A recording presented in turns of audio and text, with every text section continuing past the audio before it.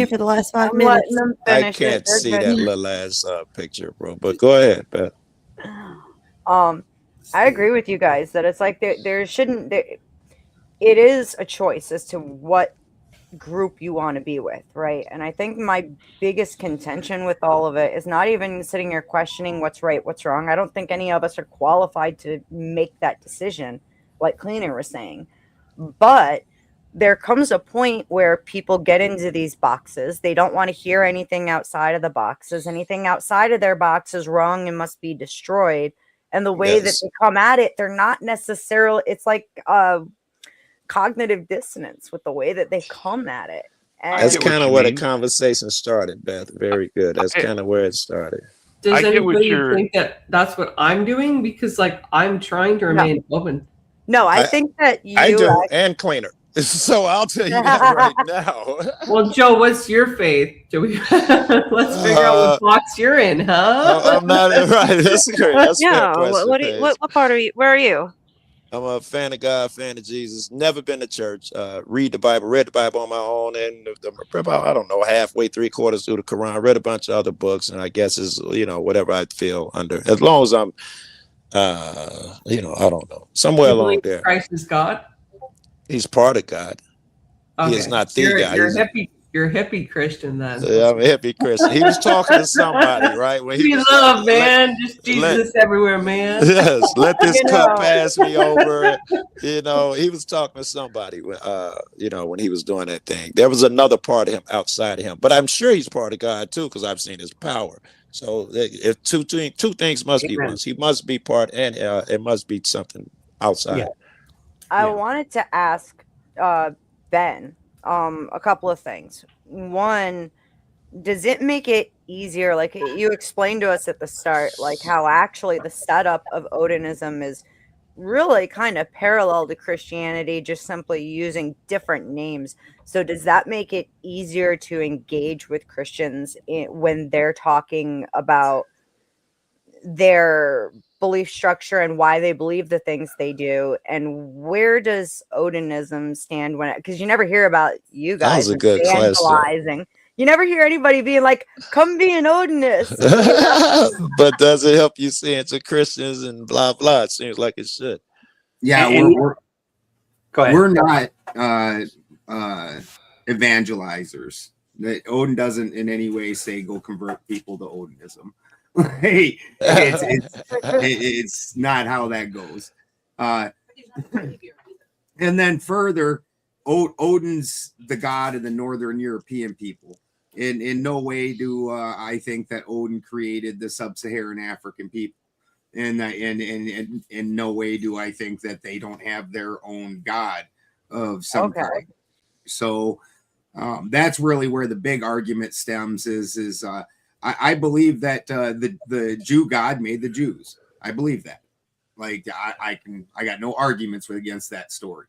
Do I think that their God created me? No. And do I think he created everything? No. I think that he created everything in their world. Couple questions about your the Odinism thing. The guy who created you guys, is he similar to the God that Christianity knows, or Jesus, or something in the fact that does he have this streak where he says harm nobody, love everyone? Is that part of your thing? Do no harm, don't steal. No. Okay. No, but we have different sets of rules of honor and family and ways like the Havamal would basically be our equivalent to the Bible. So you're not a monolithic. You don't believe there's just one God. You believe in many gods, which to me doesn't make sense, because how can there be many gods? If there's many gods, then there's not really one. There's not a God, because they'd have to be equal. That thing that you're talking about is the all, and you don't interact with that. That's like your cells interacting with you and talking to you as a whole person. It's a ridiculous concept. So you believe in a all one creator You just No, call it he's not a all. creator. He just everything is inside him. He is everything. He's all.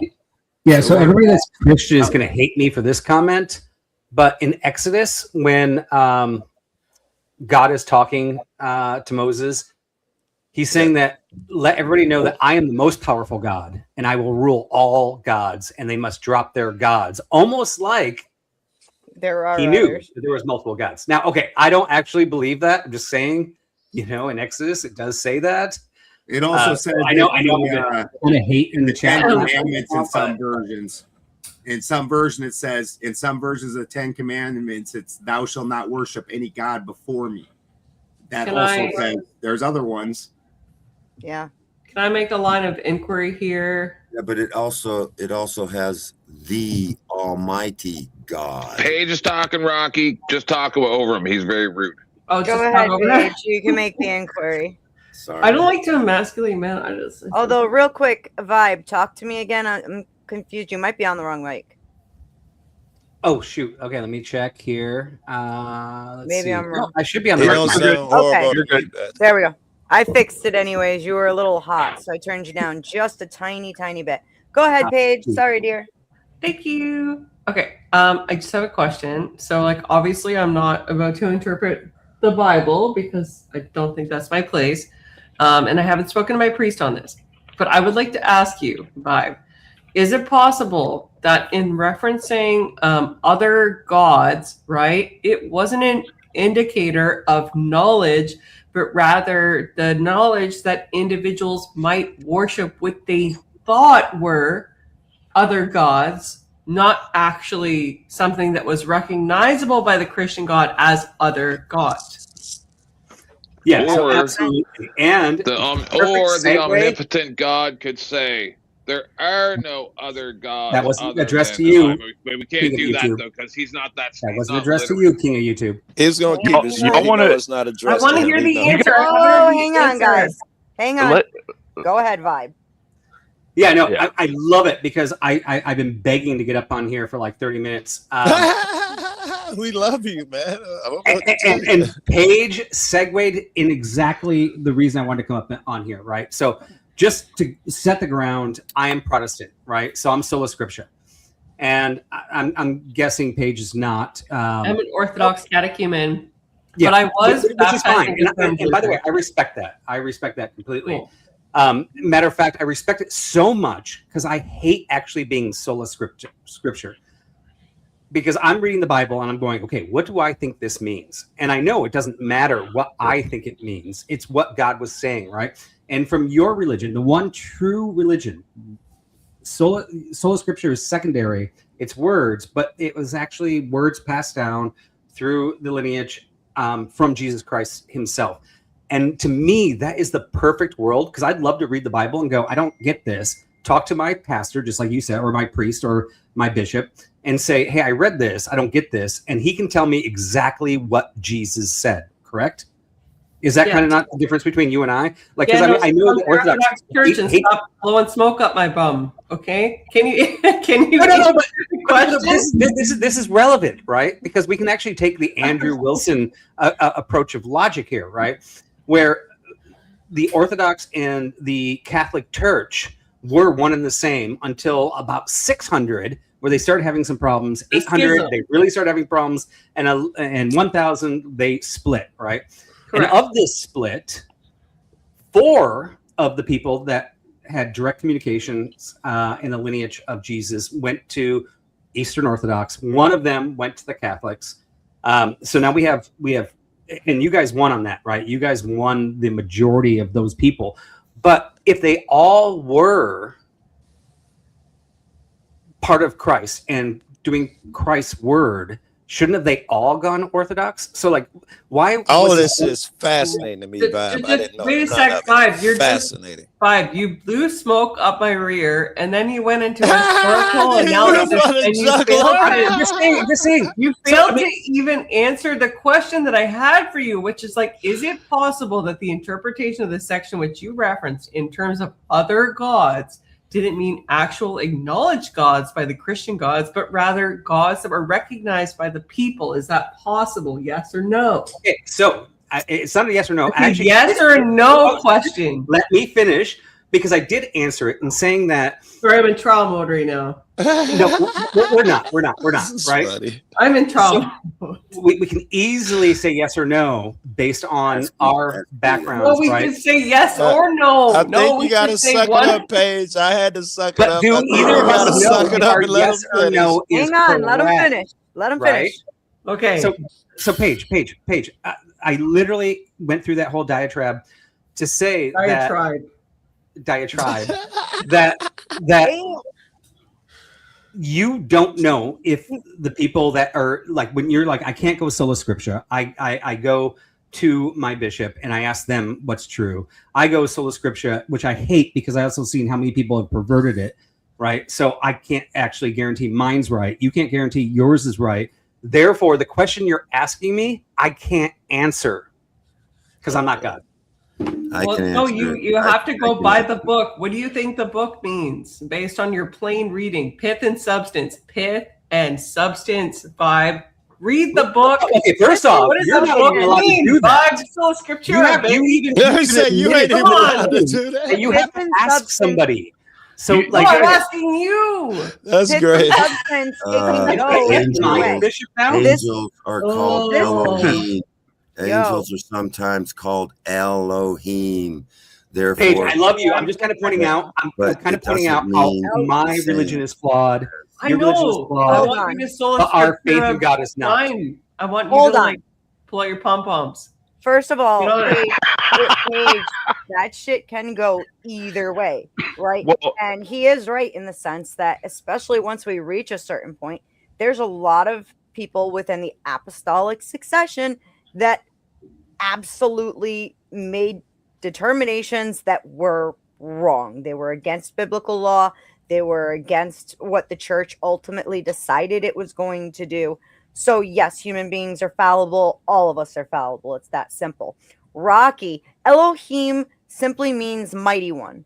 So by that, Thought it meant if you multiple were mighty. to, even angels would be considered mighty Yes. ones compared Yeah. to us, right? it says in the scriptures that the Elohim, the sons of God. That is what I'm talking about. Elohim. Beth.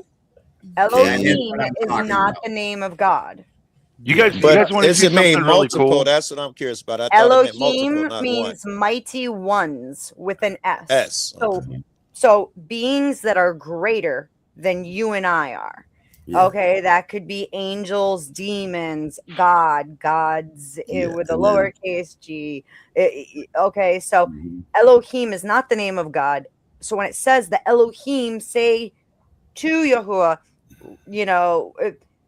or It's like the Greek or Yahuwah gods, they're says to the real. Elohim, let us make man in our image. That is simply saying he's talking to the mighty ones, saying, I'm going to make these people, and these Right. people are going to be far lesser beings than I am or my They angels. live among us. They live among us. They're not You wanna- aliens. You want to see something really cool about all of these different belief structures and religions? This is I've done some research into the truths of religions, right? And there's some really cool things about religions themselves that a lot of people just don't accept. They don't pay attention to. Vibe. I'm going to ask you two questions. In your belief structure, the creator, who would you identify this as? God. Okay. Are people God expressing himself temporarily in our three-dimensional world? Ooh. My priest says that God is in everyone. Expressing himself in a three-dimensional world. A lot of hesitation, Bob. I'm going to hesitate on that because I don't understand it. Maybe I'm just too much of a moron on that one. But Well, I would say because he created us, we are extensions of him temporarily, right? Because we're just short-lived things. We don't live eternally. We have a lifespan. You know what I mean? That's the temporary part. Yeah, The shoot, scripture I mean, I've never says- read What anything about if you about take that away the that doesn't temporary? support or Are we disagree with that, expressions but I of kind of God? feel like by- no. No. Cleaner's Are we- absolutely correct. Like Orthodox priests, like my spiritual father tells us that Christ is in everyone, even the people that you do not like, even the people that stand on a street and say Christianity is wrong, or like Orthodox people are the devil, like that. I can agree with that. So Right. so here's where I'm getting though, because like Paige already pretty much gave what her belief structure would say in this, right? And I don't disagree. I've heard it a lot from different Orthodox fathers that yes, that would be a pretty close approximation of what they mean, right?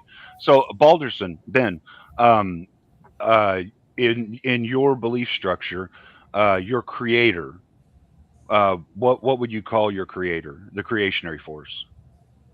The All Father. The All Father. Okay. Would you say that people are the All Father expressing himself temporarily? I would say that everything, including the All Father, are all fractals of the All, and the All is like a stew that all the pieces have always already existed, but it's all just kind of stewing together, and that's the events all happening. I think that the first I Am was an I Am that knew everything, but the only thing it knew at that point in time was that it existed. I think then the second I Am, which is why there's two of them, and it makes a distinction. That second I Am also knows it exists, but understands the fullness of that existence, and this is our place in that. So and thank all of you us very much to Texas Bully Mom for the 3 gifted memberships. Badass. We appreciate it very much. So all of us, if I can sum up what you said, all of us, everything is a temporary expression of the all then. Yes. Okay. So and this is something I think is really interesting. There's a handful of concepts that all religions share. One of them is like we're all connected in some way, much like what Ben said, we're all a part of the all, right? And like Orthodoxy says we're all a part of God. And like Buddhism says that we're all connected. Everything that we each do affects each other through energetics and spirituality and the higher enlightenment planes. I mean, so all of these religions have some contexts that are all very, very much alike, if not exactly alike. No, I agree. I don't agree. That's why I was asking Vab. I meant to ask Balderson. I thought Vab would say he was an Odin person. That was Balderson. That's why I asked him, I meant to ask him, did some of his guys, that they reflect morality and stuff? And he said if it has honor and blah, blah. I took his interpretation to mean there is morality in there. Yeah, Sure. there is definitely a morality and a behavior. I didn't get to finish all that.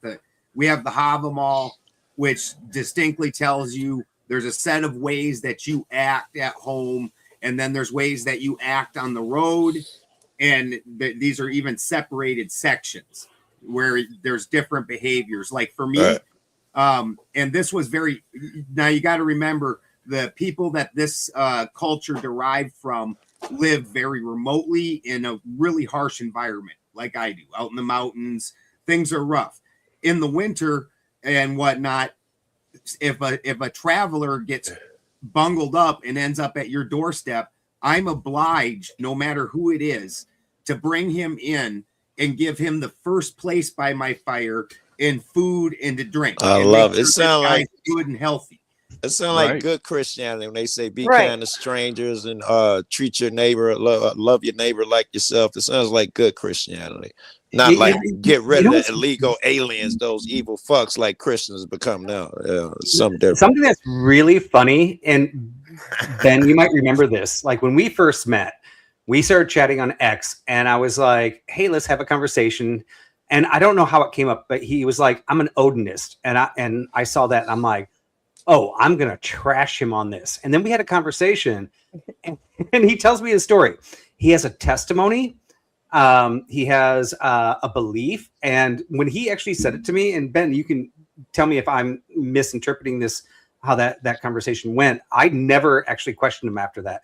I'm like, wow, like he is. You said it earlier, not to trash him on that. I was like, who could be an Odinist?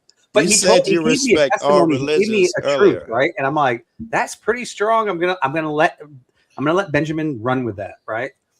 Fab, you realize you said, at least I think you did. You said, paraphrasing a little bit, I respect all religions, whatever they're gonna do, I get it. So it seems like as long as he passed the honor test, you would have been, like, hey, do your thing, man. Well, I mean, it's the same thing, right? Because I brought up Orthodox prior. I really like Orthodox to me is a very attractive religion. It's the most attractive religion of Christianity, Christianity period. I dig it. in my term, because I don't want to be sola scripture. I actually want to know what God meant, right? I don't want to read. Wait, you make it sound like you got to be. No, but here's the thing. No. When investigating, I can't guarantee that Orthodox is that either, right? I like the idea, but they can't prove that they are. I mean, the logic shows that they're just as flawed as Protestantism and Catholicism and all that, right? They're all flawed. So I just keep on going back to the scripture and just going, God, you guide me and tell me what's right, right? Yeah. But I mean, honestly, yeah, Orthodox is the most attractive religion when it comes down to, if you really want to know the word, don't pay attention to the Bible. I have some people here in your church that can tell you what Jesus was saying that day. That's pretty attractive. It is. I feed off of you Christians all the time, man, asking you guys for advice and your great help. But I also got to say the Eastern shit is just as grand and great as just as attractive. And Muslims, all of that crazy shit, I don't think it's in the Quran. I think it's in the different readings or whatever. If I'm reading the Quran, I swear you think the same cat who wrote the Bible wrote it. I mean, I don't think I'd agree. I've definitely read some pretty crazy things in the Quran. He shows a surah from the Quran, and the Quran is a hadith much from later a side book or something. I don't know if I've told you folks about what I learned about the Chinese language, where it used to be pictures. Do you know what the word for boat? Do you know what the word for boat is? No. It's a structure with 8 humans in it. It's structure. Tell me why you said that, Rocky. Why you thought that right now? It's a structure. Ancient Chinese lithograph. The word boat is a picture of something like this with 8 souls in it.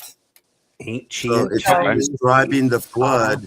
It's describing the flood, and it's ancient Chinese. So don't think that they don't know about God. You know, right. There's a revival going on in China right now. They're saying they're going back to the belief of their ancestors.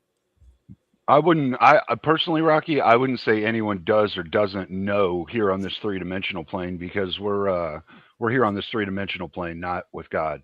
So, I mean, I wouldn't say anyone knows for sure or doesn't know for sure. I wouldn't give anyone either extreme of that clout. But what I would say, though, that I think is very interesting is that throughout human evolution, we've all had 5 or 6 truths within all these belief structures that are the same. We're not separate. We never were. We never could be. Fear is an illusion that we use to be controlled or control others. Our mind isn't something we use to view things. It's a projection source. We project ourselves and what we think out onto the world, right? The enemy's not the world. The enemy's within us. And we're all fucking connected, right? Like all of these religions preach these things. And then after that, it all gets into the social construction aspect, where one religion decided this social construction works best for them, and one religion decided this social construction works best for them, and so we started separating after that. Sound like you other fractals. Can I Sound have like he owned to it. I'm gonna let Glacier say something, and then I've got something I want to say. Go ahead, hon. Well, when it comes to like one of the greatest divisions between religions as a baseline is Western religions versus Eastern religions, mainly due to geography. When it comes to Eastern religions in particular, they adopted a very fatalistic philosophy that ended up being adopted into their religion, such as it started off with Hinduism, but Buddhism branched off and became very popular in China, which is a very fatalistic ideal where you have to accept your lot in life because of the fact that they have to be very enduring and very practical about how they managed how much rice they ate, they made because of where they grew. While when you go over to Western Western society, they were far more exploratory before. This is even before Christianity, mainly because it started with the Greeks, because the Greek philosophy was what sprang up to be very popular. But how they survived was through first raids, but then it switches over to trading. So a lot of their philosophies as well as their religions ended up being a lot more exploratory in a sense. Sure. Islam, on the other hand, is a different case because it showed up I believe, no, 700 years after Christianity, although it could be negotiated that it showed up possibly for more so political reasons than anything else, as its faith changed radically during the time of Muhammad when he first created it versus how it ended up afterwards. And then you have the schism in 1054. But the thing about it is that if you research that time period, that history behind it, during the 1400s, between the 1500s, there was a lot of political scandal when it was dealing with the papacy specifically. And during that time, a lot of people had a lot of unrest, but they didn't really have the strength to go against Catholicism until Henry VIII pushed out the Catholic Church and created the Church of England. On top of that, there was also the Gutenberg that made it very easy for people to print Bibles and then create their copies of Bibles and then pass it off to whoever was there. And then also Martin Luther, who nailed down the 95 theses. These All right. these are All right. basically how a variety of different religions ended up fracturing and developing on a world frame. Right. Fucking Can I spot on. I can't disagree with any of that shit. can I finish where I was going with the point I was making there, though? Sure, and then I I'm next. understand the split that she's talking about. That's one of many splits that have happened throughout human history. But the reason why we split and the reason why we have these conversations is because we're all trying to find the best way of living for all of us, right? So the question that we all come to is, what is the best prescription for all of us to live together? Wow, well, that's gonna be. I feel like I'm finna beat up on Christians, and maybe other religions share this, but the hard part in getting through to Christians on that is it must happen together. But they say if you don't, it usually boils down if you don't believe Jesus was a Trinity, a virgin birth, or something. If you don't believe one of these things, I believe we can't do this together. Right, and Sure, there I hear that some do that. that approach does seem to be pretty Abrasive. prevalent. Wait, it's pretty prevalent, a lot more prevalent than you think Problematic, it is. yeah. And Oh, problematic. prevalent. Okay. Yeah, Yeah, well, it's and I kind of problematic feel like and it's prevalent. But the thing is, like going back to what you were saying, Cleaner, you had said, we can't know, and it's like in all actuality, I think people cut stuff people cut things off too quickly and too easily, right? If there's a Sure. car wreck and 5 people see it, no 2 people are going to give the exact same account of what they saw, Yeah. right? But you Yeah. Sure. can look at civs around the world where, just like Rocky was bringing up, they've got the same story with slightly different details, maybe different names, maybe, Sure. and Yeah, that like the goes story that of goes the to affirm it, not yeah. to Very good. deny it. Very in all good. actuality. You know, Well, there's it goes. there's I a get what you're theory that saying, the Beth. men from the east were It- If there's a theory that if the they men all said the same thing, then they would have to be in cahoots to come up with the exact same details of the exact same story, which is why the or details are different. well, there's a or theory that the they men all from saw the east, same their thing, Bible, and like with all stories that are out there, there's an air of truth in every story, and that's kind of what I'm getting at is like all of these religions are different stories, but when you combine them all and read them all and listen to all of them, they all have some similarities, right? And that's kind of where we find the root of the truth is within those similarities. You Yeah, just and threw me I with would, the I would go, they all saw the same thing part. yeah, Maybe and the you. records If in they're China, the Chinese records show that they sent some wise men to follow the star because they read it in the stars, and that the wise men came from China, and that's recorded in their history, in the Chinese history, that the time of Christ they saw a star and that they knew what it meant, and eventually they said that one man. They said in their Chinese history that one man had just died for the whole world. The other big problem Pretty cool. And the emperor got rid of all debt for the whole. He gave everybody's debt was released. Very good, forgiven. The other big problem, Cleaner, is that we're talking about across different languages on top of that, right? Sure. So, and those languages have to go through a transformation in order to get to what we would understand them to be today. So, of course, they're not going to be absolutely the same. There's going to be different details because the way we translate each individual language is going to end up different, not to mention the words that they have when they first put the story in their own language is going to be different because the words are different. So you're going and it's in some fashion differences. In some fashion, it's a depending how far you go back, many thousands of year old game of telephone. In some cases, sure.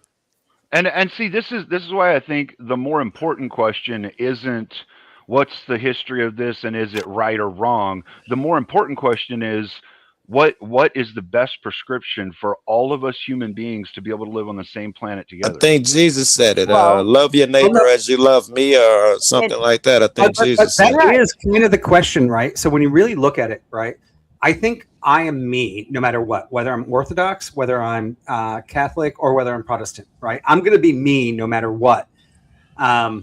And my heaven and hell is going to be determined on who I am, regardless if I'm Christian, Orthodox, I think so, or Protestant, right? However, to Cleaner's point, which one am I listening to, right? So Paige might go, well, because you're Protestant and you're, and by the way, Paige, I don't think you think this way, but like she could be like, well, you can distort the Bible any way you want. Therefore, you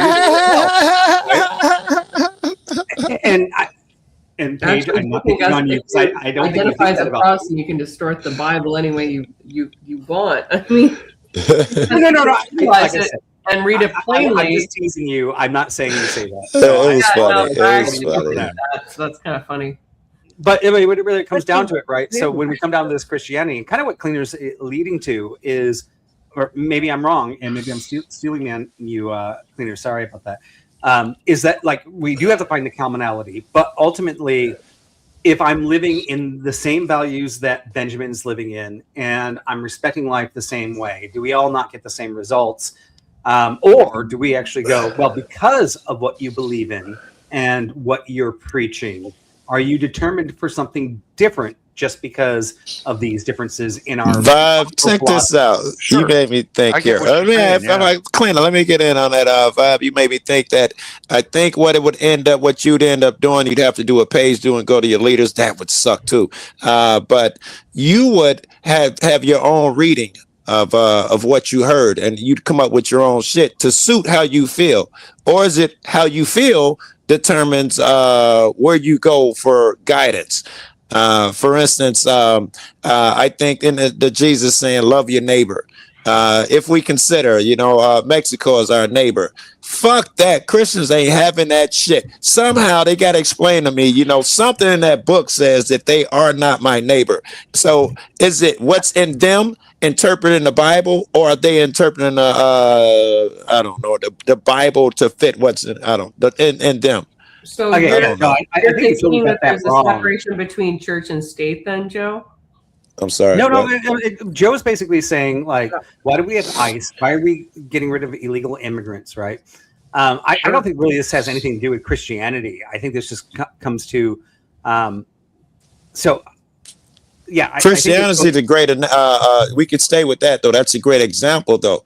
Christians who Jesus say be kind of strangers, treat your neighbor, love all of that bullshit. When it comes to people they don't like, but I don't give. It ain't just a fucking. Joe, why are you calling it bullshit all of a sudden? Trying to lift up countries that nobody else will touch.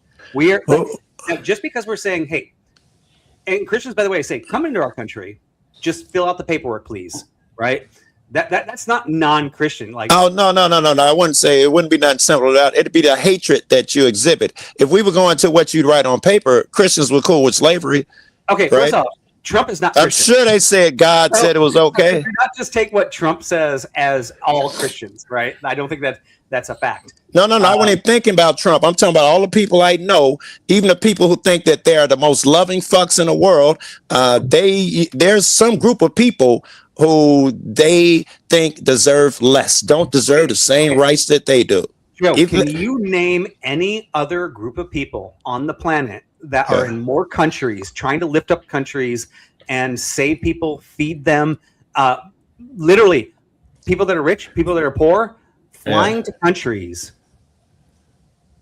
to help, living outside their means, trying to lift people. Can you name any other group outside of Christians that are doing it more than Christians? I don't know that I could. I don't think I could. But I would also have to give you the other side. Hold on, let me finish. I'd have to give you the other side of that coin. In the name of lifting and helping people, you've destroyed cultures, continents, in the name of what you're talking about. You know, you had hit and miss there, bruh.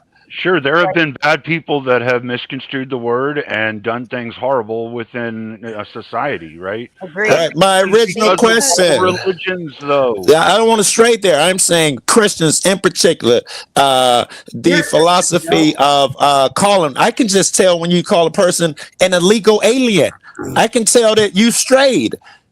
Joe, you're a Christian illegally. There's a difference between following the law of the land and following God's law. God said that you also have to adhere to the law of the society you're in. I don't think that changes the fact that someone would call an AK an AK and someone would call it an assault weapon.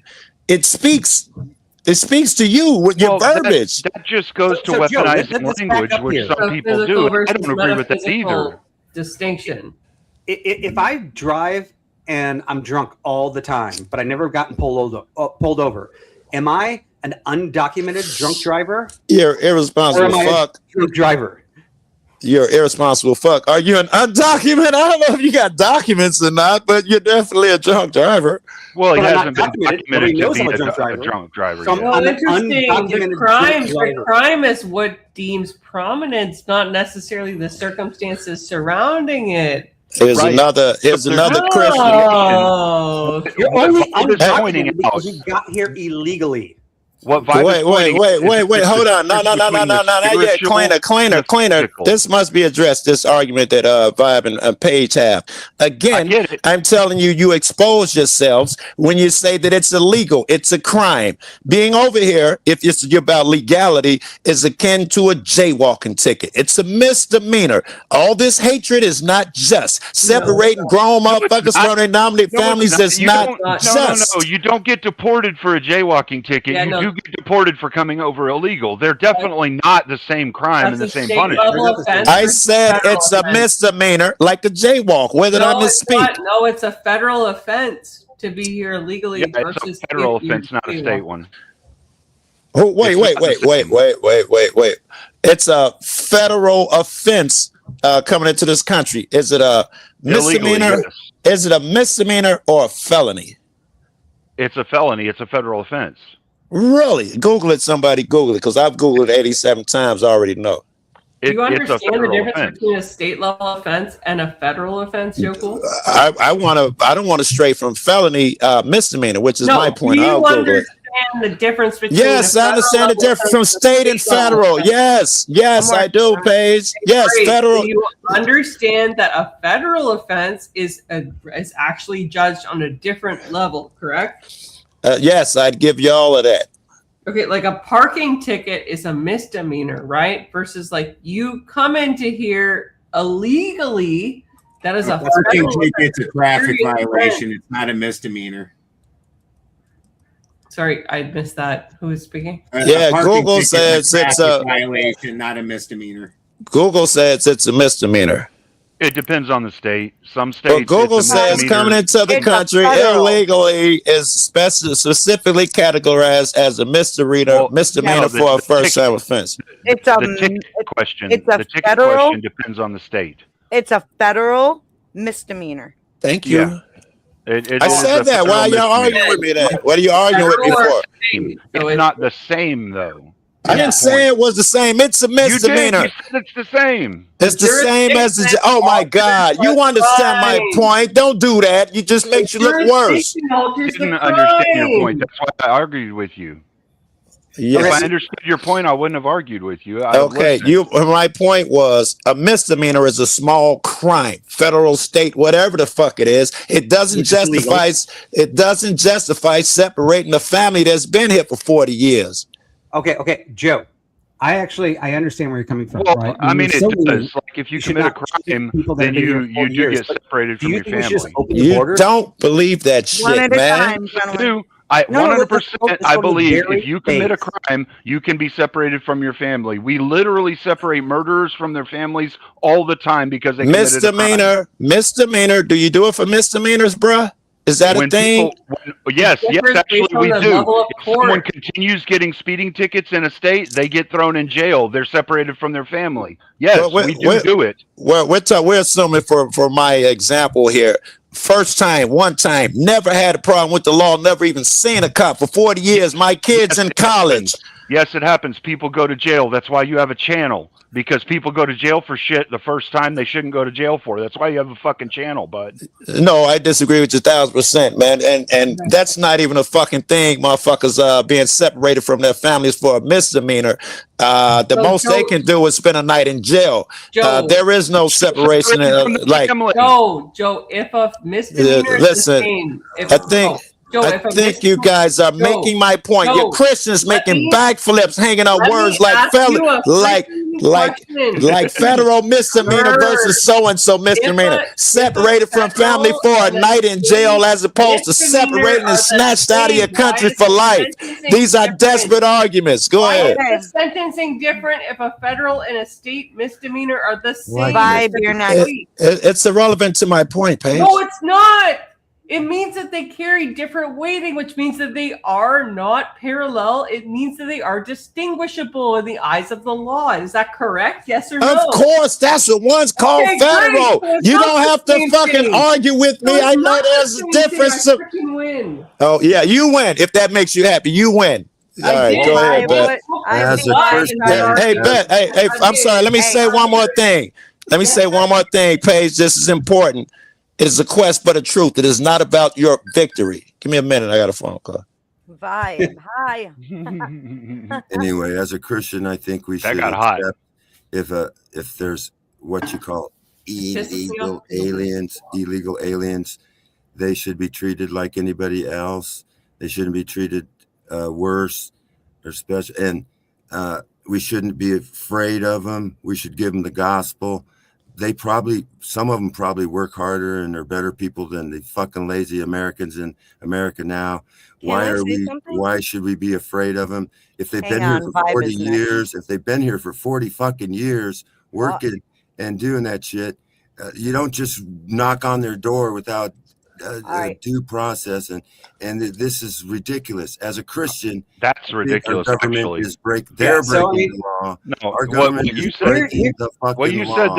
What you said there, Rocky, is ridiculous. Because if someone murders someone and 40 years later you figure out who it is, murder. He gonna do murder from crossing over here illegal. He gonna do murder.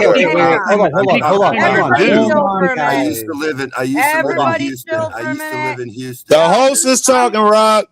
I want to talk to Joe. I want to talk to Joe. Rocky, you cut off. Beth, use it. I'm giving Vibe the floor right now. All right, Vibe. All right, Joe. I want to address you directly on this, and it kind of goes with what Rocky's saying. Also, cleaner, right? So, like, what you guys are looking at is somebody that's been here for 40 years. They have kids. They're established here in the United States. Now, I think we can all agree that's because of weak border control that ever happened in the first place. So maybe we should give them a little bit of grace. Now, we've done this before where we said everybody's illegal. I think we did this like 15, 20 years ago. Everybody's illegal. Come show up and we'll document you. Let's get this problem done. And then 20 years later, here we are with undocumented workers again. Now, Joe. Yeah. Let's just say we're empathetic Christians. I want to go to the very base level here. All right, I give it a shot. Should we just remove the wall and just let people move in and out? I mean, no. Okay. No. Yes. Yes. No, I don't think. I don't even know if that wall's effective or anything The like whole that. control system started with the passport. Yeah, right. So I mean, I think we all kind of agree that hey, we'd like to have a wall, and we'd like to know who's coming in and who's going out, and we would like to be good Christians. And if we need to give asylum, we'd like to do that too, when possible, right? So if somebody I wish we could. I'm just going off of not what people's words. I never trust will come out of motherfuckers' mouth. Now's a good example. I mean, but here's the problem. Hold on, let me. It'll take a second. Real quick. Go ahead. Sorry, Sorry, Rocky. you continue. Someone is paid to drop you. Have a good one, dear. Denizen, I know you've been wanting to hop up here. I'm holding the spot for you. I was just going to say, Vibe, I'm just going off of the emotions that people evoke under certain things. I'm just using Christianity for an example, but you can talk about any category. And when you see that emotion, you know there's more there, even if I can't articulate it well. Yeah, no. I think you're articulating it well. You're actually articulating why most people are angry at ICE, right? And that's why I try to bring it back down a little bit. Yes, I think you're right, Vibe. I think you're right. Yes, that's why. But most people, they didn't have a problem with. We know you know this. Obama got rid of so many motherfuckers, but his edict was serious criminals. Trump came in, he got rid of all them motherfuckers. No one had a problem because it was serious criminals. And then when he started going at the squares at the Home Depot for little small shit, that's when his mentality and shit changed. Yeah, I mean. But when you say Christians are anti-immigrant, right? I don't think we are. But I think people are. I was picking on Christians. I think people are, Vibe. I was picking on you. I think people are. I think Christians are anti-accountability. I can tell you that much. Right. I actually do agree we should control our border. You actually, I think, conceded to that as well. I have, yeah. However, we went Trump decided to go hardcore. He doubled down on that. He upped the ICE agents tenfold. Yeah. Training, right? 20-year-olds, 20 days of training are out there with masks on. Maybe I think the enforcement is correct. I think the way that we're enforcing may be a little bit too rampant, causing all the hate, which is all of a sudden, because Trump is considered a Christian and MAGA and all that stuff, all of a sudden people are like, oh, we hate Christians because Christians hate immigrants. And I don't think any of that. What about this? It's just a narrative. It's just a story. I think the ortho guy movement, whatever that is, you might be part of it. I think that's bad for Protestant. Okay. I think that's bad for Christians too, man. Joe, I've got two people who need to talk before Paige takes off in about 20 minutes. So, Glacier, I'll keep it down. Hang on. I'm going to give Glacier the floor real quick. And then I know Denizen was chomping at the bit. And I got a feeling it's towards Paige. So thank you. Okay, thank you, Beth. So I have a bit of a different perspective. I am Jamaican American. My family is from Jamaica. My grandmother is the one who started to bring everybody over, but she had to leave her children behind and work on a maid's salary to get 5 kids from Jamaica immigrated to America. This was back in, I believe 60s. So I was born in America, but that is because of my grandmother's hard work that she took her 10 years to do so legally, not illegally, legally. So there is that. But it's something that I do want to point out is that sovereignty in general has always been treated as a political issue, and as well as proof that you have power over a nation. If you are able to maintain your borders, it is a sign of sovereignty. It is a sign of power to be able to do so. And everybody does this. But Americans are ridiculed for basically trying to enforce this. So my question comes in, how do we handle a political situation where if we allow illegal aliens to continue to enter our country illegally, how is this supposed to be fair to people who wait in line to be allowed into our country legally, like my grandmother, like my aunts and uncles, as well as my father? You know that I believe, I'll answer. It'll take a second. hold on. Okay. All Let me right. finish. Thought you were. I believe it's very disingenuous for this to happen and encourages bad behavior as a president to not reinforce our borders. And the people who will feel the most bitter about it and have felt the most bitter about it are the people who have recently immigrated, which has been a large Hispanic demographic. Okay, I think that, yes, I think that whole philosophy, I didn't agree with one word you said, by the way. It started off with that philosophy that you're talking about now. It's pocket watching. That's what we call it. Nigga, if I got a ticket, you should get a ticket. That's hate bullshit. I got another call. Hey, if I could just add in there, I want to do a little pushback because I am very strong about strong immigration policies. However, half my family was born in the United States. Half my family was born outside of the United States. I had to pay thousands of dollars to get them here legally. And when I did, there was a period where they're like, yeah, the U.S. government's a little bit slow. My kids were illegal for like 8 months in this country while we waited for something. They're like, but don't leave the country, because if you leave the country, you won't be able to come back in. But as long as you stay, eventually the government will grant you access. So I actually went through the legal process and had illegal children in this country. So I think we need to step up how we train ICE. I think we need to frickin' fix the immigration process. I think we need to keep the border strong. I'm 100% keeping the border strong, but there are a lot of problems with the system right now that need to be fixed. Well, can I ask this? Isn't part of the reason why there are a lot of forestallments within the system due to the fact that we have so many illegal aliens that are inside of the country? Wouldn't that slow down the system, since they're trying to determine who is legal versus who isn't legal? Well, exactly, right? So I hired lawyers, and my lawyers are like, you're going to be illegal for 8 months, but don't worry, it's going to be okay. Just stay.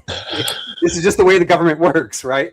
So how do we determine that my kids are temporarily illegal versus the actual illegals, right? So there's a flaw in the system right there. That's a huge flaw in the system, that we can't actually process these papers properly. I think that needs to be fixed. That's one of many things within the system that it needs to be fixed. The thing that I like to ask is, do you think that we're going to get more fixes by people protesting the ICE agents themselves, or by protesting where the congressmen and the decision makers are that affect that change? Yeah, the whole protest thing is like dumb as hell. Like, I love Dusty, the powder Dusty, right? He's funny. He's all about legalizing drugs. So like in Dusty's world, if it came to ICE, right? Like, he wants to legalize drugs. The mayor of Dusty's town would be doing training seminars for him, following around the DEAs to teach him how to blow whistles, scream, and honk horns behind every DEA agent that's trying to stop somebody from distributing illegal drugs, right? It's the craziest thing in the world. Now, I understand documenting, and I know, Joe Cool, you definitely have a word on this because you're the document guru. I do appreciate you for doing that, right? But you don't run around going, hey, I see somebody who's about to kill somebody. I'm going to honk my horn and make sure that the police don't catch him and stop him from killing him, right? Like, a lot of people are doing an actual crime or harm or something. That goes across the board, yeah. We need to document. I agree with the documentation, but like mayors of cities freaking doing training courses to teach people to follow enforcement agents and honk their horns and blow whistles. This is the dumbest. You think that's a Vibe? If I could, I think that's a brilliant idea. I wish they would have came up with it earlier. This is going to hurt some feelings, but the truth is, the average cop is going to break more laws that day than the average person he's giving a ticket to or encountering. That's the truth. It is the truth. So that's a vigilante perspective. Can I ask you something, Joe? No, just factual shit. Just factual. Joe, do you support the efforts that were made in, for instance, Minnesota, right? Where individual people were stopping cars and asking for identification during the context of the IC. I wish you wouldn't think I'm crazy because I say these things. I could have went down a factual basis. You keep deviating from okay, because I assume you were trying to deviate from my topic. Do I think that the regular people should stop and get IDs? No, fuck no. I wouldn't have stood for it. No, fuck no. I wouldn't have stood for no shit like that. What was the question? Do I agree with people who was stopping people on the street in Minnesota asking them for IDs? I don't take it from a cop, so I wouldn't have took it from them. I didn't got to figure it out. Oh, you mean the random people trying to give ICE their own treatment by stopping people? That what we're talking about? I'm not sure, but I wouldn't let no motherfucker do it. Yeah, I think it's condemnable, and it's also illegal. By the way, there's. But now, Paige, address mine and Vibe. I'm interested in you too. Anyone else who thinks I'm wrong? My position is. Ben is in. I know how to like. I'm so sorry. I'll shut up, Dan. Go. No. I had to tell her to turn her mic up because I was like, "Your mic, is low." Turn your mic up. Nobody can hear you. Then I can do my shit anytime. You go. No, go ahead. I yield. Okay. All right. If you guys really believed in the law, I'd feel it in your you take the time to understand that cops are breaking many laws in what we call routine, many laws, and you be just as mad at the cop who breaks all these laws if you were really calling it down the middle as an immigrant or anyone else who breaks laws. Why would the cops get a pass? Because they have what's called, like, in terms of jurisprudence, broad immunity. Because if that was a great answer, wasn't it, man? Don't have broad immunity. You're adorable. It hinders their ability to do their job. They have are to break the law. It does not. Of doing job because cop worries penalty suffices, right? Their job is to hold up people's rights. You're close to your mic then. The job bootlicker ass statement I ever heard. That was wild. You can't even argue. Am I too low? You're loud, actually. You could overtalk anyone you wanted to if you wanted to. You want to talk about how the world works because broad immunity is an actual case law principle. Qualified immunity is the word you're looking for. Dan was finna respond. Let him respond. No, she's right. Yeah, so the police job is supposed to be to uphold our civil rights. So the idea that they would need immunity from violating them goes to show you how corrupt and upside down the system is. It's not a reason for cops to be able to get away with breaking the law. Okay, the majority of cops are on the good side. And there are a lot of guys that are not on the good side. Citation needed. Right? And that's why we need Joe Cool documenting it and showing it, right? That's fine. Well, look, almost all cops are on the wrong side. The thing is, when we're talking about police not being able to break the law, as far as like, they should be able to speed in order to catch a speeder. I'm fine with that. However, when they're running around breaking the law on fucking stop, doing a lot of shit that has nothing to do with them doing their job, like correctly and honestly, that's where the problem comes in. You know what's really crazy? And I'm going to throw this out there, and I'm going to get probably some hatred on this. So I'm a Gen Xer, right? And back in my day, like if I did something bad, what the cops should do is actually go, I am not the judge and jury. I'm going to write you this ticket, and I'm gonna do whatever the law tells me to do. But back in the 70s, cops were like, you know what? I've seen you around town. You've always been a good kid. You screwed up. Now, if it was Joe Cool, he probably would have taken him to jail. But and that's the good and bad part about it, right? In some ways, I miss the days where the cops were like, I know everybody. I don't have to follow the law this time because I actually know this is a good kid. I'm not going to screw up his life. But at the same time, we had cops that were like, Joe was just as good of a kid, and they threw Joe in jail just because he was black, right? So we had to put these things in place. And it's this contradiction where, like, I kind of miss the old days. No, Joe, I don't miss the old days of you going to jail.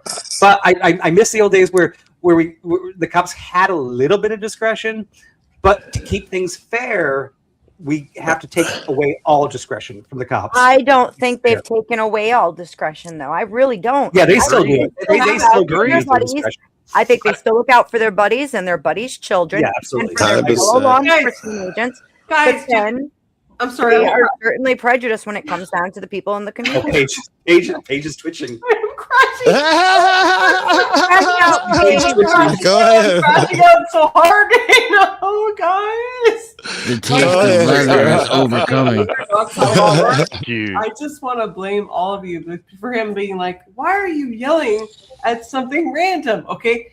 Can you understand why a cop has, number one, reasonable suspicion, right, for things like warrantless searches, and number two, broad immunity for things like, I don't know, the actions that follow, right? No. Like lethal force. Can you not No. Is it not computing? Like if you look in your brain, right? You take like 2 seconds, does it not like compute for you why it's relevant? No. First of all, they don't have reasonable suspicion does not enable a cop to commit a warrantless search. Okay, so what the That's not a thing. As a lawyer, I really hope you would know that. Felix about what the I don't know why you're screaming over the top of me, but as a lawyer, you should really know that reasonable suspicion does not give you the right. Hello, Bueller. Beth, are you here? Go ahead, Denizen. Can she shut the fuck up while I'm talking or no? When you talk, it drowns her out. We can hear you, not her. All I can hear is her. I can't hear myself think. Oh, we can hear you loud and clear. Yeah, but I can't hear myself. Please, please. Take a breath. Hang on. Let him finish. Have you heard of the case of Barnes against Felix? Paige, let him finish. Let him finish. Okay.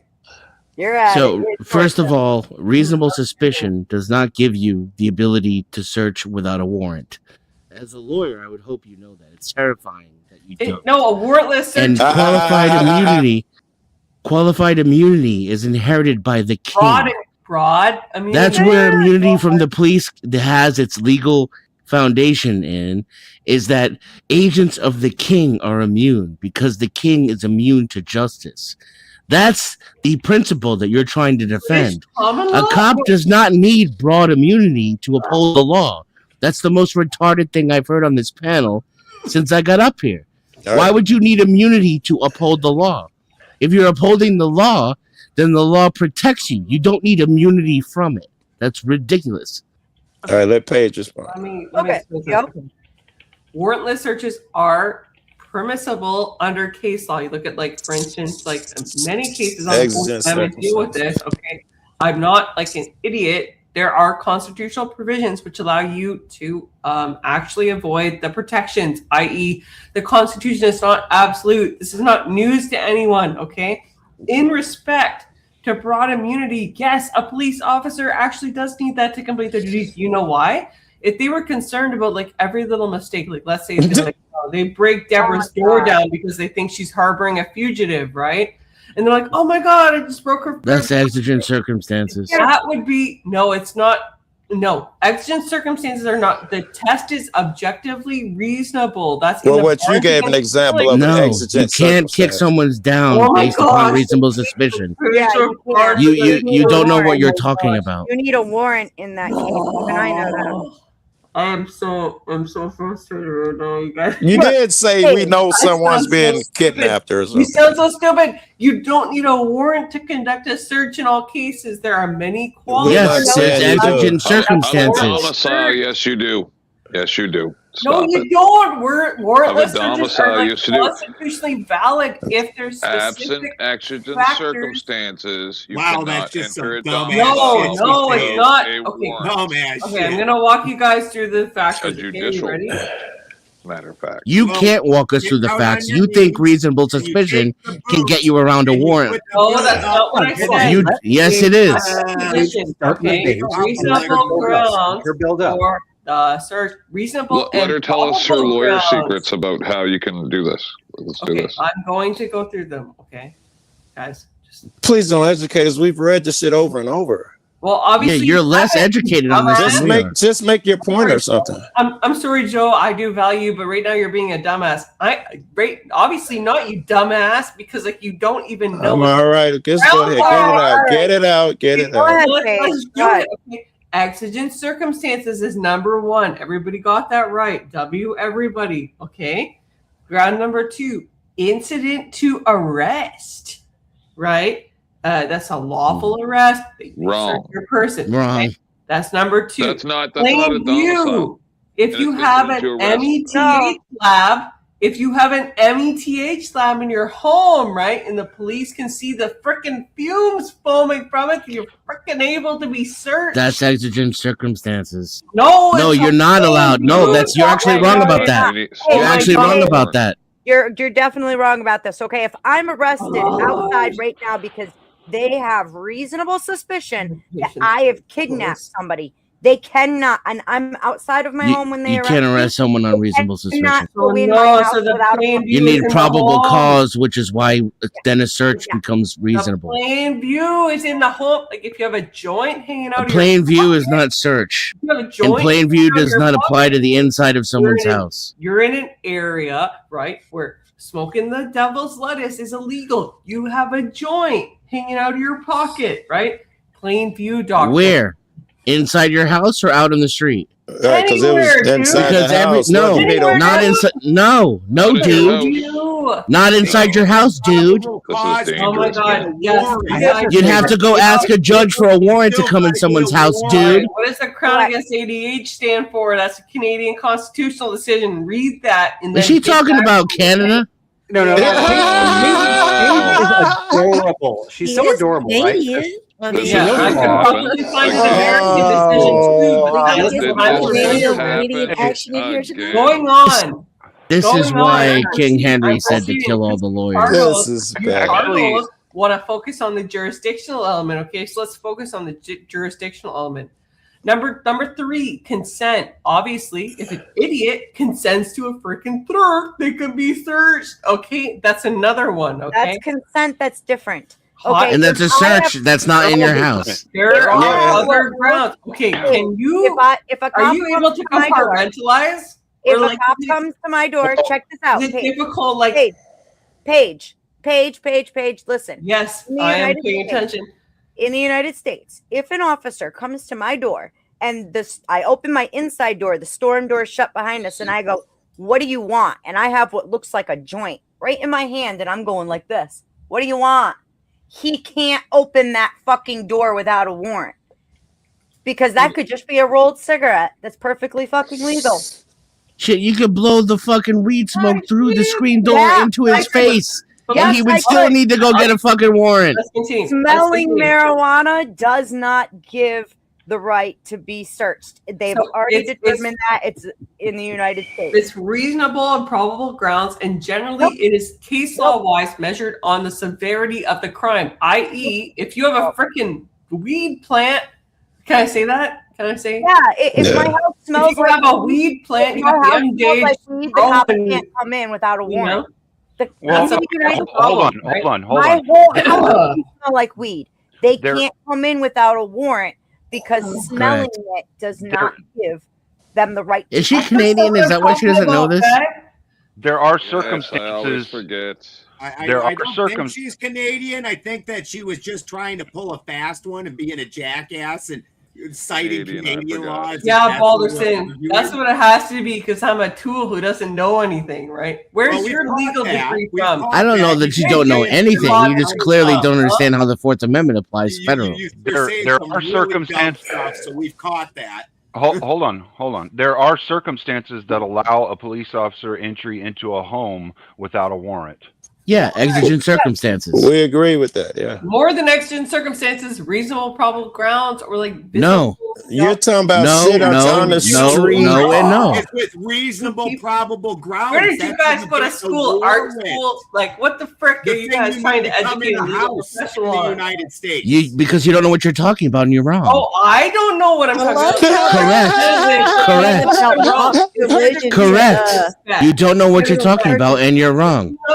Into what is it? Internet technology. There's no reasonable grounds to enter someone's home without a search warrant in the United States. It's not a thing. Internet technology, yes or no? I'm gonna have to turn you down so I can hear myself. You're screaming like a banshee. I can't even get my thoughts out. Gosh, you know, There's no reasonable grounds in which a police officer can enter someone's home without exigent circumstances or a warrant. No such thing.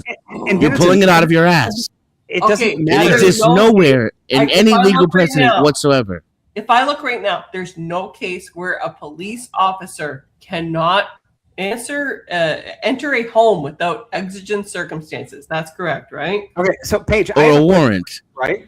Or a warrant. Like you're talking about the law. You're like, hey, they're not allowed to do this. However, I have been pulled over and arrested by the police once in my whole life. Well, actually, I guess I wasn't arrested. You're I a was white guy. on the curb. We knew it. So much for Boy Scouts. I want to get Paige's legal advice on this, right? and I said, why did you pull me over? And they said, well, we think you were driving erratic and we smell weed in your car. Can we search your car? I said, no. They said, okay. And they handcuffed me. They put me on the curb and my dog was in the back of the car and they put the dog next to me because they were scared of the dog. And I'm sitting there on the curb. My neighbors are driving by, seeing me like cuffed on that freaking corner. Right. And as they're searching my car, they're like, you can make this much easier on us. Just tell us where the drugs are and we'll let you off with a warning. Now, first off, I don't do drugs. I wasn't smoking weed. I never smoked weed my whole life. But here I am going through this whole humiliation. And in the end, when they didn't find anything, they uncuffed me. They let me take my dog, put it back in the car, and I drove away. And all my neighbors were like, why were you on the side of the road handcuffed? Now, my question is, and this is your perfect world. You're like, cops are not allowed to do that, right? They're not allowed to do that. They had no reason to pull me over. They had no reason to cuff me. They had no reason to do any of those things, but they did. So why did that happen, Paige? Reasonable and probable because grounds. Cops break the law. Reasonable and probable grounds. No, that's a conspiracy theory. Reasonable probable grounds. What does that mean? Out of your ass. What does that mean? Yeah, because I'm a good guy. I didn't want to and anything like that. I'm just like, yeah, you know what? Hey, hold on, one at a time. I'm glad they're protecting us. I don't know why they chose me that day, but that was 100% wrong, and that happens all over the United States all the time. What is law? Regardless of what you say, they're not allowed to. It happens. It's a reality. What is law against California about if they're not allowed to enter at home? My point, Paige, you're just always like, the law says they're not allowed to do this, but they do. That's my point. I think it's everybody's point. She's wrong on the law too. Reasonable probable grounds isn't even a thing. That's a fallacy. I don't even know where the fuck she got that from. Is she Canadian? Does anybody know? Because I don't know why she won't answer the question. Are you Canadian, Paige? Oh my god. You live in Canada. Yes, she does. And are you Googling Canadian so laws? So you don't know American law. And I've been to the United States. I told you this is speaking. Okay, you've been there. That's fine. You don't know American law. You're incorrect. We're talking about American law. I don't care about your family. We're talking about American law. I don't care about your family. You're wrong about American law. A law degree. I don't even know why you're screaming over the only person who's trying to educate you. And actually, like, you're not even for a living. You're not even giving her a chance to answer questions, Dennis. And you ask a question and then assume. I didn't ask her a fucking question. You're interrupting constantly. I didn't ask her a question. I'm telling her she's wrong and she can't hear it. All right. And then when I did ask her if she was from Canada, she refused to answer. She just kept screaming about reasonable, provable grounds. Hey, you asked multiple questions and assumed the answer. Did she even read the I'm about to snap. I barely talked. Hold on, Balderson, please. Cops can't enter a home. I'm giving Mike my spot for a minute, all right? I was just going to ask. Right. Okay, that worked. Sure thing. The spot opening up is for Mike. I was working it out in the background. And I've got to go to bed, guys. Have a trial Mike tomorrow. has a quick question for you, and then by all means, you can go to bed. He asked for it. He's paying for it. It'll be quick. That's what she said. Happy to do it. It sounds like something I replay. I'm replaying something from like being married. I swear to God, I've been here before. Mike, hurry up.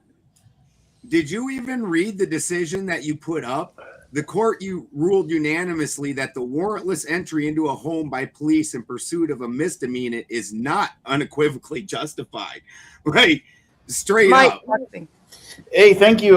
10th, I promise is going to be quick. I know, Paige, you have to get up in the morning, and I get it. I promise to be very brief and everything. So let's just say, right, hypothetically, if I'm having an argument and my girlfriend who's living in my apartment, she's screaming at me, and she's like, and then all of a sudden she's acting crazy and she's screaming, help me, help me, help me, he's hurting me. And then the neighbors call the cops, right? And let's just say that the cops knock the door, they're knocking, hammering the door and everything, and no one opens the door. Are they allowed to kick in? Are they allowed to break in my apartment? So let me clarify. So the case that I referenced stands for that exact principle. So the distinction was made on panel with respect to a misdemeanor versus an actual criminal offense. And so I brought up the case of Lange against California to demonstrate that, yes, in a misdemeanor case, the officer can absolutely have to get a warrant. But in cases wherein an officer is seeking to prevent imminent harms of violence, destruction of evidence, or escape from the home, absolutely, right? It's called exigent circumstances. There is the ability to do so. And the case of Barnes, which you guys didn't even tolerate, also stands for the principle that in cases where an officer has utilized force, right, which is beyond their typical bounds, right, they would be able to do so provided there was an objectively reasonable basis by which they needed to. And that was You have no idea what that is, though. Yeah. Sorry. Objectively reasonable is measured based on. Would you answer the question Mike posed for you when he came up here? I did. I just answered. No, you didn't. He said the case that you mentioned proves that. He didn't say nothing about he did nothing about the case you mentioned. He asked if someone. If I understood what she was saying correctly, yes, if they believe that someone is in harm inside, then they could enter the home to make sure no one's being, killed. Was that your answer, Paige? Yes. Yes. Okay, you're wrong again. If someone makes a call and says, I heard a neighbor, excuse me, don't, wait, let me finish. If someone, your neighbor calls, Paige, don't be rude. If someone calls in and says, I heard someone screaming, and the police get there and they hear nothing, there's nothing they can do. Correct. Because that is my point. So exactly, because people make false claims like that every fucking day just because I see what you're talking about.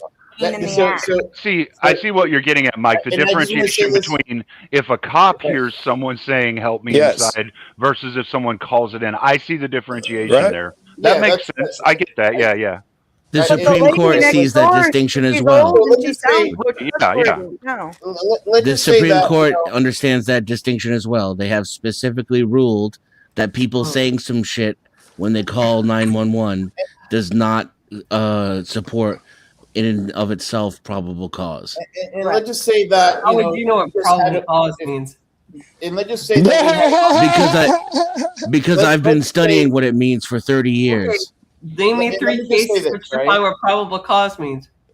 And let me just say this: let's just say that the girl she was upset at me making and screaming or acting crazy because I dated a toxic woman that she would just make up stories and scream. Let's just say she opened the door. She's like, listen, I'm sorry, nothing's happening. And they don't see anything visible, like any bruises on her face and shit. And they say, look, I'm sorry, I just had an argument with my boyfriend. They're still not entitled to come into the premises. Yeah, I kind of feel like you guys are all one of the parts that are falling apart here is Paige is hey, there's laws in place and they are fair and they are just. And I think everybody else is going, yes, we agree with you, Paige. The laws are fair and just. However, they're broken all the time. I got to interrupt. Very sorry, Glacier. You're awesome. Much love. I got to drop you. Dono's coming. I'm going to drop Beth. Don't drop. Beth, don't drop her. I'm gonna drop in like one minute. I just want to say this. Like ultimately, yeah, obviously there's some flaw into interpersonal like judicial system, but guess what? They're the only thing that we have, and so like absolutely there can be faults in it, but guess what? Until you people who criticize the current judicial system, the current legislators, want to step up and create bills yourself and send them to the House, right? Then shut the frick up and God bless my you God. all. Go Have to a bed. great The day. level of Go to I bed. can wait It's till you past your leave and bedtime. call your Sunday names. of Orthodoxy. First The of all, you're level wrong. It would take the people who don't Wait, criticize Sarah, the law in order to change it. There we go. and to think Sarah, that the by all system means, knock, knock again. the system is going to provide a path for you to get these things accomplished. It's stupid. The system that you're fighting is going to show you the route to take them down. Is dumb. Right, and if I can't pass a law myself, I don't have the right to criticize it. Get the fuck out of here. Shit. Okay, I do gotta use it. And the argument was that the police aren't following the Constitution, and then she's like, which the legislators put into policy and into place, and then she, you don't like it, don't become like. We're saying you just need to follow the fucking law, the same as the rest of us. I'm not even saying that shit. I'm not saying that. I'm saying she had the law wrong and all of that shit. And the police do break all of those laws. My point was that Paige will overlook it. And I think she said that in the end, hey, it's flawed, but it's the best we got. Right. That's the type of person that says, let them get away with a little wrong. Hang on, guys. Sarah, it says your devices are not connected. Drop, come back again. I've got your spot. Oh, never mind. There you are. Hi, Sarah. Hey. Oh, here we go. I'm nice being friends with you, Sarah. It was really nice being friends. You're the perfect replacement, I think. We were watching. Well, I kind of wanted to see Paige's thing over there on the. I was interested to hear about Paige's stuff on the was it Lang? Oh shit, I put the wrong button. Lang versus California. I was curious to what she was talking about on that one, but I guess my bigger question would be, you know, do we want per se like the ability to just the cops to just do whatever they want? And I think that's something that we've kind of run into, especially lately. Where like I'm okay if they're out there kicking ass and taking names and doing their job, but I also want to make sure that they're doing it within their legal means. You know what I'm saying? Right.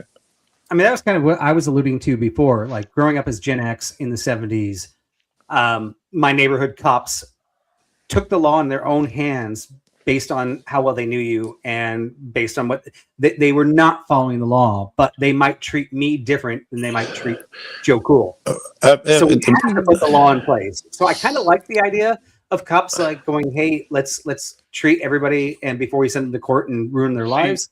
You have but two at the sides same of this time, coin, they have though, to do Vibe. it fairly across the board, and that can't exist. So we have to have the laws in place. We have to live in Paige's world. But there's a difference, Vibe, there's a difference between them letting you off the hook a little bit and them violating your rights and breaking the law themselves, where now they're breaking the law against you. And Yeah. I mean, I'm talking minor, right? Yeah, we're not talking about them letting you off the hook and because I shot somebody. Right. A little bit. That's kind of what I was going to get at, though, Ben. You have two different sides of the coin when it comes to the Gen X thing sitting right here. You have Vibe saying he saw this thing, and I grew up in Fourth Ward in a fucking ghetto, and the cops there were definitely negatively biased towards every fucking person there. It would have been the same here. If I could change it, please, a little bit, because the makeup of the panel has changed. Can I change it a little bit? What would be far more interesting, because that line was great for Paige, that legal line, but it doesn't push you guys, and Paige is gone. I think I could push Sarah and fucking Vibe. I think you guys will break really quick if we talk about, because I'm not content with the laws the way they are. I don't believe that you should necessarily per se follow the laws the way they are. Is that you guys' contention? They aren't fair either. I would say not in all circumstances. Can you repeat that again? Yes, I think you and Vi were saying that you're okay with cops doing their thing as long as they do it legally. They do it legally. No, I would say that the laws that as they exist, I am not happy with. I am not content with. Are you content with the laws the way they are now? Before I move everybody's on, happy, we have to have a standard, right? And everybody has to behave by that standard. Even if we don't agree with that standard, the only way we can all be happy is by that standard, right? I disagree, but I hear you. There is no standard for police behavior, by the way. Well, and that's kind of the problem, right? And I love Paige. I totally love Paige. I love that girl, but she's all law. And she's like, well, the law says. I'm like, okay, well, the law says that, but is that what is always what's happening, right? It's not. I'm finna question you on something along those lines right now. Well, and go ahead. Even if that laws are open, sorry, Joe, laws are open to interpretation too. So how I can read a law, Vibe could read it incredibly different, right? So when you have law enforcement out there hoping that they're applying the rules accordingly, it's still open to their interpretation and their understanding of how they can and can't, or what is being provided to them. And the only way you can refute it is basically by looking at past cases, right? You say this v. this, right? Case law. We already proved this. Different case law. And there are potentials where you can go, well, this particular scenario is different. Therefore, we're going to have. I'm going to go further. I'm going to go further. This is where I want to get at. Isn't the guy, or talk me out of it, because I think the guy who, if I don't wear my seatbelt, who takes my money, or I think he's a bad guy, objectively. What do you guys think? What? The guy who takes my money. I didn't put a seatbelt on. Some guy, cop pulls me over and says, hey, you owe me money because you didn't put your seatbelt on. Isn't he a bad guy? Well, no. Yes. If he pays, well, you're not paying him money. Are you talking about the cops in Louisiana? It's a citation. If the cop robs me and gives it to his friend, it's a little different there. Actually, I thought Joe was talking about the cops in Louisiana, where they'll pull you over and be like, "Hey, nice watch. By the way, this is what you think it's going to look like." No, same shit though. I think it's the same thing. If that one's troubling, what about the guy who arrests me and take my shit for smoking weed? Isn't he a bad guy in Chicago and Illinois? Fine. And I cross 6 feet over there. And now this guy gets to take my shit. How is he not objectively a bad guy? He's doing it because someone said, talk me out of thinking that he's a bad guy. All right, Joe. So let me ask you this, right? Like, I have a lot of friends that are cops, and I actually like cops, but I've met some horrible cops and horrible men in this world. I think there are bad cops out there. I think there are bad cops that will take your weed and then go home and smoke it with their wife. But I don't think the majority of them do that. Now, would you be on my side there, or would you say the majority of cops are the ones that will pull you over, let you go, and steal your weed? Majority, I think, will steal it. Honestly. Really? So you guys are the majority. Sounds like Vibe. That's kind of the point, though. It like depends on the area. Underage. That's like when you're underage drinking, and they pull up and they like give you a nice little verbal lashing, and then they're like, "Give us all of your beer, everything you got," and and I honestly think that that's a little cleaner of a punishment than getting a citation, getting put in jail, getting your parents called, getting actually in trouble. And hey, if those cops take that beer off the teenagers, go home and drink it, like why are we upset, right? Like, you were in the wrong. I consider it a favor. So even if they're taking your weed, and we're going to assume that the weed is illegal, right? Because I think it's legal now in most states, but we're assuming in this case that it's illegal. And the cop pulls you over, sees you got a little joint or something, and they're like, "Give it to me, give it over," and you get away with no warning, no citation. You're not going to jail. It's not getting put down or anything like that. They're not even writing down that they found weed. Like, number one, what are you going to do? Are you going to file a complaint saying they took my thing that's illegal? Or are they going to... mass is so good to me. So I had a friend from South Africa, right? And he told me when he was 18, he got really drunk and was driving, and the cops Did pulled him y'all over. answer that vibe? My phone died as soon as I asked the question. That's just my icon was up Yeah, there. And I answered it for you. It was Massa's so good to me and a slave him theme. Okay. I said most cops take the weed, and in some cases, you know. I was asking, was he bad and good? Is he not a bad guy if he takes my weed and my money and stuff, or locks me up? Is he not a bad guy? And if not, tell me why not. Well, he could be good He in the doesn't sense lock that you he up and let you go. chooses to take your weed instead. He did. He Joe- does lock me up and take my weed. Is he Joe, a bad guy? He's a bad guy. My answer would be it depends on the intent of the cop.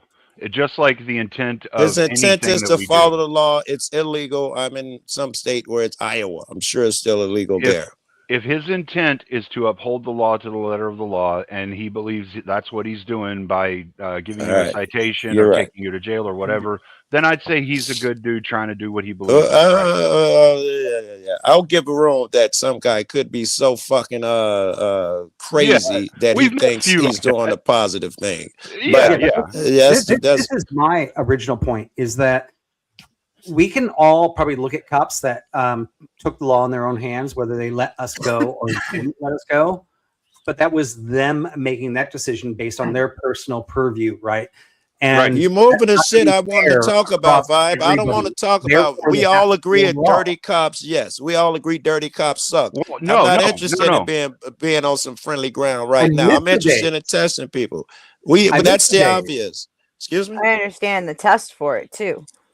But that is kind of the thing that comes down to the answer of it, though, Joe, is like much like the situation between Vibe and I grew up in a ghetto area. The cops there were fucking assholes to us, and every stupid little thing that we do wrong, they would threaten to give us a ticket or take us to jail for. Oh, they beat us. They put hands on women here. That. My entire Vibe was life. on the other side of that. Yeah, I saw some of that, and I saw some people get fucked up for no reason. And yeah, I saw a lot of the same shit. Well, Vibe was on the other side of that. So we have two different sides of bias here with what we've seen, right? So when a cop approaches me, when a cop approaches me, they could have beat you worse. When a cop approaches me and I'm in my vehicle, my hand goes over my center console, and you understand why. Whereas Vibe, on the other hand, when he gets approached by a cop, he's probably looking wide-eyed, like, what did I do wrong? He's putting his hands on the steering wheel, 10 and 2 to make sure they're in view of the police. Right. No, see, that's so me. there's obviously biases that will Vibe make isn't me even look worried. at most cops and with an apprehensive lens or a more critical lens, like, hey, I'm expecting this guy to come up here and do some fucked up shit, because through most of my life, that's what I've had happen. I want to take a quick wonders minute. if there's been like a chemical spill or something.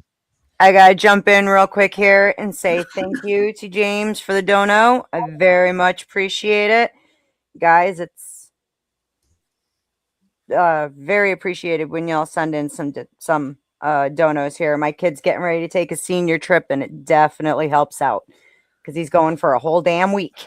Sarah, I appreciate you and so much. And I don't even get to celebrate it. But you sound like you're a gay grift when you first started out and went good at it. That's how Beth sounds. You know, yeah, I know I suck at it. Okay, Dusty needs to smack me around a little bit more, and I'll get the hang of it. And Sarah can teach you too now.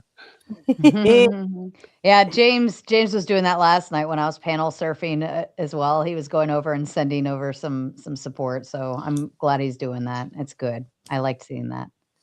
Yes, thank you, and welcome to the entire tomato community. You guys are awesome. I love seeing you in my chat. Make sure you're paying Mama Tomato though too, because she's suffering right along with me. Very good, and thank you to the panel, man. You guys are great past guests and current panel. Agreed. These shows would be nothing without these panels. I'm telling you.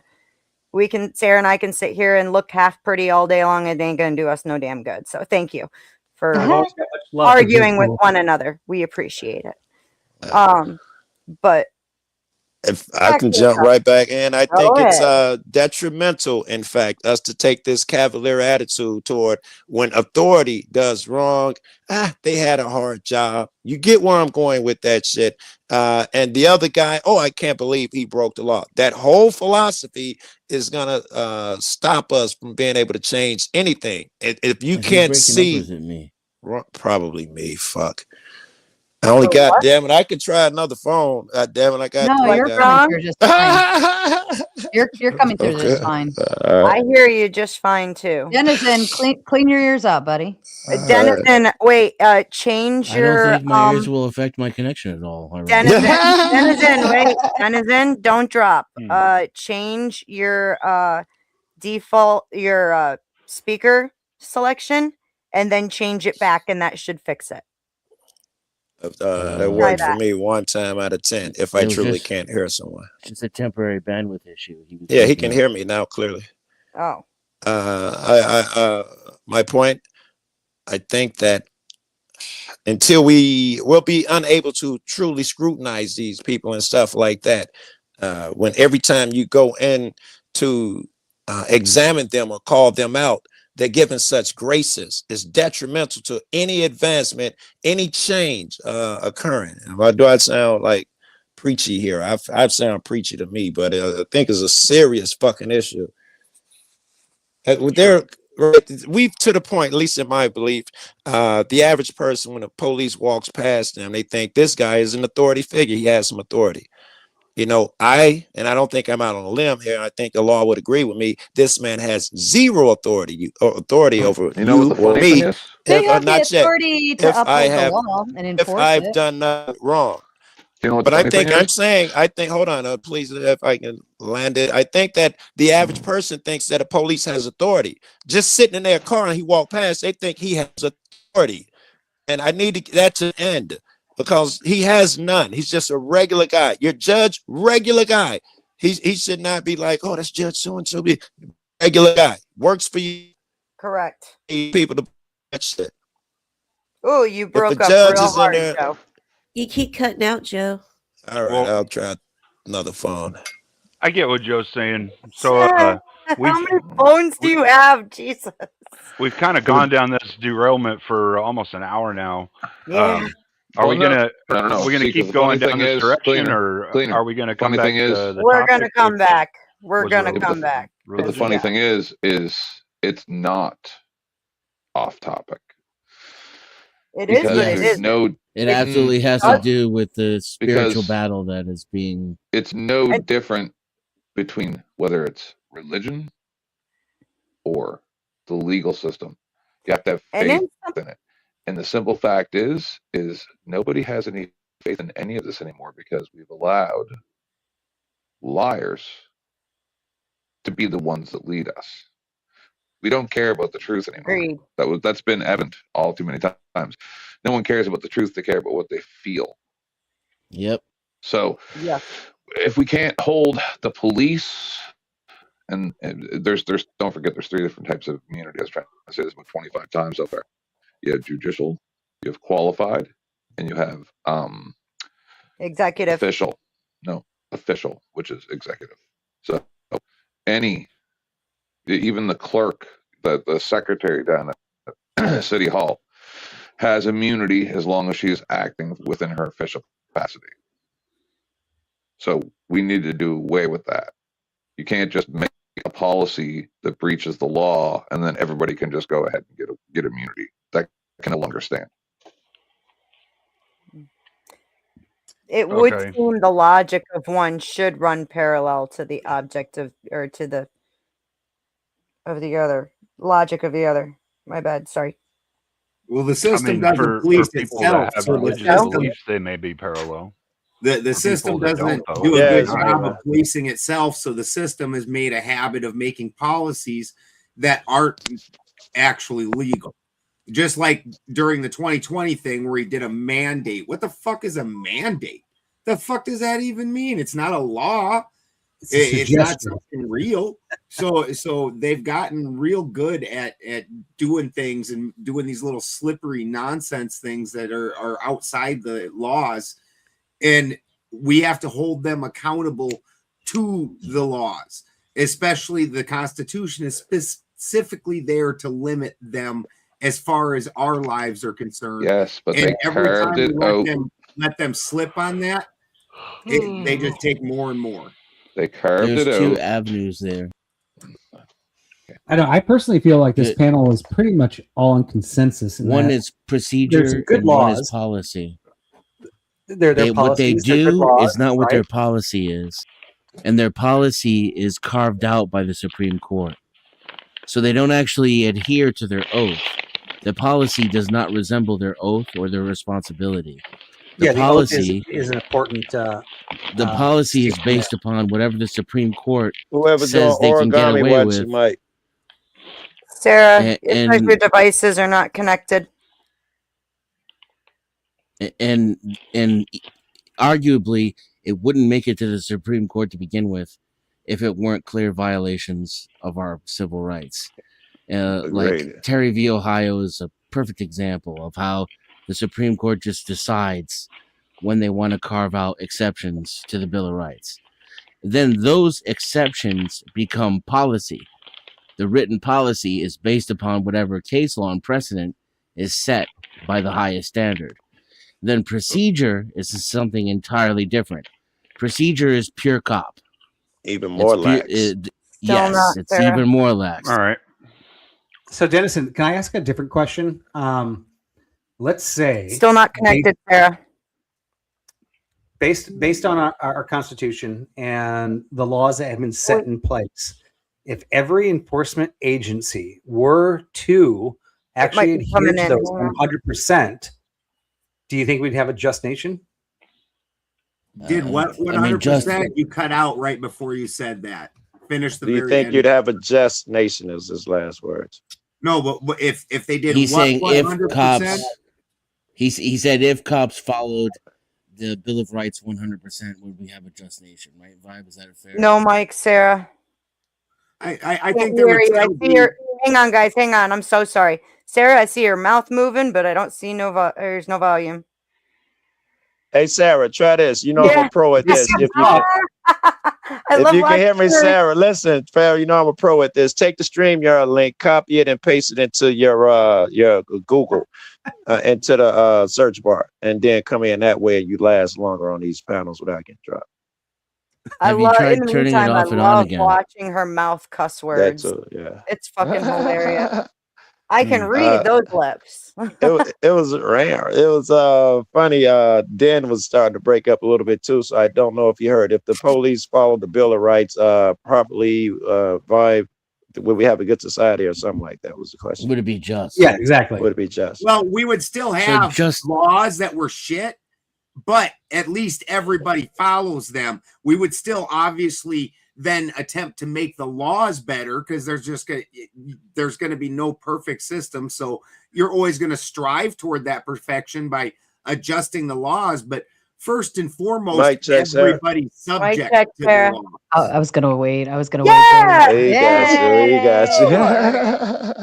And that was kind of the point of my question, right? Like, because ultimately, like when we were arguing with Paige is like, well, the law says you're not allowed to do that as a cop. Well, we know cops do that. So in a sense, she wasn't though. She was saying the law was allowed. Relevant, right? But let's just go into Paige's world for a second, and let's just say that everybody follow the law to the letter. Do we like the law that we have? And Benjamin, you were like, well, yeah, it's better than what we're doing right now, but I actually would like to see some changes.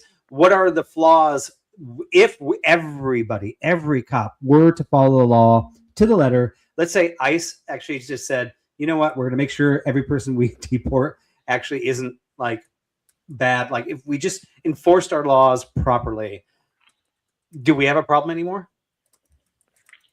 I think we'd all be happier. We're probably, all three of us are probably going to still have problems. I don't know about the ladies, but it's better than what we have now. I'll give you that much. I can't. You wouldn't catch the same arguments from us. For sure. Yeah, it would be an argument more toward the Senate, and we need to change and adjust the laws. And the enforcement agents at that point are doing exactly what they're supposed to. So there wouldn't be a problem with the enforcement agents. The problem would move to legislation. All right. So, I mean, ultimately, what we're really looking at is a system problem. We actually have a legal system that we are all okay with, maybe 80% of it. And if that was enforced, we'd all be a lot more comfortable. If we can get the system to work to enforce those 80%, then we'd all be happy. And then we're all going to strive to fix the remaining 20%. I wouldn't go with the numbers. I'd say it's a start. I wouldn't go with the numbers by no stretch. All right. I'm not going to be happy, until the laws reflect more where we are sacred. If you've hurt nobody or deprived them of their property, extreme circumstances, some guy is drunk and going down the street, I got to give you that and stuff like that. But I don't agree with all of this monetizing the citizen, where if he does 53, a cop is even allowed to ask for money or take your car and all of these things. If you've hurt no one, you'd have to prove it. And that's the way the Constitution, Bill of Rights, Declaration of Independence, they say you can't even stop a person's motion unless you have proof, probable cause. I don't know if they call it there, proof that he's actually done a thing. All of this, hey, stop, buddy, I want to talk to you. What are you doing over here late night? All of that would have to go out the window. It's extra constitutional. I'll never forget the day I found out that the Fifth Amendment and the Sixth Amendment didn't really apply anymore. What do you mean they don't really apply anymore? You're not entitled to a trial or a jury. If in every state Supreme Court in the entire U.S. has ruled on this, they determine whether or not it's serious enough to whether or not you're entitled to due process and what level you're entitled to. Correct. It's just gone. And that blew my mind. And I learned that because I was being taken to trial for a crime. That's when I learned it. Yeah, Humboldt County has a giant lawsuit that's in the Supreme Court right now over that, because the state, and what was going on was a bunch of people would own a bunch of different pieces of land. And if the cops came in and busted your girl on this piece, they'd just move it over to another piece. And then the owner would say, oh, I was renting that land out. And then nothing would actually happen. They would just cut the grow down. They'd leave and it'd get replanted in an hour. So what they started doing is doing this abatement system where they would levy these giant fines onto your property. So now the problem goes to the property owner, no matter who he says was living there or renting it or whatever. Well, then what ends up happening is some of these properties had hundreds and hundreds of thousands of dollars worth of fines, like millions even. And some of these properties, the property's not worth freaking the kind of money that they're asking for. So they aren't given a day in court. Hang on for me. Spicoli, I need you to sound off for me. I know Sarah knows what you sound like. Hello. Oh no! That's all right now. Come on, man. If you act too much of a dick, I'm gonna chew you out and boot your ass. Just to warn you. There goes the neighborhood. He's got a 2-minute shelf life, Beth. Okay, within 2 minutes, he will fuck this up. So they aren't allotting these people a jury trial because this isn't, they're saying, a big deal. But then according to the Constitution, because they're taking so much money from you in this fine procedure, that you should be having a jury trial. And that's actually in the Supreme Court right now, are waiting in line. Right. So all the states have ruled that misdemeanors and things of this nature do not entitle you to a jury. And not only that, but in some states, in some jurisdictions, you're not even entitled to a jury. You could end up with a judge as the single juror in a murder trial. Yep. When I first found that out, like I said, I was being charged with not having an ID, which I got dismissed, obviously. But that was the first time I found out that I wasn't entitled to a jury, because the first thing I did was I pled not guilty, and I told the judge that I wanted to move jurisdiction and requested a jury. And he said, we don't do that here. And I was aghast. And I had to go and do my legal research and realize, no, he's right. That right was taken away a long time ago, before I was born. Let me explain how it works. Because so many jury trials would break these counties. So when they did that for these minor crimes, and that even stands today. I even hear you. You're next, Nicole. If everybody that got a felony said I'm taking this to jury trial, but most counties in the United States would be broke. Their entire budget spent by February. Okay, am I next? Let me explain something. I was in the legal field. I did complex business litigation for almost 20 years. If you're basically if you're up for criminal charges, no matter what they are, state, federal, guess what? If you don't have a lawyer, or if you have a court-appointed lawyer, you're screwed. No judge is going to take you seriously if you represent yourself pro per. And no judge is going to really take you seriously if you have a court-appointed lawyer, because it means you don't have any money. And court-appointed lawyers are usually shitty anyway. So unless you've got real hardcore cash to pay a criminal attorney $400 or $500 minimum, which is what a good one costs, you're basically fucked in the system. As far as the Supreme Court of the United States of America goes, they don't have jury. Their job is not to have jury trials. Their jobs are to create laws and vote on them between the Supreme Court justices. They're not there to have jury trials. You're not there for your peers. And they're not there for criminal trials either. They're there for more laws. It's more it's more civil matters. The Supreme Court. Society level. Society level stuff. Supreme Court has nothing to do with criminal cases necessarily. Well, so what I'm saying it's an appeals court, if you get right? in trouble, you better have fucking money to pay for a lawyer, or else you're going to get sent up the river without a paddle. Basically, that's how it works. Money talks, bullshit walks. Unfortunately, that's why rich people never wait. Elon Musk could go murder somebody and he'll get off. I guarantee you, because he's got so much friggin' money. And what they'll do is with rich people, a lot of times, in lieu of them facing criminal charges, they'll just settle with these people civilly and get a big enough fine from these people. So if you have enough money, you can literally buy your way out of prison by just paying the feds a big enough. Wait, the feds would rather have $100 million fine from some, buddy versus sending them to prison. So if you've got money, you can get good lawyers. So it's really not a fair system, because rich people, that's why the old saying is true. Rich people rarely go to jail. Rarely. I really don't think I'm the best person to be speaking on this subject, so I think I'm going to bow out now. Y'all have a good night. All right, good night. Have a good one, Cleaner. I'm going to bow out too. I'm going to go smoke some weed, do some gambling, maybe watch a little porno. We'll see. It's going to be an interesting night. Thank you, sir. No, I'm not going to whack. It doesn't take him long. I'm just going to watch porno. I didn't say I was going to jack off the porno. I was just going to watch. Stop. Bye. Thanks for coming, Macaulay. I do have to agree with him to a certain degree. Not to the murdering part, but like if you murder someone and then you could prove that, no, not to that degree. But it's true. To think that the system Mike, how many people have died around the Clintons? Never been an investigation. I don't know.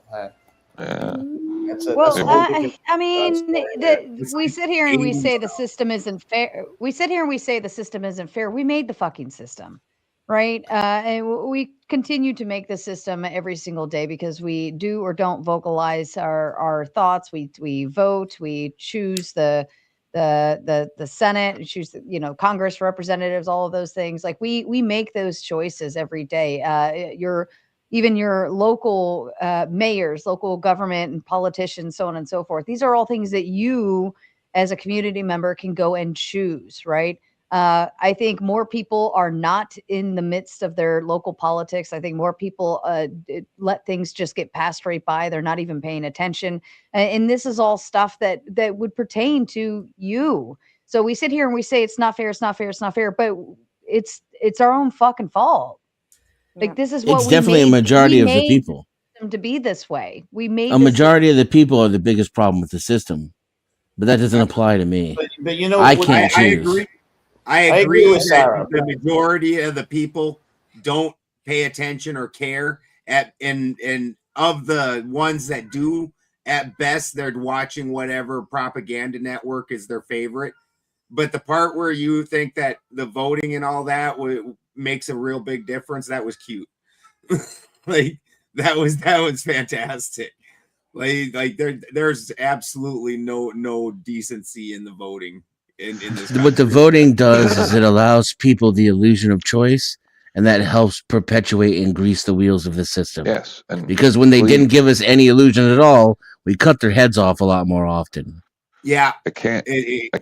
Exactly. I can't stress this enough.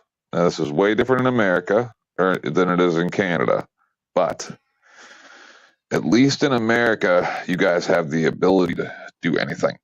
Canada's fracked. I report on it regularly. Now, in America, the problem is the immunity. The problem is that you guys pay when they break the law. Crack baby go. They are never held responsible for the crimes that they commit. Barely ever. Only recently, because of cop watchers and the attention that YouTube and things like that put on these cases, now these people are starting to be held responsible. Whereas they got away scot-free for ages. But then you got that executive order with Trump, but then you also had the 9-0 ruling. So we don't know how this is going to go going forward. So Sarah's right, but there's only one problem with that. Citizens don't have voices, CPACs do. Another thing I want to say, another way to resolve this issue is don't commit the crime. I'm sorry. Try to avoid yourself into getting into trouble. Bro, you apparently it's nearly impossible to not commit any crime. He got in Vibe. If you don't know Vibe, the guy is Leave It to Beaver. Yeah, straight up. And fucking, he got pulled over for doing nothing. Got cut. They wanted to search his car because they said that it smelled like weed. Vibe doesn't do drugs. Vibe doesn't even know what drugs are. Right. And fucking, like Vibe probably like fucking's real careful with the 2 Tylenol a month or something he tries out. The guy's almost Mormon. Fucking they cuffed him, put him on the fucking side, fucked his shit up anyways, violated all of his rights, saying, oh, you shouldn't have committed the crime. That doesn't really apply. If everybody isn't following the law, then fucking this was proved in the Sanford prison experiment. But he didn't got arrested. I mean, he wasn't taken to the precinct, right? Like Mike, the point is you can go through and break absolutely no laws that will not prevent police from hemming you up and pinning you with a crime anyways. They do it all the time. Do you really believe that people don't get arrested when they haven't committed a crime, Mike? Do you really think that? I mean, yeah, there's false arrests and false allegations and false accusations and all that kind of stuff that exists out there. Like nobody's a fool to that concept, but that doesn't negate the fact that the system is in place to help people. You know, I look at it as, getting drugs and crime and stuff off and away from the streets and our family members and our children. I think that that's one solid way to, help that community. And, the communities are based on the people there. And if I lived in a community in which there was a high crime rate, I would hope.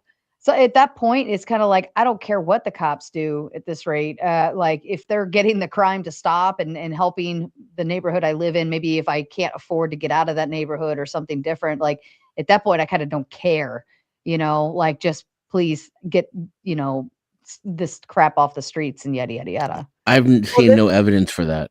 This is also where I would push back and say that then becomes the problem of the less crime that is taking place, the more they need to manufacture in order to meet their spending. And so therefore, I mean, it's like a catch-22. You're damned if you do, you're damned if you don't. I don't know. I don't think that I agree with that. I don't think that they have to manufacture numbers to meet quota and to, that's a really heavy speculation or even allegation that you would have to show me some numbers of that they're actually manufacturing shit. Otherwise, I think it would just be speculative. But she wasn't saying manufacture numbers. She was saying you're manufacturing criminals, i.e., the Prohibition era ends. They take those officers that were the Prohibition officers, and they suddenly now have a new anti-cannabis department, and they criminalize cannabis. Those same jobs, and this is something that just recently, with all the firings from the Musk thing, where all them government employees, they didn't get fired, they just get transferred around, and so they make sure the jobs are kept there. They will start criminalizing other things. They still have to pay for those officers and to keep that force in place, and so they'll come up with another way in order to make sure that they make the money that they need to make, if that makes sense. Not that they're cooking books like that necessarily. Like, I know you understand that in government spending, that if you don't spend every dollar, the next year you don't get those dollars. So everybody make sure that all them dollars get spent. I did a report before Christmas. Chuck was there because he's from Tennessee. And there was 260 something false DUI arrests. Yeah, this was wild. A couple weeks later, I'm doing a report from the same investigation that now found 2,600 fake DUI arrests. And that's still investigating. And then I saw another video where, I can't remember, I think Cornell University or something, did a investigation where they found between 12 and 14% of the people that were in, New Hampshire, I don't even know what state it was, were falsely convicted. Right. And so if you even say half of that, I think I did the math, that 6% of the people of the 5 million people was like 500,000. They don't even know. It was crazy. Hundreds of thousands of wrongly convicted people that are in prison in America currently, in the highest incarceration rate per capita of any country, including North Korea.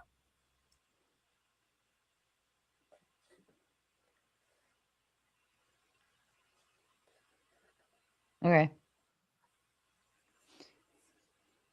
I'm gonna go. I'm gonna go tinkle and fill my coffee. I'll be right back. Yeah, that DUI thing was insane. Like, is everybody else on the panel aware of that one? Have you guys seen the case coming? I think no. What case is that? Sorry, shit, what state is it out of? New Jersey. That case out of New Jersey where these cops, and I've been pulled over by cops using this system. They're getting trained in this whole system that's completely illegal, completely fucking unconstitutional. Are you talking about the Texas two-step? They'll pull you over and they come up with just crazy reasons to pull you over, and then they sit and they psychoanalyze you. And through their psychoanalysis, because all these cops, because they took this training, or apparently fucking Carl Jung, they've decided that you've exhibited criminal behaviors, and now they can fucking arrest you on this. And they're going around they were breaking the law like mad over it. There's so many giant lawsuits. New Jersey's on fire for this shit. Like they've been training. I think it was like 1,000 people every like 90 days. So this is a very widespread thing that's going on. Oh, okay. Insane. I'm on it, Beth. I know you are. No rush. No rush.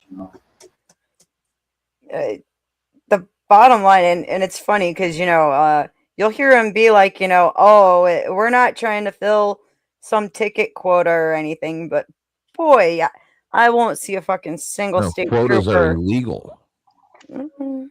They're illegal. That's the whole point. That's why people like Denizen and I That's why anybody who like is like Trent, I didn't mean to interrupt you, but I don't think that's Go ahead, true in New York City. Well, I heard that they have to meet a certain quota. Well, in order to get their numbers right, in order to pay everybody, it would make sense that they would have to write X amount of tickets and successfully fine those people. I mean, I've even gotten caught in one of those where I was handing my daughter my wallet and I was pulled over and accused of using my cell phone when I had my wallet like this for my daughter to fucking take. I was like, take some change. And I'm waiting for her to take the fucking wallet. And I tried telling the cop it was my wallet. Nah, I'm pretty sure it was your phone. Like, I freaking demanded the body cam footage. I fucking pushed till I couldn't push anymore. And ultimately, the cop didn't show up and the judge had to drop the charges. But quotas are explicitly illegal in New York. They say that. So this thing that I was talking about, this is called the street cop training course. Oh, yeah, I did. Yeah. And there was, I got a small penis. I'll shoot you and all that crap.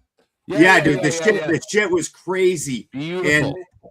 And they found where people were spending millions to send the police to these. And they were all supposed to be retrained, and it never happened. 2,721 government agencies from 49 states paid for these courses, and they are just horrifying. This is from the state comptroller. This isn't even like a bunch of like activists getting together. This is the state going, holy shit, this is too far. Like, I've played those training videos a few times. They're phenomenal. They're like, you run from us, we'll just shoot you. It's like, whoa, that's some training seminar. So that's the thing. That's why I sometimes can't completely go against Sarah, even though I sometimes want to, is because those cops were taught wrong. They were literally taught to do illegal things. So maybe they're not bad cops, but they were taught wrong. But that's still nobody else's fault. No, I think at a certain point, investigation, you know better than what you're being taught. Turn it up. And you just want an excuse to shoot somebody. I understand. This only our sobering problem investigation, not just here in Tennessee, but across the nation, we're finding sober people are being arrested for DUI. And a recent study questions whether field sobriety tests are I like how he's so reliable. surprised. You just seemed like you was all over the road coming out. Just moments after being pulled over, Justin Beery had an admission to make. You might think I'm drunk to understand, but I've only got for like 3 hours of sleep. After working a 14-hour shift, the Alabama man also then made a key misstatement. Do you take any medication or anything? I have ADD, so I do. ADD? I should have said autism instead of ADD. I think at the time because I just was afraid to say it. Diagnosed with autism, Beery performed poorly on the field sobriety test. But officers with the Pelham County Police Department in Alabama also note this. No odor of alcohol. Any evidence of marijuana use? Not in plain view. Just based on the results of the test, I'd say we have enough. Enough to arrest Beery for DUI. This time you will be placed under arrest. And when Beery's blood work later came back, it revealed no drugs, no alcohol in his system. I was very angry that this could happen because my wife and I are very both pro-police, but at the same time, you know, our son being arrested for doing nothing. What's that? It's my favorite part. It's when the plebes say "back the blue until it happens to you." If it all sounds familiar, it's because for the last 3 years, but unfortunately, they'll still be tried. Of course. Oh yes, it ruins people's lives. There was this one lady. They put her name up on Facebook and said, "Look at this drunk driver." She wasn't drunk at all. Nothing. They destroyed her life. Yeah, that's common. Hey Beth, I'm gonna head out. I think I'm gonna. go say goodbye to my people too. I'll send a raid over. I'll send Have a good everybody night. over here so they can watch Have you a guys. great night, Sarah. Thank you for coming over. I appreciate it. Nice seeing you, Sarah. Yeah. Thank you. Thank you for having me. I appreciate it. This is Thank you for definitely good coming. content. Great topic. Thank you. I appreciate you guys. Bye. Love. Bye. And I'm still gonna play through this because I know there's people on here. Craig Baby Ghost said he hasn't seen this one either. This wasn't what we were has supposed been to be doing. exposing how more than 2,500 Tennesseans have been arrested for DUI, but their blood tests later came back showing no alcohol, no drugs in their system. Barry's case shows it's happening far beyond Tennessee.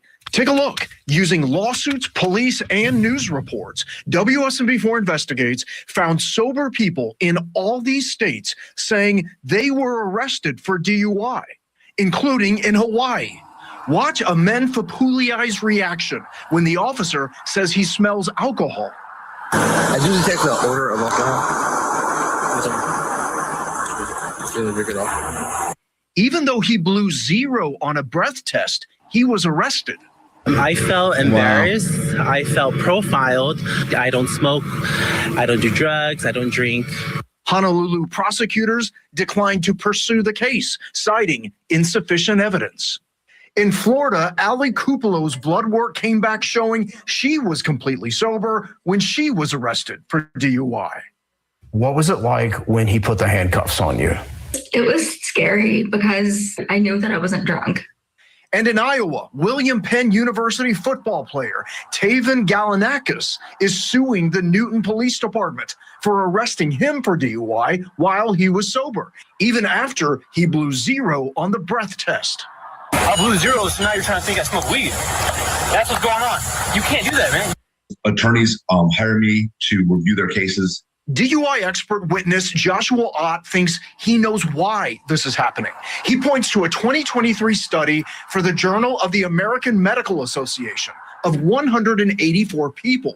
Some smoked cannabis, others were given a placebo, and officers gave them all field sobriety tests.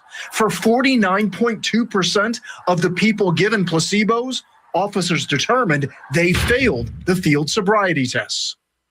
The false positive rates of sober people They're designed for you to fail. They are. They're They designed for that reason. Most people fail before the officers even gotten through the Yes, instructions. they by are the way. subjective tests, and that's why they're no longer allowed to do it in Florida on boats anymore. And that should be all across America for all things. They are irrelevant.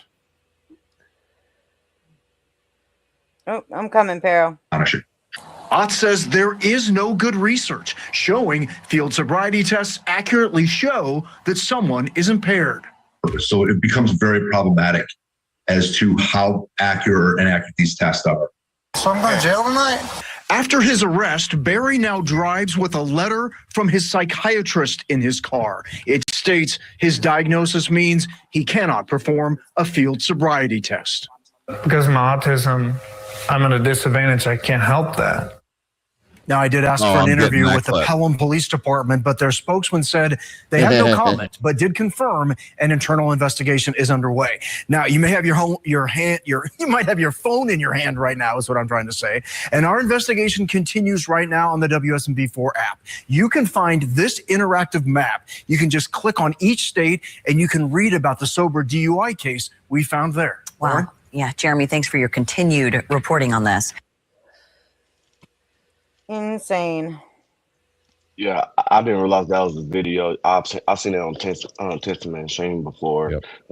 Yeah, that is ridiculous, and I hate and I disagree with what they're doing. I have had different interactions with law enforcement, so I don't view all of them bad. Like when I was younger, I got pulled over in hell. They smelled the weed on me. They pulled me out. They took some blunts out of my pocket. Told me to put them in the sewer. I threw them in the sewer. I left. The guy ended up leaving like 2 extra blunts in my dang pockets. So he didn't make me throw all of them away. So, and then like I got pulled over by state troopers. They didn't say nothing about the weed until after they gave me a ticket. And it was like, hey, just chill out on the weed. Like, so I've had plenty of opportunities where I probably could easily went to jail. But that's just from my experience, though.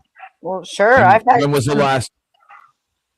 I've had a couple cops do, equally nice things for me, and then I've had a lot more that kind of failed in the situation all the way around, unfortunately.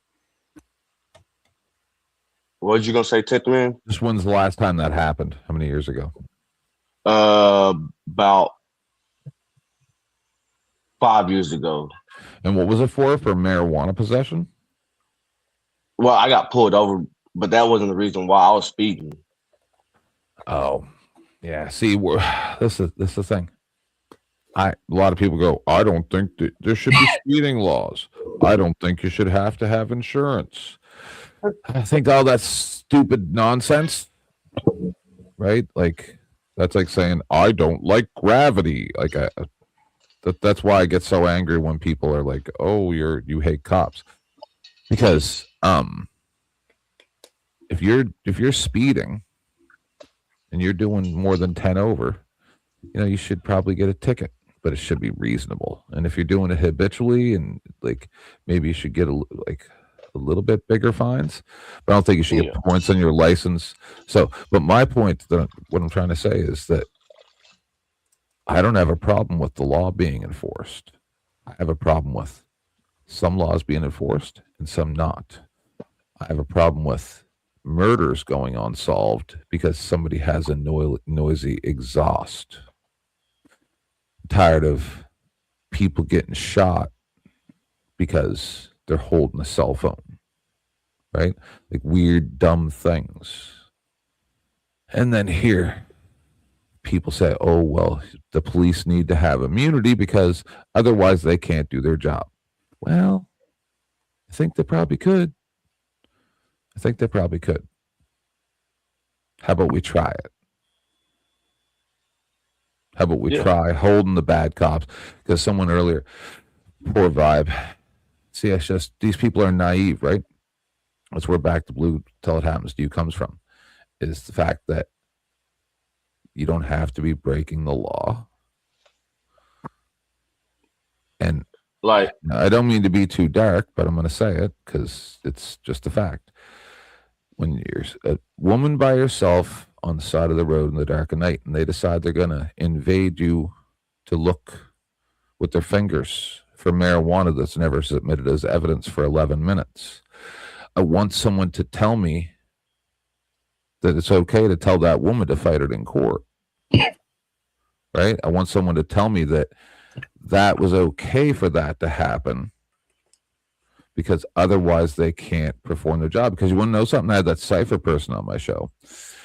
We were talking about this stuff. And I said, as long as these people are willing to say that they don't care about the law, as long as they're willing to say the law doesn't matter, we're going to do what we want, then okay, then we can start there and we can move forward. But if you're going to lie to me and tell me, well, this is for our own good and we're following the law and we can't do our job unless we have special immunity, all this stuff, well, you're lying to me. You're lying to me and you're expecting me to eat shit and pretend that it's ice cream, but I'm not going to do it. So you can lie as much as you want, but when it comes down to it, I'm going to be the guy laughing at you when the cops come and violate your rights. And I'm going to tell you, you don't deserve any help from the internet. You don't deserve any help from the community because I've got records of you saying that it was okay for these people to do these things. And now you think it's a bad thing because it happened to you. No, I hope you get curb stomped by them. I hope you do. Every time you want to suck a cop's dick, I hope he curb stomps your fucking face. Yeah, I have a problem with the process. Sorry, Beth. You're fine. Go ahead, Para. So when you say go ahead and take that ticket to court and do it in court, it's kind of like the guy earlier said, you got to have money to do that. Yeah. Because if you try to do it like myself without an attorney, you get violations left and right of the judicial mandates that they're supposed to follow. And this is shown in my case. If you want to go back and watch, I've done like 10 or 11 videos on our recent eviction. It's a wrongful eviction that's been turned to a constructive eviction. The plaintiff admitted on the record of violating the Fair Housing Act.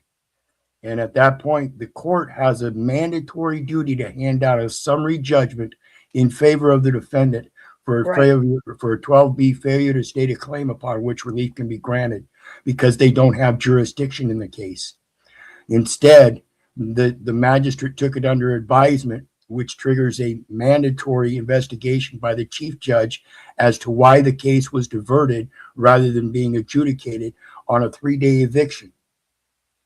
They're supposed to be able to hand down an adjudication at that forcible entry and detainer hearing of a 3-day eviction or dismissal. And if they dismiss it, they have to state why. And this is what they're avoiding. They took it under advisement instead, which is unusual in a 3-day forcible entry and detainer.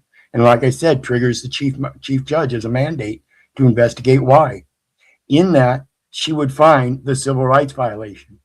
And instead of adjudicating it, they took a voluntary dismissal from the plaintiff, who came into equity, seeking equity with dirty hands. And then the judge, instead of handing down the summary judgment in favor of the defendant, avoided that and allowed the plaintiff to come in and ask for a voluntary dismissal, but didn't have good cause.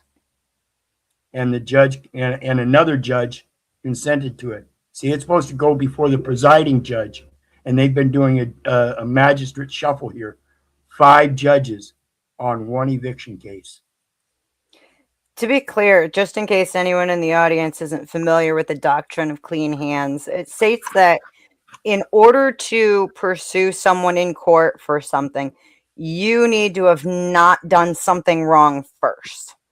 You have to have clean hands in the situation. If you come to court and you've, like it, if I spit on Pero and then he punches me in the face, well, I would have to disclose the fact that, or the fact that I spit on him first means I have dirty hands. I can't do shit. I got what I got. It's that simple. Just like if a landlord were to tell you to move out, you say no, so they shut off your electric. Well, now they have dirty hands. They can't even file for eviction. As a matter of fact, as long as the person being evicted does everything correctly, they can sue for treble damages. Yep. So we're already at 250 million for our civil claim. Or excuse me, not 250 million. I was gonna say 2.5 million. I'm just stepping down. Oh, I'm sorry. You're taking off, Mike? Yeah, I'm stepping down. I'm thank you for letting me come up. Much love. Thank you for coming, dear. And take care of you guys. Happy Sunday to you guys, and be safe. It is have a great day over there, Mike. See you, Mike. Oh yeah, go have a lovely day. Bless, Mike. So yeah, my problem is with the whole process from start to finish. Yeah. Well, the landlord-tenant situation in this country is freaking dirty to begin with. Landlords, it's almost impossible to prove whether or not fucking apartments or homes are kept to the proper code to even be renting, and they'll charge way up and above what they should in a lot of times, and put a lot of requirements in place that are just, untenable in a lot of cases. Ashton, flash camera. Thank you, dear. I'm shirtless. I didn't want Yes, to. yes. What up, Tootie Bug? Trackable. Give me a thumbs up and then a middle finger. Oh, a lighter works too. Perfect. Okay.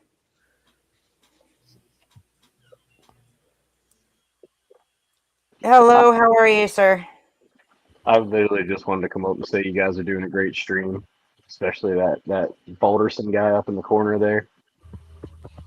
Him and his animals running around the house like that.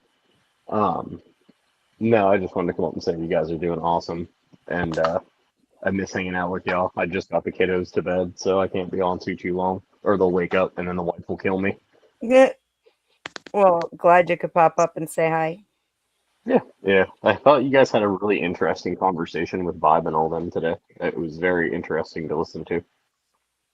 Yeah, we should get back to the topic at hand at some point. Yeah, that died 3 hours ago. Oh, I say we leave that dead. although a lot of it still does play into it because it's the same logic, like I said before. The same logic applies to both situations, and if it doesn't, then it's not equal. Oh, I think it's still a good topic, but I'm not sure who is any. Y'all are approaching it from the wrong direction. What was the topic at hand? Everyone's talking about it about religion as a enlightening experience, and while it is also a very closing experience. You're not. That's what I was throws trying to get jobs and a lot of activities that you might want to go participate in, but they say it's verboten, and so you don't do those things. Exactly. That's what I was going for with the entire beginning part of this. Is the Like fact thinking?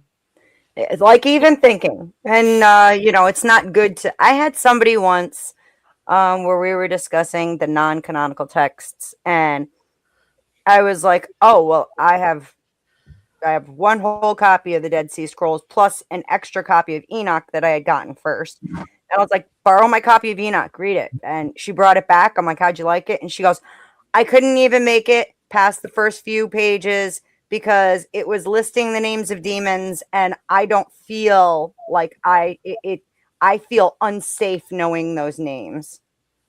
Well, may I speak on this? Sure. Blind faith. Sure. Yeah. What about blind faith? Yeah, what about it? You don't know what is ahead. You just believe. Of course. However, what I was close talking your eyes. Close what your I meant eyes. what I meant and more run. to hang on, what I meant more to was that people blindly follow what they're told rather than even you get a lot of sects of Christians who don't even read scripture. They take what they're told it means and they don't read it for themselves for even one round through. Do you see I what I'm think that's the saying? majority of Christianity itself. And I think it's because you become used to listening to a man at a pulpit and taking it for what he says. I mean, the problem is I have a the question. problem that you've got to overcome with this, though, is that there's a reason that there's an esoteric and an exoteric, and that most people are always going to be exoteric because they don't want to know more. They don't give a shit. The same reason that when we were talking about voting, most people aren't involved in politics and don't pay attention, don't give a shit. They don't want to. And you can't make that group of people suddenly become well informed and have self accountability. You just can't. Good night, Tootie. Much love to you. Thanks for your help. He's the Thanks reason. for getting high with me, Good Tootie. night, Tootie. And then we're going back to after getting high through half that other argument. We're going Bye. back to Untrackable as soon as Tootie drops. See you later, hun. Okay, Untrackable. Sorry, go ahead. Yeah, the walking into the unknown and having faith that you will be okay. It might be this way, it might be that way, but you will be okay. Is that so wrong? No. That's That's not what blind faith is. That's not the blind faith, the kind of blind faith we're talking about. Well, what type of blind faith are you talking about? I just explained it. Blindly believing religious leaders rather than even knowing the material for yourself. In order for it to be blind, you have to refuse what you see. So what is the material under your feet? Or not know it. We mean material as in reading, material as in research, and or something like that. Okay. So step on those words. Go ahead, step on them. See what they mean. I'd by like you guys all to stepping meet my friend Untraceable, or Untrackable. Yeah, Untraceable is the really cute one. Untrackable list. You don't like that. You don't like that. 10th man is going to take that. He's going to break it down into the individual syllables of the words, the prefixes, the suffixes. He'll lay it out and he'll explain it to you as it comes from like the Webster's Dictionary or the World Book Encyclopedia. And if you can't step on it, but you're meaning it from a perspective of belief and faith and like your feels into it. And that's going to be a bad conversation. Y'all are going to end up with bad taste in your mouths, and I'd y'all would get along except for this conversation. Don't do this.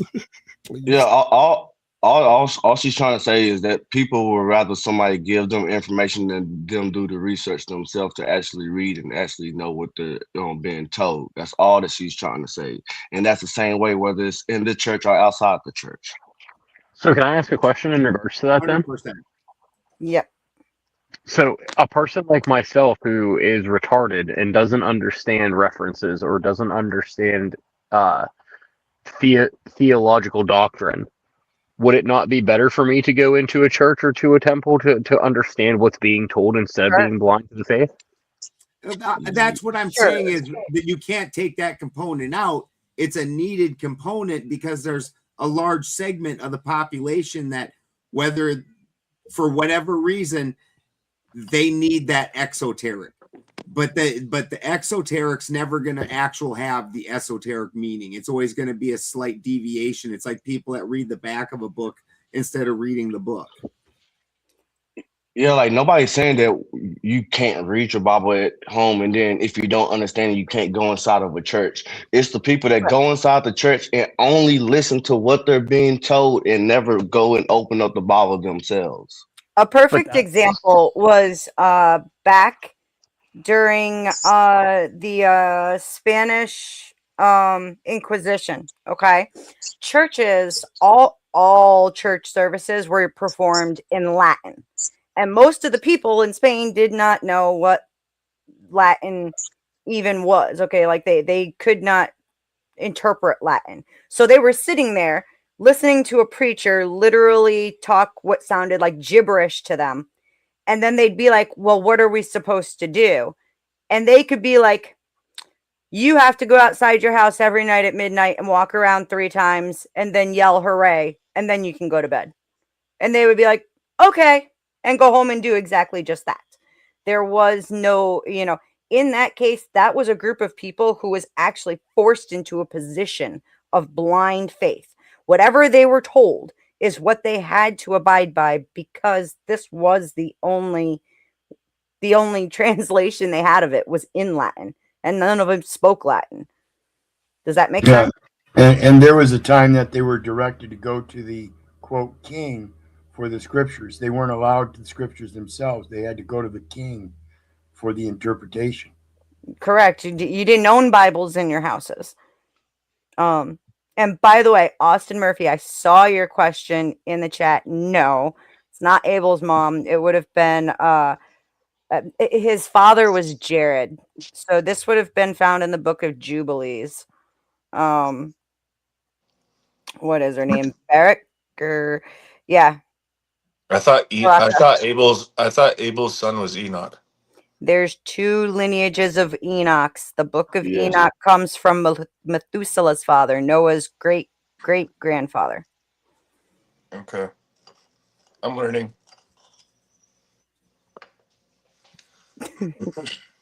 Well, that was the reason. I'm also eating a delicious steak, so don't mind. That was nice. That was also another reason for my question, Beth, is because as you know and I know, I'm not a very theological sound person.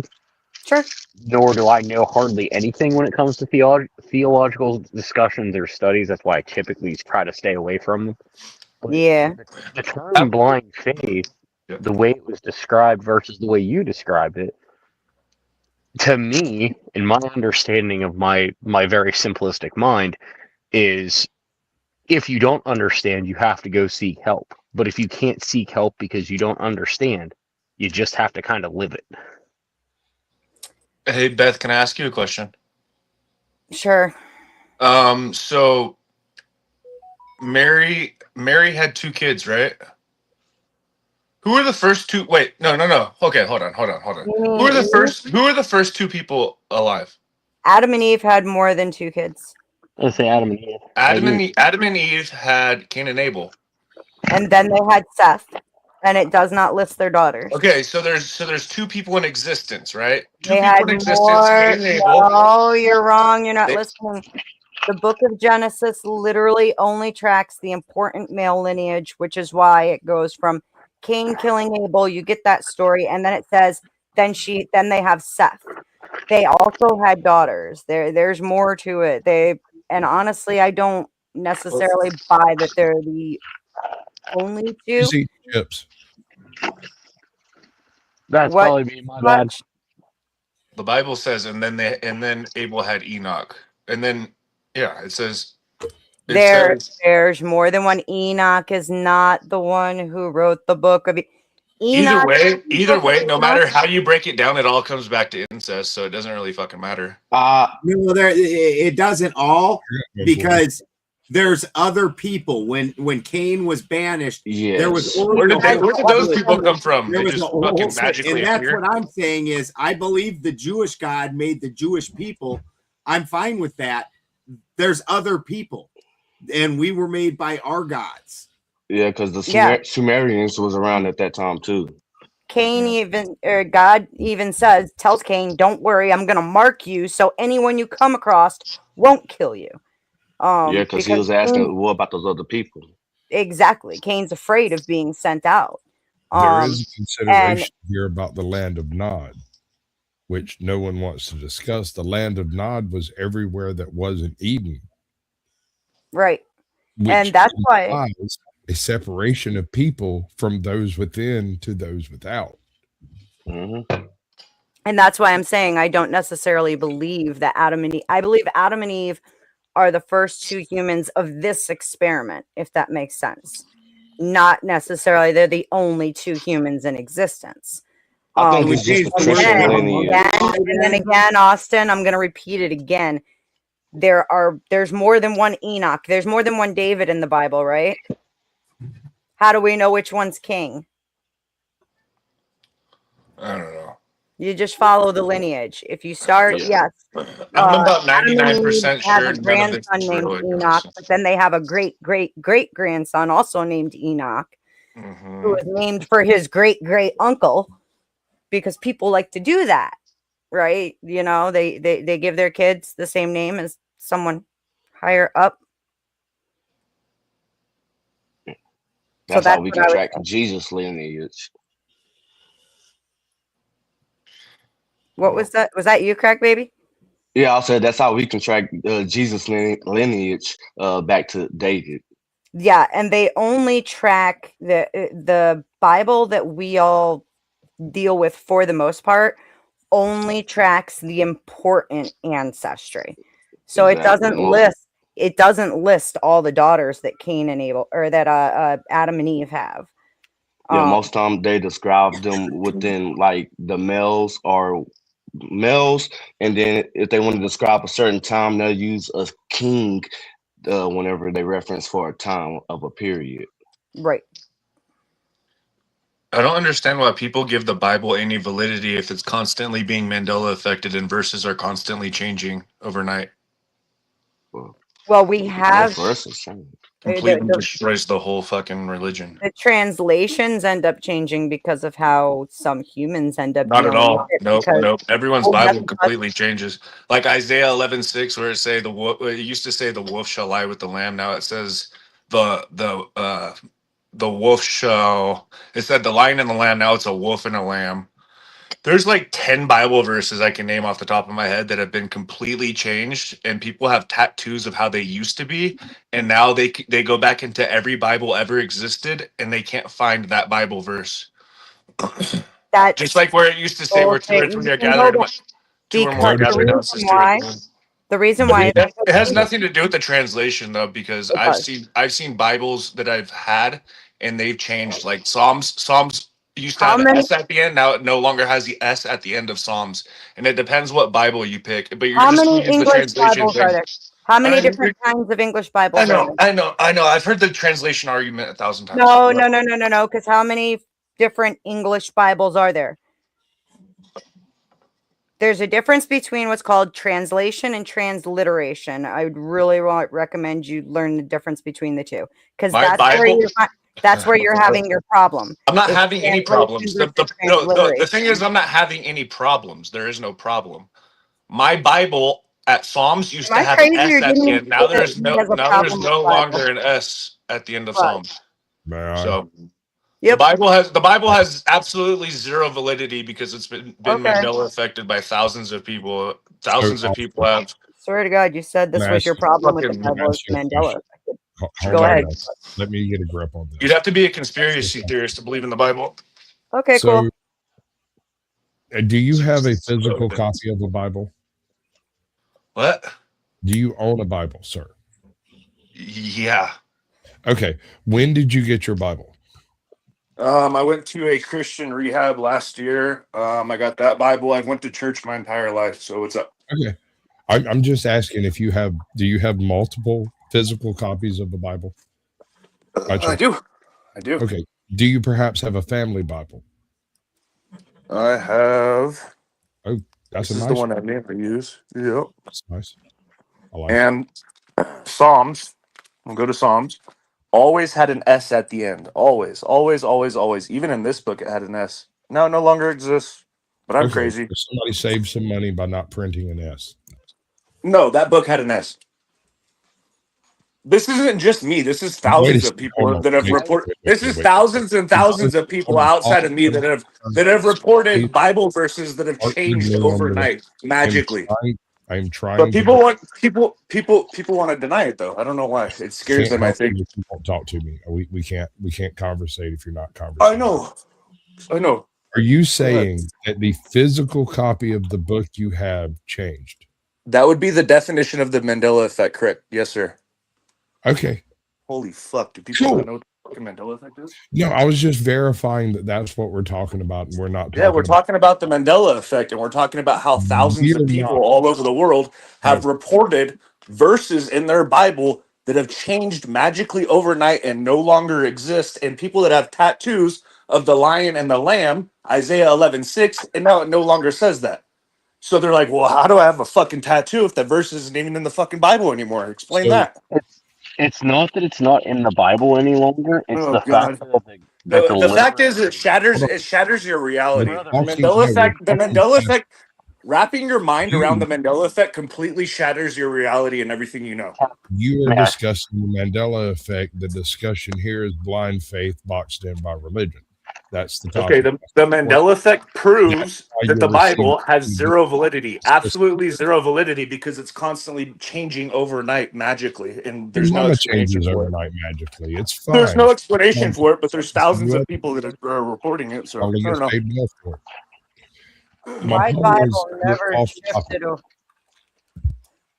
Okay. Where two or more are gathered in my name, or where two or three are gathered in my name? Not in your name, sir. I do not worship in your name. No shit, dumb fuck. Hey, so where two or more are gathered in my name, or where two or three are gathered in my name? Two or more, two or three. It's always said two or more. Now it says two or three. Oh, but it was the translation. Do you know how many translations there are? Hey, you know what's funny? You know what's funny? I want to tell you. Wait. This is hilarious. Hilarious. My Bible says Psalms with an S. That's what I was trying to allude to. It's literally the factor of literary grammar really changes throughout the years. I have an old Bible from my pap that has the exact same verse that he's quoting. Can't find the Bible right this moment, but I have also a newer Bible that when I started going to church with the wife, and yes, that verse is not in there the same exact way. But things will change over time when grammar changes over time.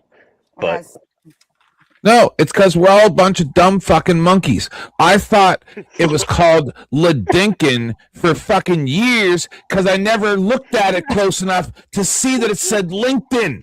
didn't know what it was. People think they see things that they don't see, and they misinterpret it because they're not paying the fuck attention. For like Jared, do you 5 feel years, better? I thought it was called fucking Ledinkin. Correct. Feel better. Book of Psalms He with an is S. discussing. You feel better? He I'm is bowing out. I discussing love y'all. Peace out. Mandela Taking effect, Greece out. not Bibles. He would hope he just as feels quickly better. discuss the Fruit of the Looms or some freaking quote in a movie as he will his Bible changing. But he's going to use the Mandela effect on his Bible as a weapon against belief. I don't know why. I actually like Austin Murphy in chat. I think he's pretty cool. Yeah. Well, I was trying to make him feel better. My Bible says Psalms with an S. I was hoping that would help him, help make him feel validated. But a lot of times, whoever is historically, there's been a lot of times that printing, it was by the letter. So people take out those unneeded letters a lot of times. That's why, like, when you read some books, and it's like when we all imported from England, so we all used to spell things like color, COLOUR. I still do because I'm a pimp. Yeah. And there's like 50 different words, 100 different words that you can find like that. And because of the printing costs and whatnot, they just took that U out because what do you need it for? You're still going to pronounce it color without the U. It's not going to change the definition. So it's actually just a printing expense thing. Right. And Tom, you do bring up a good point. We're 2 or more, 2 or 3. It is what it is. It's not the kind of thing that's worth squabbling over, because then on top of it too, the more English translations you go It through, is if you believe in the Mandela effect. well, the other big problem is the more English translations you go through, right? They do tweak it in order to make more sense for dumber humans, if that makes sense, I hope. If you think physical reality is constantly reconstituting itself as we live, then it becomes something worth squabbling about. And I actually do think that happens. There are some Mandela effects that will fuck up your head. Like, I don't know not my head, no. For that to get to me.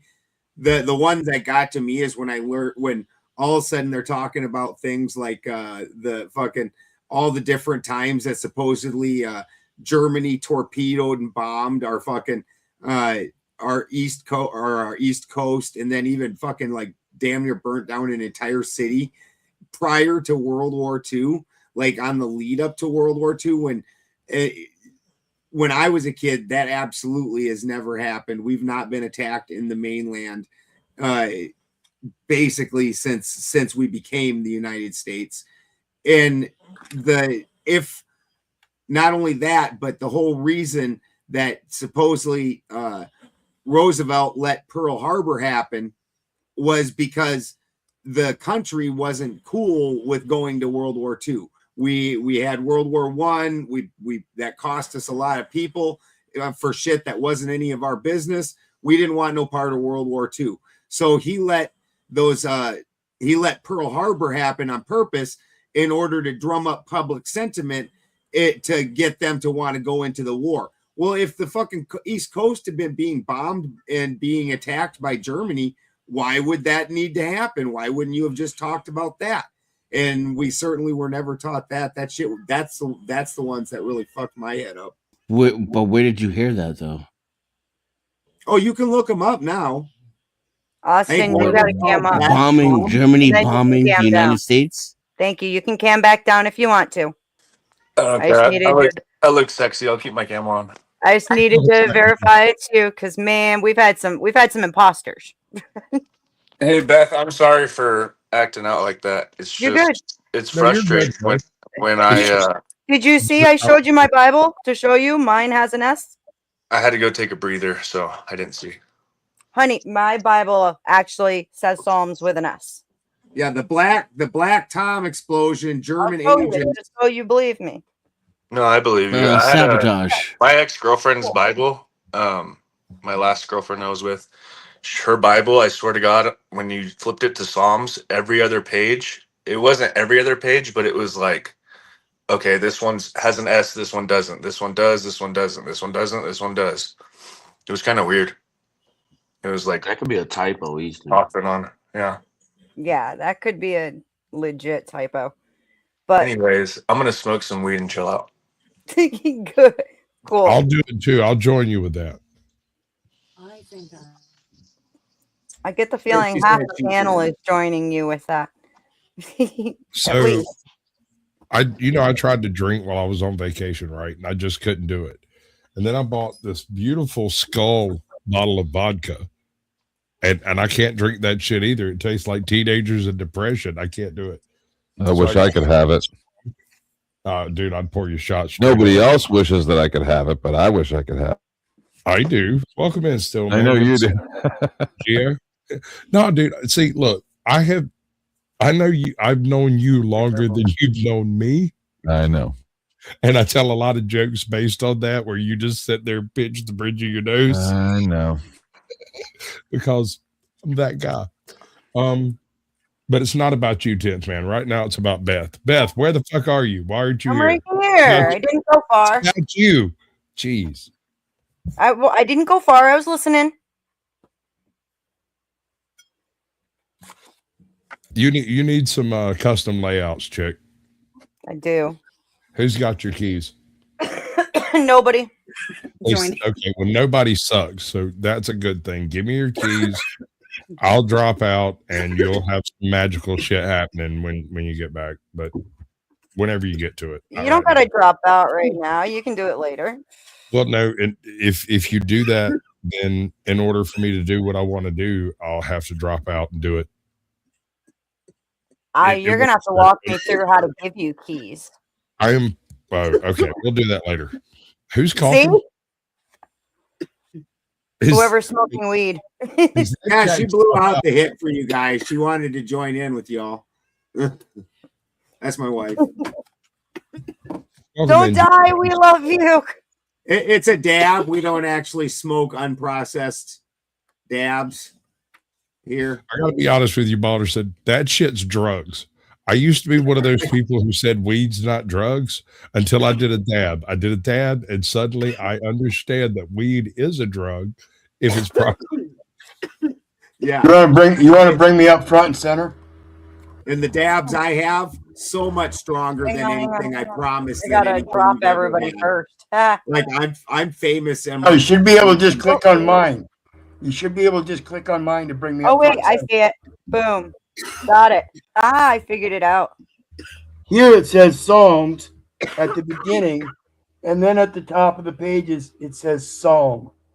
This is a Thompson's Christian Reference or Chain Reference Bible. Is it referencing a specific psalm? Does it say Psalm 1 blah blah blah? Yeah. No, it's the whole book. It's the whole book of Psalms. At the beginning it says Psalms, and then it says Psalm 5 through 11, Psalm 12 through whatever. So yeah, that makes sense because Psalms means the whole collection, and then each individual psalm is going to be a singular psalm, not psalm with an S. Correct. So that makes sense grammatically.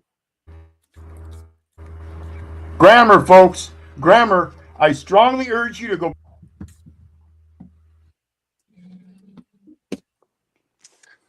Who did this? Yeah, he cut out. He just said, I strongly urge you to go, and then he cut out, so it's kind of funny. I strongly urge you to go get your re-education. Relearn the grammar. It's important.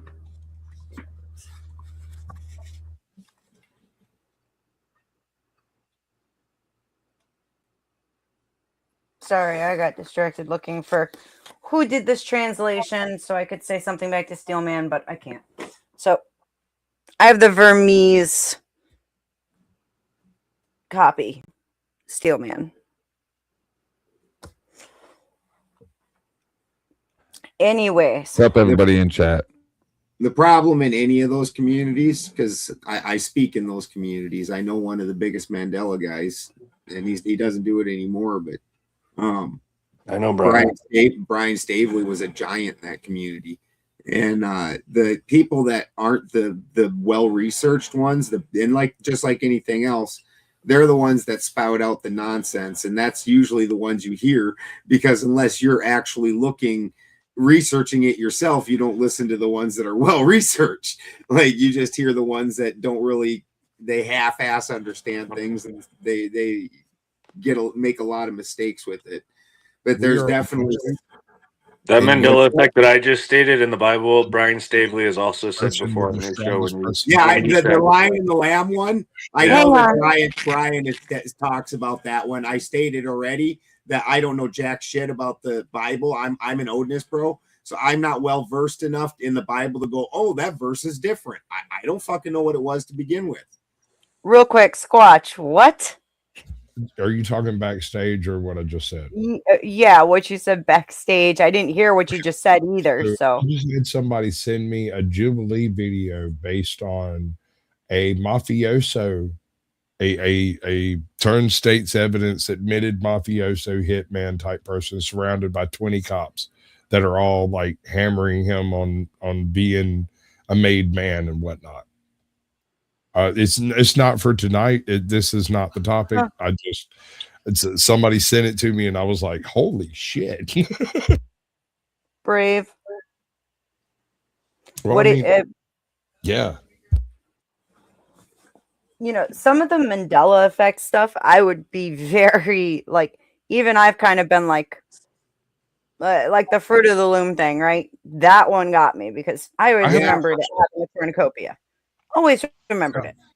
I have one that affects me directly, and it's a very personal one because I don't know of anyone else who's experienced it. It's not the Bernstein Bear. No. This has to do, what is it called? The Great Basin, the Great Fen in Scotland and England. I did a book report on this feature when I was in like grade school, and I got an A on it. And I was very proud of that A because I didn't get a lot of A's in that particular class. That was one of the only ones I got. When I got to middle school and high school, that shit wasn't on the map nowhere. I couldn't find it. I spent years going back to it and looking and being like, why in the world was I able to do this report? And I found all the information I needed, and now I can't find it. But then now, if you go back and look, you can search it up. It's called the Great Fen. And it's basically a series of locks. It's a waterway between England. Well, it's actually in Scotland, but it's basically between England and Scotland, and it's there. And for years, it wasn't there, and now it is again. And I'm utterly baffled by that fact. And I have nothing other than the Mandela effect to point at and say, shit happens, life sucks, you deal with it. Connor, I have a Discord, but it got taken over by a bunch of 1A people years ago, and I've never really gotten the balls to go back in there. It's like, it's a madhouse in that motherfucker. I don't even go in there. I remember the Panama Canal used to go from the northwest to the southeast, and now it goes from northeast to southwest. It's completely flipped. It doesn't go the same way the Panama Canal. Yeah. It used to go up left to down right. Now it goes up right to down left. Correct me if I'm wrong, but didn't he just say the same thing in two different ways? No, he's saying like it would have been further north on the east coast rather than further north on the west coast. He's saying it was switched before because it's at an angle. Yeah, it was at an angle. It was up left to down right. Now it's up right to down left. And another one that fucks me up is the Shazam movie with or whatever. Yeah. With the comedian. Yeah. Dude, I didn't see it. Sinbad. But it was the Sinbad one, yes, that doesn't exist. I in my first apartment right out of high school, and one of my best I friends. remember that movie. What do you mean it doesn't exist? It doesn't. You're about to fuck her up. I seen it when I was a kid. I saw it when I was a kid and thought it was the dumbest thing ever. You got a Dude, real it one. doesn't exist. You got a real one. Hold on, It did exist. Oh shit! No, Beth. Before you do the reveal, Beth. Shazam never happened. It did happen. Nope. It Hold happened. Hold on.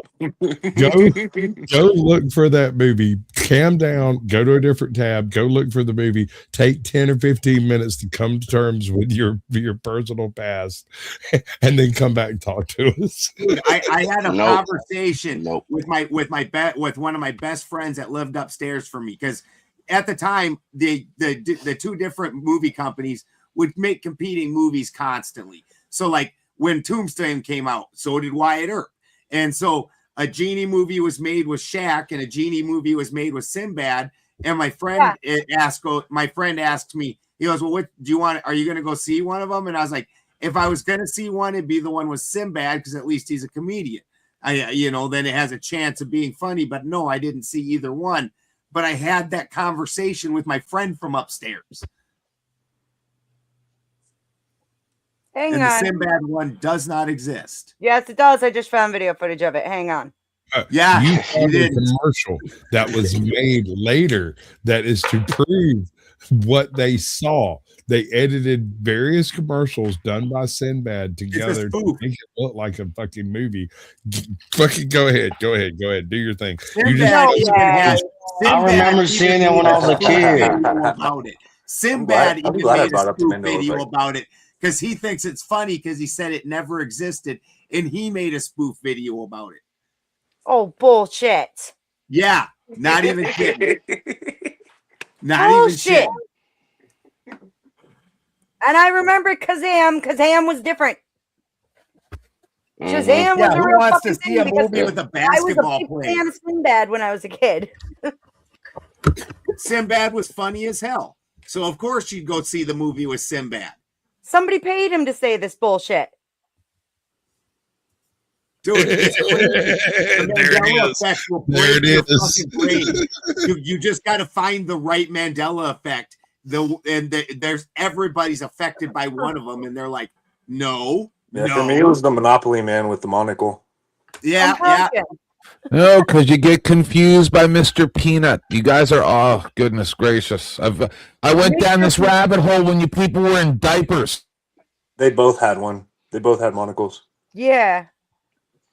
The Monopoly man Forrest Gump? absolutely 1,000,000% had a monocle. He on was his made to look like the It was a Monopoly classic Man. look for rich It's dudes. it's funny now because now I get ads on my phone. I get ads now that of like Monopoly games, and it's always the Monopoly man without a monocle, like just to show me, look, there's no monocle.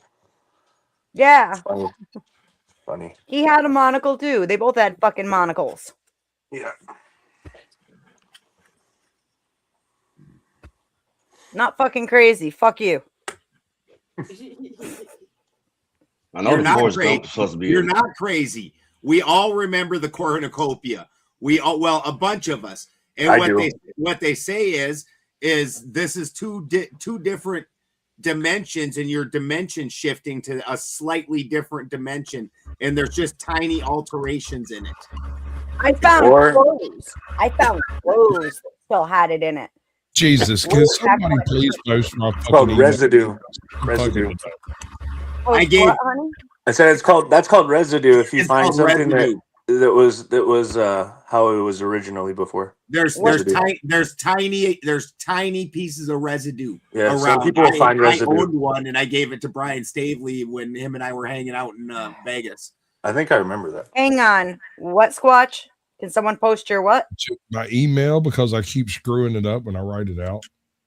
I think Okay, yeah. I think that's wrong. I wrote it, but I think it's wrong. I had a picture from the set, behind the scenes set, and they say that C-3PO always had a silver leg. That's right. In this, and that the only reason people think he had two gold Hold legs on. is one of them was reflecting the sand. You and I are from different universes because C-3PO always had a silver leg. I Dude, I owned a piece of the. I'm saying I owned a piece of residue where he was standing inside the hangar and had two gold legs, and it's from the movie set, and it was a color picture from the movie end set. of the movie And set. fucking, I gave it to Brian Stavely. It's Or else from I'd where show they it get their polish and their anyway. No, I have the original trilogy in the original format from like old school VHS video stores. I've got a bunch of old VHSs, like a whole bunch. I worked in video rentals through most of my childhood, honestly. So There you go. Your email's in the back chat. thank you, and I got it done. Thank you. I'll be right back, And guys. so I have a lot of these old movies where there's been like digital adjustments and like, what do they call it, remastering and stuff. A lot of this, like for instance, it broke my brain when I heard about the Mandela effect about, Luke, I am your father. Instead of, no, I am your father. Right? Yeah. So I go back and dig my tape out. I'll pop that fucker in and I'll watch it. And I'm sitting there with popcorn and a fucking drink going, yeah, I know exactly what's fixing to happen here. And then it happens. And I'm like, oh no, am I watching what? I gotta, it like set me in an existential crisis for a little while there because no, that's not right. Which is what Beth is going through right now.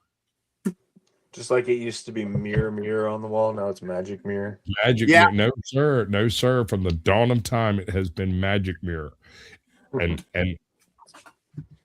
we might be from different universes, but we're definitely from the same place. Magic mirror on the wall was the way it was said from the very beginning. The misquote takes place in the early days of the internet. Someone did a meme where it was mirror, mirror on the wall. This was before the internet. When I was a kid, it was mirror, mirror on the wall. Yeah. Who's the fairest of them all? From that same one. It was always mirror, mirror. It was a cartoon coloring book.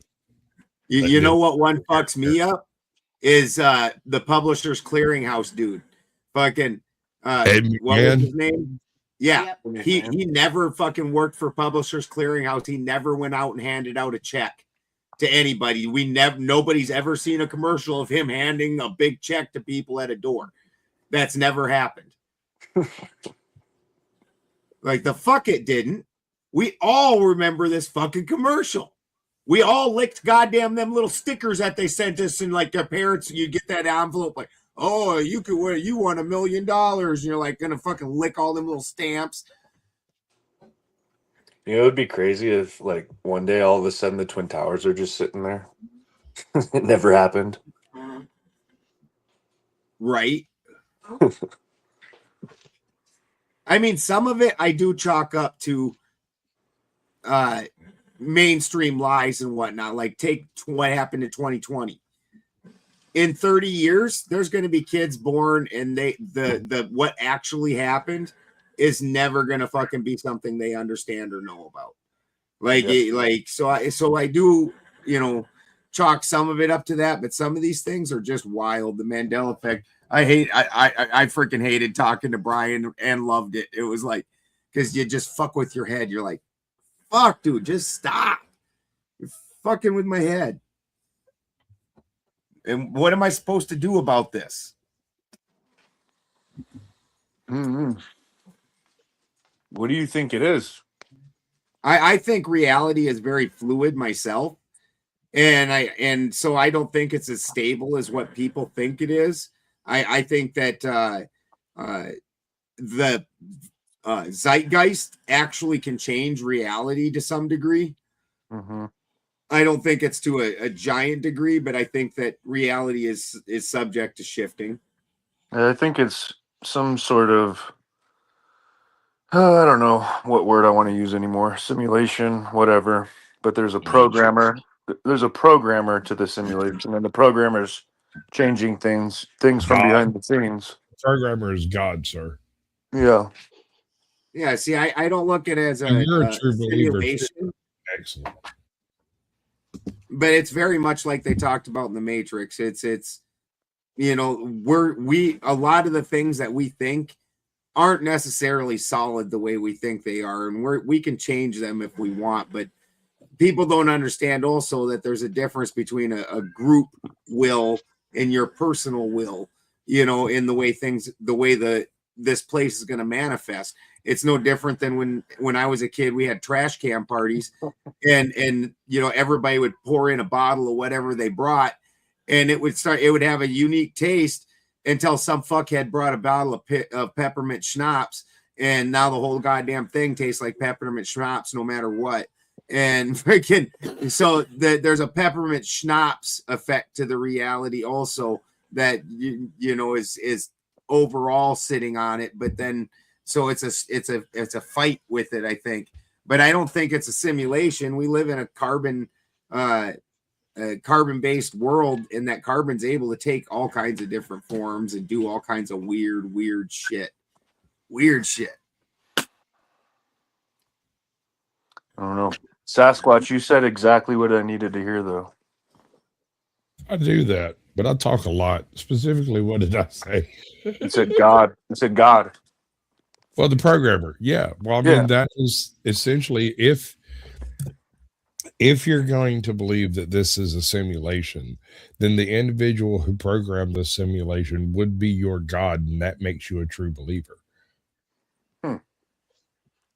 So when you tell people that, oh, you're agnostic, you're atheist, you're not. You just have a different definition of a higher power. I have an understanding of a higher power. I surrender every day, multiple times a day. I don't know if you know, I'm a recovering alcoholic. Hot. Yeah, So, I was going to say that, Tim.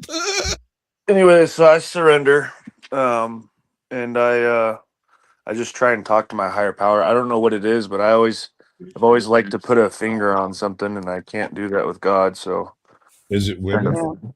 Frustrating. You're not alone in that. I think a lot of people, even people who have faith, kind of feel that to some degree, right? Because God isn't something even the faithful can see with their own eyes. So you're not alone in that at all. Yeah, I've noticed a lot of weird things happening lately since I've changed my life around a lot. Like I pray a lot, and I go to AA meetings every day, sometimes twice a day. Good job. Good. Yeah, so my life has changed a lot within the past 3-4 months. Well, I just want to point this out. If that's what it takes, do it every day. If that's what it takes. It's keeping me alive right now. Get clean, do the thing, live your life, because as long as you're living under the reins of addiction, it's not life. You're not living. You're surviving. You're not thriving, and you can thrive. You too, sir. I was a smack addict for 8 years. I've heard your story.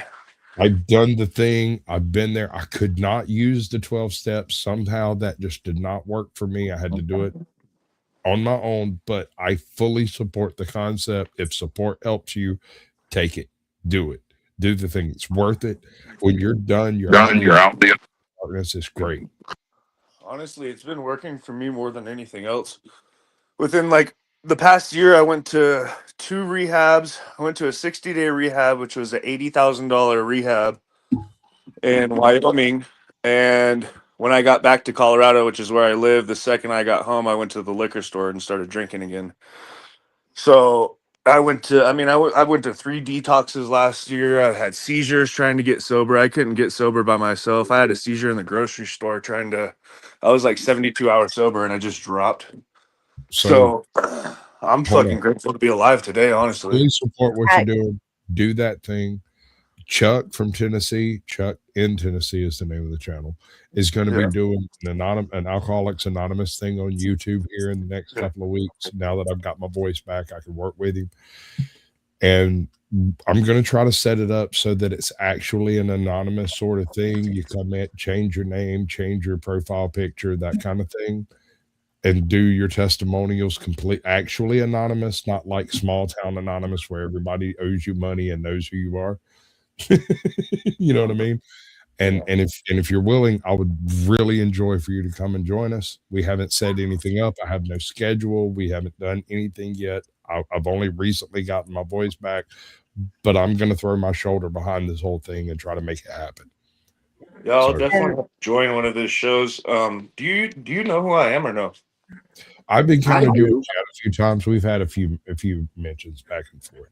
Yeah. Okay, yeah, I've known Chuck for like going on 4 years. So nice. That's probably the I knew him when I was at the very bottom, the lowest of the low, like in the pits of hell of drinking. So I want to point out real quick, like, first of all, like, good on you for putting in the time and the effort into yourself. It's okay to be selfish sometimes, and sometimes we need to be fucking selfish. And like, seriously, like, I am super grateful you're here, because I'll tell you, my next door neighbor died detoxing from alcohol. So that shit is not uncommon. So I'm glad you're here today. Like, for real. Yeah, me too. Yeah. Sure, might have had a seizure, but you're alive. So thank God for that. So thank you for coming. And still, dude, I'm so insane in my drinking that even after I had a seizure. So after I had the seizure, I was like, I'm never drinking again. That's it, right? I've already done 2 rehabs. I've done in and out of detox, all this shit. Fucking 3 days later, I'm back at the liquor store.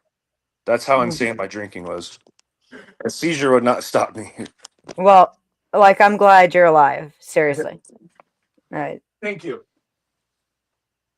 I'm not trying to like downplay a seizure. I'm trying to upplay life, because man, it's just like that. It's so fast. Sometimes it's like, and he was in great shape too.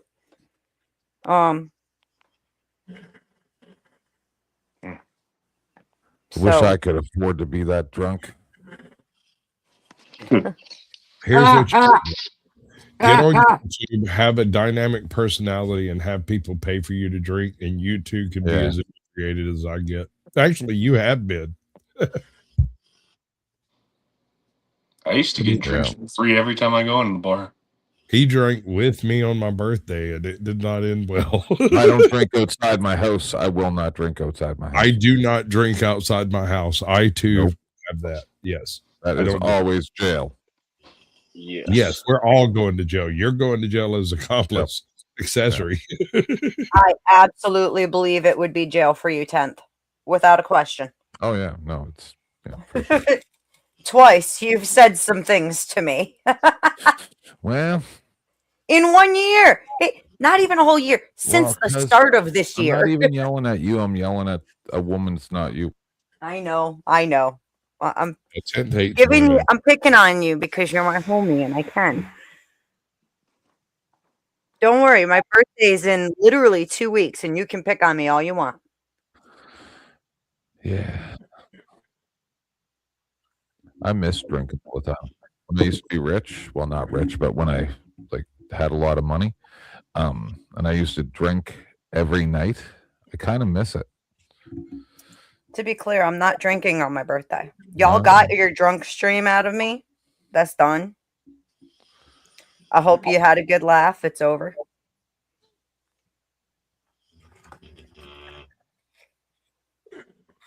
That haze day to day. Were you never really sober? That was my 20s, my early 20s. And I get mad at myself because I was already a mom back then, you know. And so it's like, man, that's being a shitty parent. So also, I'm looking at like YouTube. There's like a whole bunch of Ed McMahon publisher clearinghouse commercials. I don't know what other people are doing, but you know. See what you did, Austin Murphy. You just had to bring up this whole Mandela effect bullshit. Now you got everybody looking shit up. I went down that rabbit hole years and years and years ago. It all got debunked. Every bit of it. It's a psyop. So you don't look at when that verse 21's missing about fasting. to get rid of demons. Yeah. And so you don't notice that stuff. So you're looking at Shazam, which was actually a Mad TV sketch. Matthew 7:21 being taken out was more of a psyop than strategical move. That's I don't know. Because at least, like, you can look online and it says it should be there. But no, the verse is literally deleted out of most Bibles. And what it says is, in order to heal yourself, fasting and prayer. And you can heal anything. Oh. I believe that. Yep. Out on a limb, I was okay looking in my 20s. I was also a bartender in my early 20s. I made really good tips, if that's...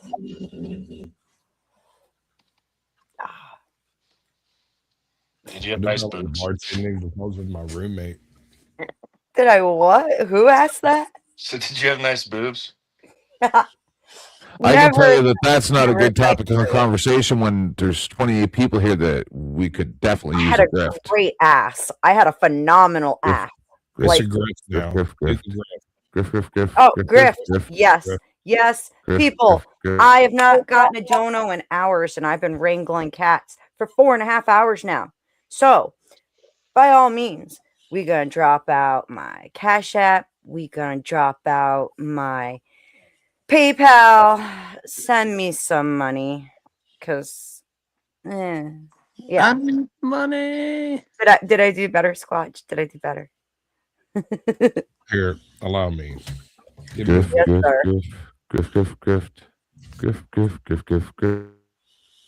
Ladies and gentlemen, what we have before you today is an absolutely lovely young lady who has put herself on the line. She has put herself right before you, and everything you do from this moment forward will be informed by her elegant opinion. And if that's not worth $1, maybe 2, maybe 6, maybe 10, you should dig deep down into the bottom of your wallet and deliver unto her the blessings that she deserves. Thank you. Come again. Oh, thank you, Squatch. If I get And you only get one candy. If I get a significant donation, maybe I'll try to find a picture of myself in my 20s. Girl, don't tease me like that. I'm pushing 50. I don't need a picture of you in your 20s. Watch, I could send you a picture right now. You'd have a heart attack and keel over on stream. I got heart problems. I'll baby. take it. I also have a 24. I have a much healthier heart. I'm not as old.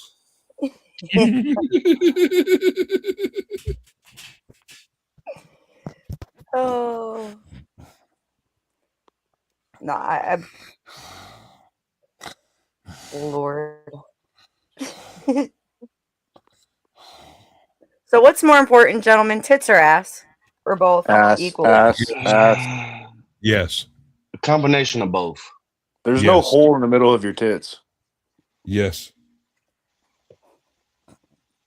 Well, we know what you like to do. Yes.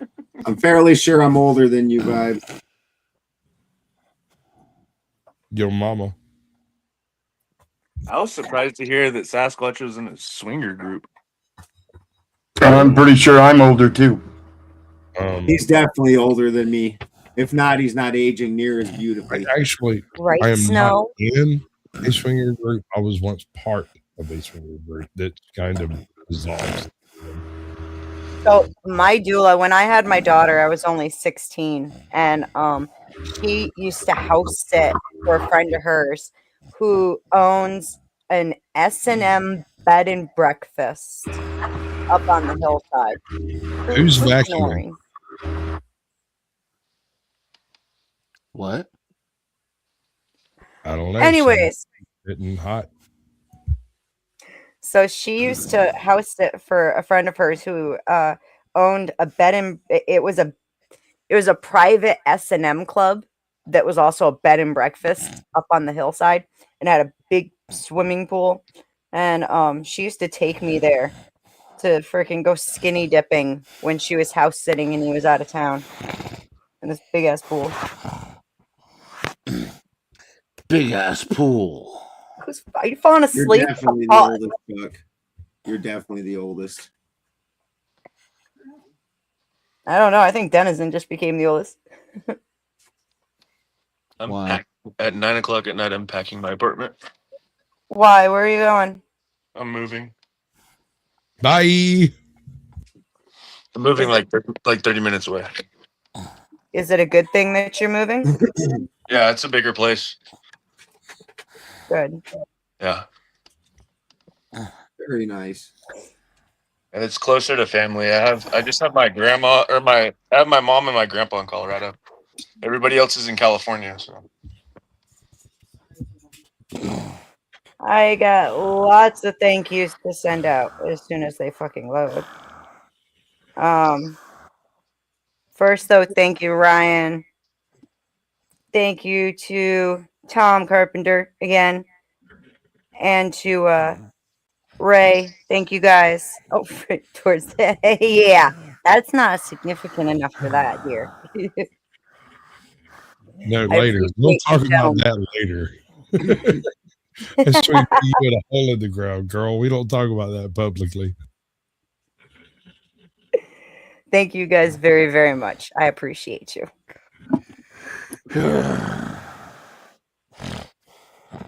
All right, if you're gonna growl and snort at me, you're gonna have to tell me why.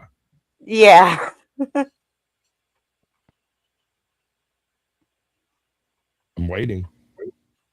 Children. Look, I'm the only one allowed to growl and snort. I'm a Sasquatch. I'm allowed to do shit like that. I mean, Ben, maybe he's a savage, but the rest of y'all have to have, comport yourself with some dignity. Yeah, civilized. We Is aren't it playing. you, You Dennis? don't look at me and Squatch and think civilized. It just don't Right? happen. Some Viking shit's happening here, bro. I'm a crack baby. I'm not supposed to be civilized. Yeah, if Squatch and I were hanging out together, Christians would start holding up crosses and. Hold up. If they saw us together, it depends on where we're at. If we're in like the north of England, they're gonna have a problem with it. if we're in America, they'd just be like, "Hey, those guys look like Vikings," and move on with their life. Come on, phone. Protect the monasteries. Thank They've you, come Austin. again. Protect the monasteries, because I'm jagging that shit immediately. Thank you. you're welcome. Especially while moving, dear Lord. Moving is never fucking fun. I don't ever want to do it again, but there's a running joke that my children are throwing me out of my house once my son's old enough. It's supposed to be a good thing, supposedly. My baby mama spent her entire life telling me that the day, and I quote, the day her youngest child turns 18, she's moving. She was married to a dude, had an entire life going on. Dude's working for the city and the county. He's got good jobs and shit. Like everything was fine. And then the day her son turned 18, she moved to another county, just fucking vanished, ghosted everybody involved. So she did at least warn you? I expected, I saw this shit coming. She told me. I thought she told everybody. I'm pretty sure she told everyone. But at the same time, I don't know, because I might have assumed that she did because she told me so often. Right? See, I'm at least, for some odd reason, you're probably right. Although with my kids, like, I doubt it's as much of a joke as I play it up to sometimes, because I swear to God, I catch them plotting. But like, they mean well with it, because I've been a mom since I was 16, and like, especially like 21 to 23. No, not even 23. It was like 21 to not quite 23. I drank too much. I think but she was 17 when she had her first kid. She had mine when she was like 19, something like that. I'm almost 17. That you again, 10th? Okay. At this point, they're kind of like, go have a life and get the hell out of here. Because I never had a life for a long time. 10 years, and you're so sweet, Tom. My youngest child is going to be 18 this year. So it's been a hot minute.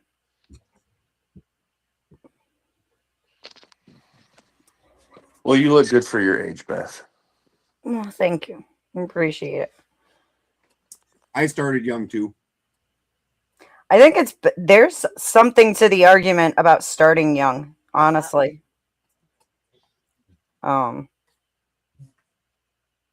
It leaves you, you have the stamina to do all the parental shit. And then the kids are grown and you still have some stamina to enjoy life. No, I hear you. Youth is wasted on the young, but the reality of it is, and you can look at the statistics of infant mortality and post-infant mortality. Children, pardon me, young adults do not do well with their children. It takes the patience of the older generation to do well with children. Now this is not a personal thing. This is me speaking, viewing other people. I've always liked children. Children have always liked me. I read them stories. I tell them stories. They go to sleep. We have a fantastic time. It's great. My voice is like dope. So do you sniff their hair? That might shade my opinion here, but the fact is, I have never had a situation where I couldn't sit and talk to one child or 20 and not have them listen to virtually every word I said. They just like the way my voice sounds, right? So maybe I have a biased view on children in general, but my experience with young parents has always been negative, very negative. They don't have nearly the attention span to deal with children. They think children are a temporary thing to deal with. They go and change their diapers and think that's supposed to be fine for the rest of the day. It's freaking wild. And then they come by and they see me with their children, and I'm over there changing a diaper, popping a bottle in their mouth, putting them in the little thing and rocking them with one foot while I'm talking to a different one.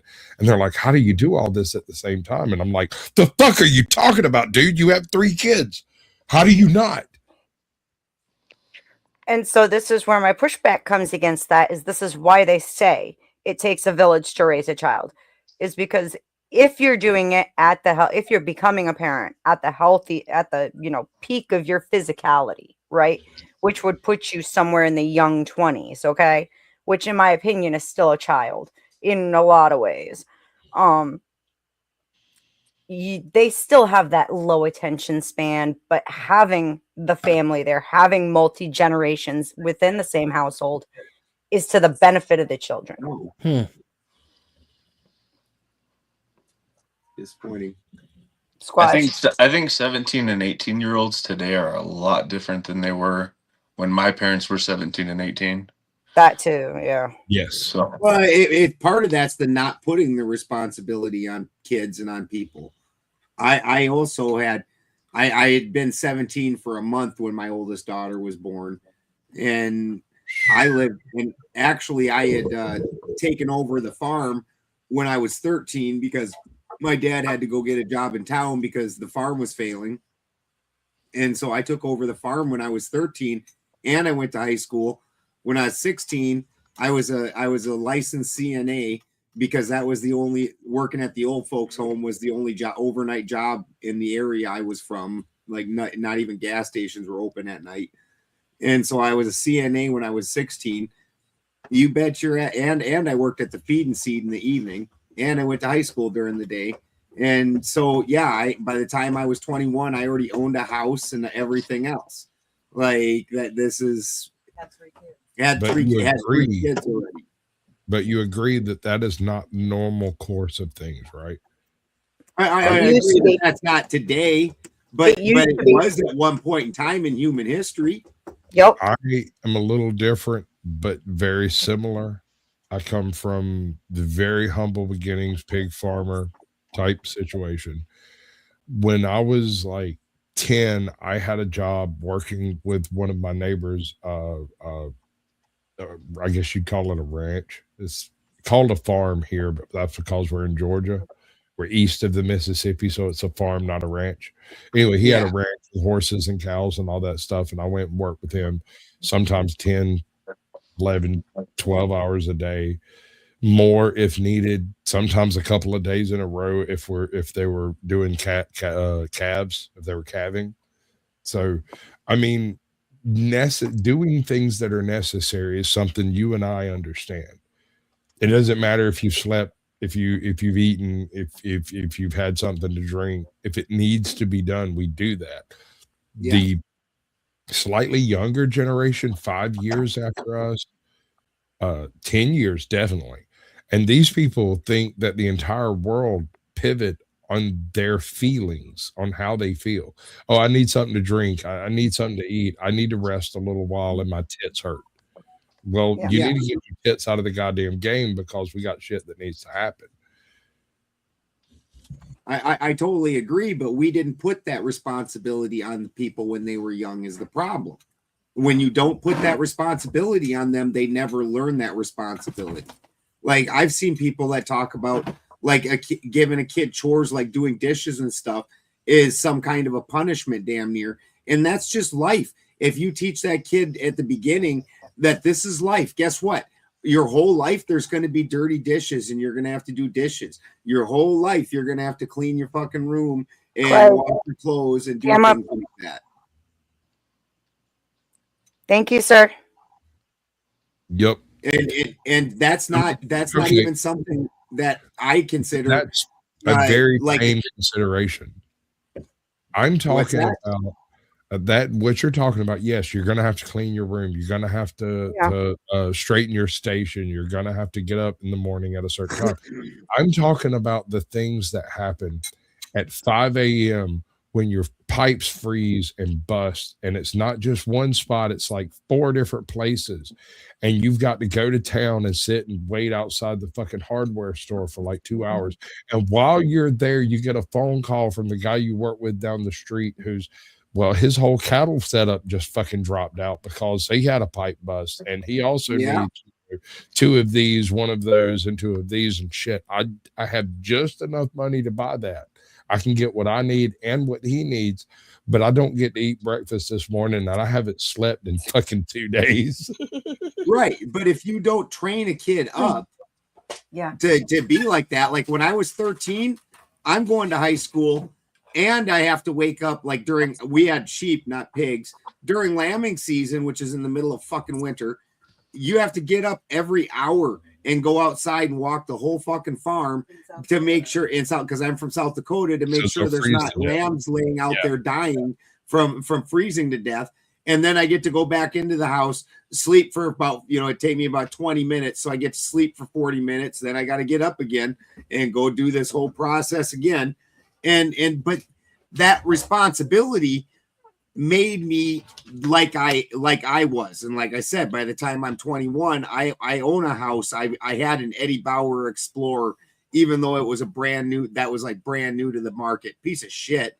Them first couple of years, Explorers were horrible, but I thought it was pretty impressive. Yeah, Exploder. Exactly. Let's go ahead and throw a ton of weight onto this transmission. Dude, I killed 3 of those things.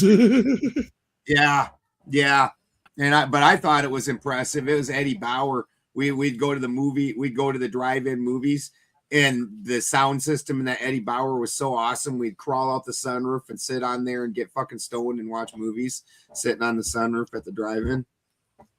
I drove an Eddie Bauer F-150 back when I was delivering windows. And I have to admit this one thing. As long as you're running that thing on interstates and you're not doing a whole lot of like pulling or mudding or stuff like that involves like really fast, high RPMs and low RPMs, high RPMs, low. Dude, those things ride like a motherfucker, dude. They are cool as hell to be riding wrong on a fucking, you pop that sunroof open like just cigarette, you're going over here, ride the fuck out, bro. Yeah. I'm getting deja vu like a motherfucker. Fucking mud, suddenly your ass is stuck and you need a Jeep to come get you. Y'all Mandela affecting this panel right now? I don't got the Jeep now, but I've got a giant F-350. I didn't do it, Denizen. Somebody's trying to rewrite the Matrix. I live on a rock crawler track pretty much to get to my house. It's horrifying. I've got a giant F-350 with a 4-inch lift and the 7.3 diesel, and it's got a manual 6-speed, and then I've even got a exhaust brake. I got a 5.5-inch lift. This. You got what? Probably have the most tame vehicle here.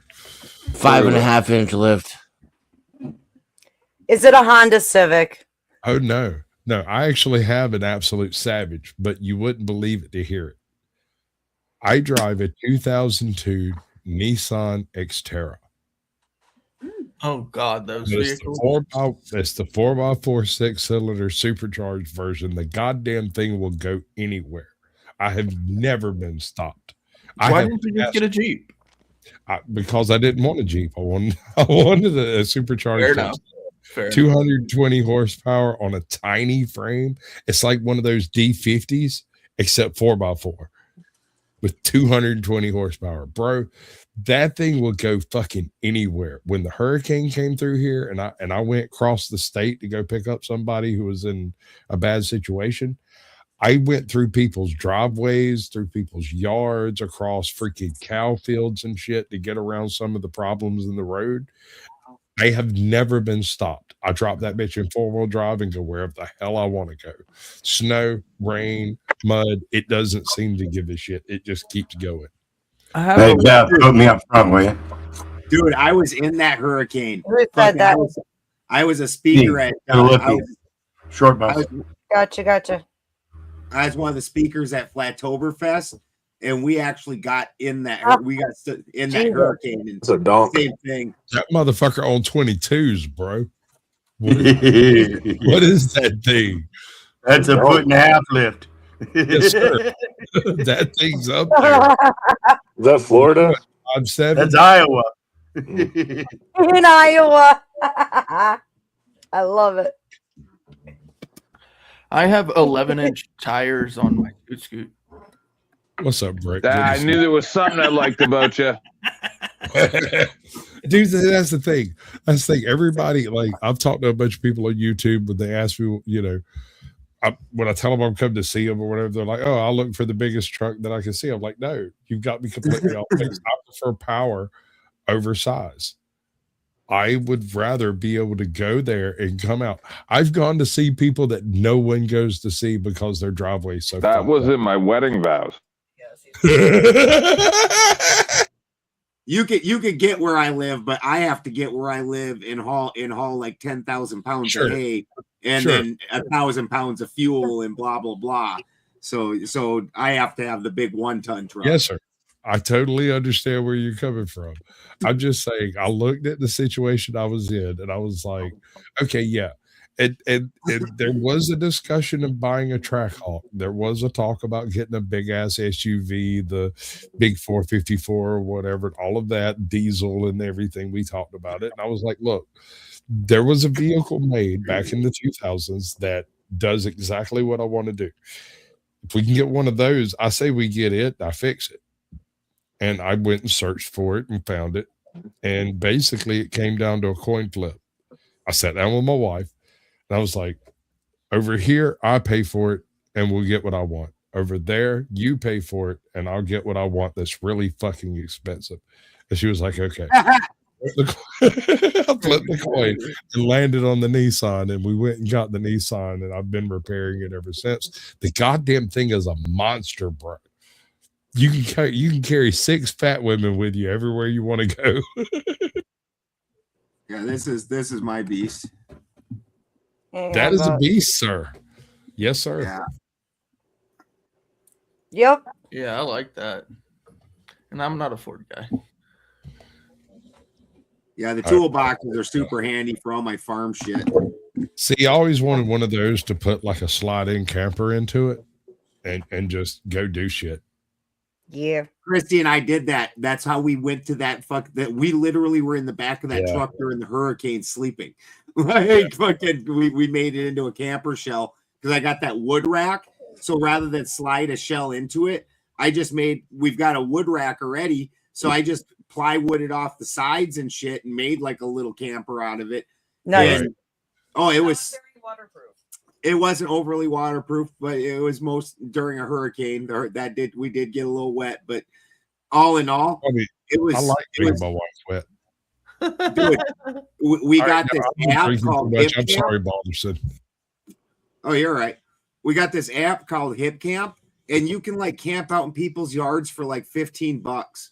And so we did the whole trip doing that, and we spent a whole month. We went all the way to the East Coast of North Carolina, got caught up in that hurricane, and got stuck in North Carolina. Then made our way all the way up to South Dakota, hung out with my grandkids, went to Wyoming and got stuck for like a week in Wyoming because the yoke on my rear end came undone.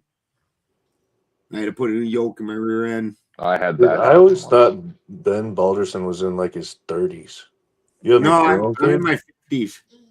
Holy shit. You Balderson and you Squatch are the same Thank you reason. for the raid, Squatch. Yeah. You guys are the reason why I don't give any credence to some of these Gen X's that run around bitching and pissing and moaning. You guys did a really good job with your lives. Actually, sir, I honestly fucked it all up. I might be the luckiest man on this panel. I married my stalker. She happened to be not only wealthy, but also level-headed and capable of dealing with my insanity. And later, not only did I manage to get clean, I had a head injury that wiped out most of my animosity. And so I'm nice to you now, Brick. It's like having a lobotomy, but done by God. Yeah. Dude, there's Yet a couple your of people on atheist this would panel. exist somehow. There's a couple of people on this panel that can tell you back in the day, I was not nearly as conscientious about the things I would say. You would hate me. You would be very pissed off. I'm surprised. I believe the it. Hucklebuss over here is still willing to talk to me. And 10th man has it extra. quid pro quo. I modded you. What are you talking about? Yeah, actually, my oldest daughter is going to be 34 this year. My oldest just turned, oh my God, Mine's 36. 20. So we're probably about the same age. I want to say that before I go. I'm fixing to do it. All right. I was talking about children, babies, mama, and stuff earlier. I have two daughters. One is adopted, one is biological. My adopted daughter was 40 years old the day she was born and turned 15 the day she turned 18. She fruited up, went out, did a bunch of wild shit. She got 3 kids and is one of those like despondent mothers that sit around and stare at her kids wondering how she got here. My biological daughter turned 18, got a job, graduated, got a job, and has been working for a couple of years there now and is moving up in the whole thing. I'm proud of both of them for totally different reasons. My biological daughter was always super flaky, super flighty, super unreliable, and she is the most reliable person I know today. And I'm so proud of her. My adopted daughter is a decent mother, and while she is completely at her wit's end, she does the best she can with what she has, and I'm perfectly willing to help. Now, she doesn't lean on that too much, which is the reason I'm so proud of her, because it would be very easy just to drop all our kids off over here and leave, and I would do that. That would totally happen. It would be a thing. I might not be happy about it, but I'd take care of the kids because that's what you do. You take care of children. Children don't choose how they come into the world. Yeah. And so it's everyone's responsibility to take care of a child anywhere they may find them. That's why I have a problem with the wood chipper people. Yep. I just can't deal with those people. There's no, the second it turns into victimizing children, wood chippers. Yeah. Endless series of wood chippers. Yeah. I prefer the short rope and the tall tree, and you got to leave them dangling there as an example. Well, I really think we should bring back the stockade and the gibbet. Right. Let everyone take a turn. There are forms of capital punishment that I feel are absolutely necessary. Yeah, you gotta make an example so other people don't do that super heinous shit that as a society we've decided you can't do to each other. Not as a society. The society thing is something that's actually blunted by society. The whole don't harm children. The more people you get involved, apparently, in a society, the more tolerable that type of stuff seems to become. And I definitely agree that somehow is very weird. And the higher up you are in society, the more it's acceptable. Where you go to prison, they actually put those guys in a separate area of the prison, and you're not allowed to interact with them to protect them motherfuckers. Do you remember the Bogman sacrifice that was discovered like in yeah, I do. Oh, that's what I want to fucking do to them. That is what should happen. That's how it should go.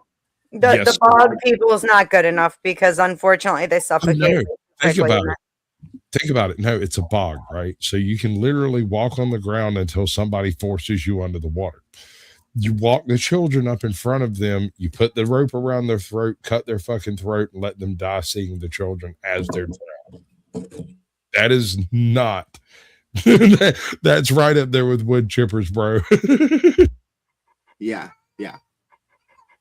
I'm just saying that there should, that whole concept of anything happening, children are to be taken care of. Mercy. It would need to be a very shallow cut for it to be acceptable for me, for the simple fact of it. Usually when they're victimizing children, it's not as fast as a cutthroat. Go look at some of the bog people's sacrifice methods, dude. It's pretty. I've seen bog bogs. Some of it's dim. Like it, I can't. How about sepsis and shingles? Right. Shingles suck, dude. If you've never had shingles, you shouldn't wish that on your dog. I mean, there's some people that deserve it, though, right? Wood chipper. Let's do a slow wood chipper. We'll do it that way, and also we can completely rejuvenate the desert Southwest by using their bodies as fertilizer. It's extremely slow wood trip. So slow that it's like extremely slow. You know what you got to be careful. They'll pass out from pain and blood loss and shock. Well, that's why I'm saying like slow, like not even that, like maybe a extremely slow steamroller. I would hate to be the guy, and yes, I switched to other mic. A Zamboni. I'd hate to be the guy to be known for that you can't talk about certain things around him, or else you don't know what's going to happen. But I'm going to do it anyway. So sweet. What a good dog. Sorry, guys. I do. Pretty doggy. Very well behaved dog. Follows instructions well. Is what you guys are talking about equally as bad or not as bad as unalive babies in the womb? Because I think it's just as bad. It's up there, man. It's up there, but it gets real touchy. Like myself, I'm an Odinist, so I believe like a kid, if he wasn't going to have at birth, if you know they're not going to have a good quality of life, getting rid of them to me isn't a horrible thing. We're very reincarnation oriented. That person's going to come back. You're actually you're just being a jackass by letting them live this horrible tortured life, because sometimes nature makes a bad body for you. It just happens. And what about torturing someone to death because you find their crime to be abhorrent? That note, I'm out. Thanks for having me up. Be blessed. Love y'all. Thanks for coming. Yeah. Bye, Wizard. Great night. You know, if they've done a crime, you know, they've done something to get some kind of retribution. I don't know if I would personally want to be involved with torturing somebody to death myself. The Blood Eagle. That's interesting. Yeah, the Blood Eagle. That one's an interesting one. That one's rough. So, That but one's rough. would you pay for certain forms of torture? Like, I mean, essentially, yeah, because like that's what tax is. You know, you're paying for certain forms of torture.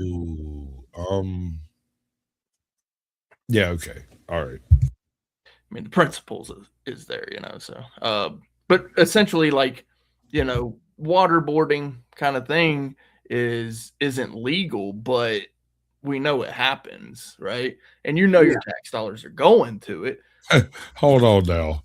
There's some folks that like that shit. I would say there's a large contingent of those people in the debate community.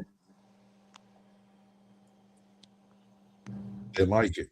Yeah, I would say that there's a large contingent represented in the debate community. They think it's great. And right, and I mean the thing is, like, so obviously, like, most people out there have that, you know, mentality of I don't want to do it, but I don't mind it if somebody else does it. That's why we, you know, why we right. They it's almost like doing something. They do things by proxy, so they feel like they aren't accountable for it in any way. Right. Yeah. What's your stance on capital punishment, Brick? I'm not a fan of it. I really am not. Even like, so I'm a fan of it, like the way I feel about certain crimes. But see, that's what you need to rectify, Brick. That's the problem. That's why my humor fucks with you so much. You haven't justified yourself to yourself. Yeah, and I admit it too. So I know that I put it this way: all things are lawful, but not all things are beneficial, right? So there are certain things that I agree with in the law, but then there's things that I don't agree with in the law, right? But I go along with it because, well, you know, it's beneficial for me. Like the ability to say whatever the fuck I want to say. You know, just that one alone is, you know, it's beneficial that the law allows me to do that, because if you go to somewhere else, that shit ain't fitting to happen. You say one curse word and they're going to, or profanity, and they've already, you know, decided what that is on their own minds. They're going to do something to you. So, and the same works the opposite way. So I kind of have to sacrifice a little so that a little is sacrificed to me, essentially. So with the capital punishment, like I would say, yeah, of course, you know, there's times when I would feel eye for an eye, tooth for a tooth, or maybe even more. Good night, Sasquatch. Thanks for coming. Love you. Later, bro. Thanks for coming twice. Ooh. Yeah. Sorry. But yeah, so, and then, you know, so I have to give up a little bit to gain a little bit, kind of thing. It's just part of life, you know. It's a little sacrifice I make so that essentially I can live in peace. Vibe, turn your camera on real quick. Please. Thank you, dear. Okay, sorry, Brick. No, I mean, that was pretty much it. I mean, like, I'm a fan of it in my feels, but like in my mind, I know what's good for me, which is to allow certain things, because which I'm not a fan of people dying. I'm not a fan of that, right? Because I know that every life lost is a loss. So, you know, if someone is no longer conscientious of what's going on, they can't make choices to do better in the future. And if we take that away from them, then they no longer have that. So we're robbing them of making a better choice in the future.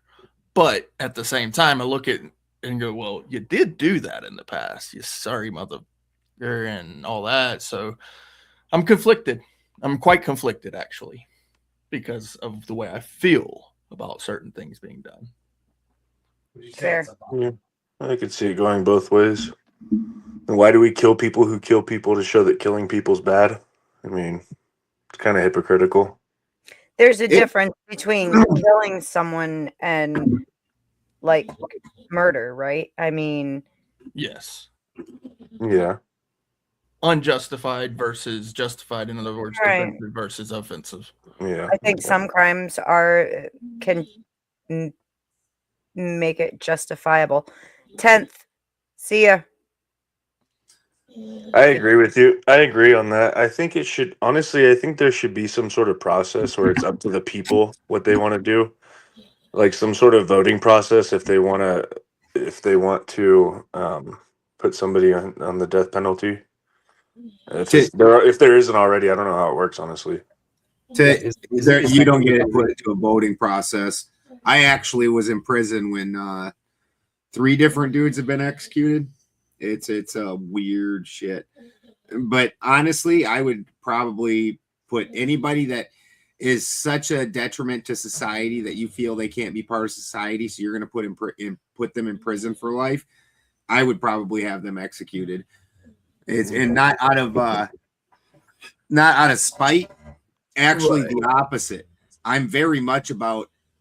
I don't think killing a person is near as bad as torturing a person, and you guys don't think it either. Like when Beth describes, and I'm not just judging Beth in this. I can definitely see this sentiment. Somebody hurt my kids, I would want to see probably some pain inflicted.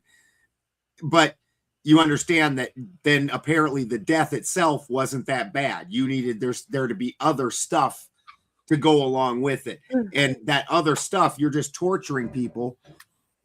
And if this person is such a bad person that you can never let them into society again, but now you're going to put them in a shitty, horrible place to live, and we're going to pay for it, and they're going to stay there for 20, 30, 50 years. Like that's just cruel.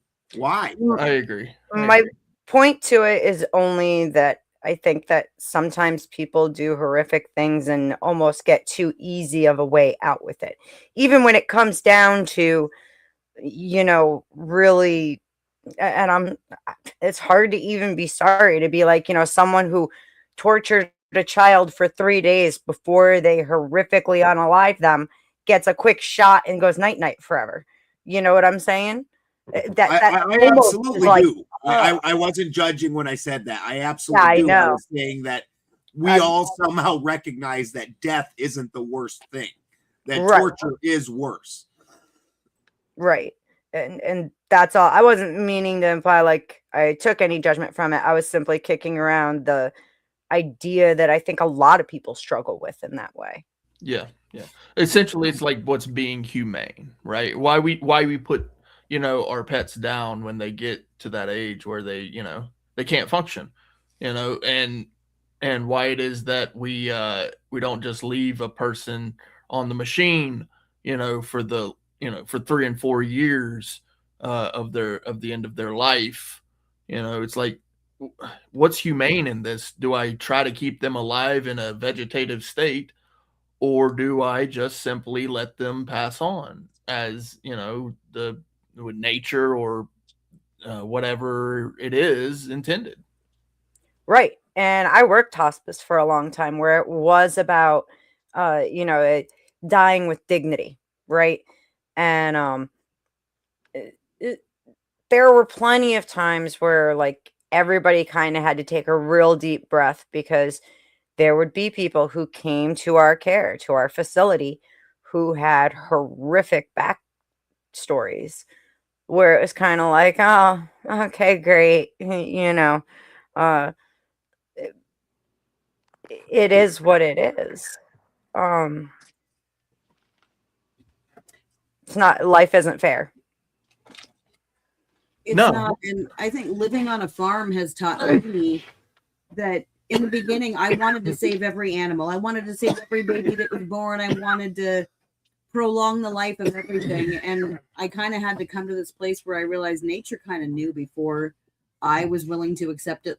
Moms will reject babies that aren't going to survive. They're not being mean. They're not being bad moms. They just know that the writing's on the wall and that baby's not going to make it.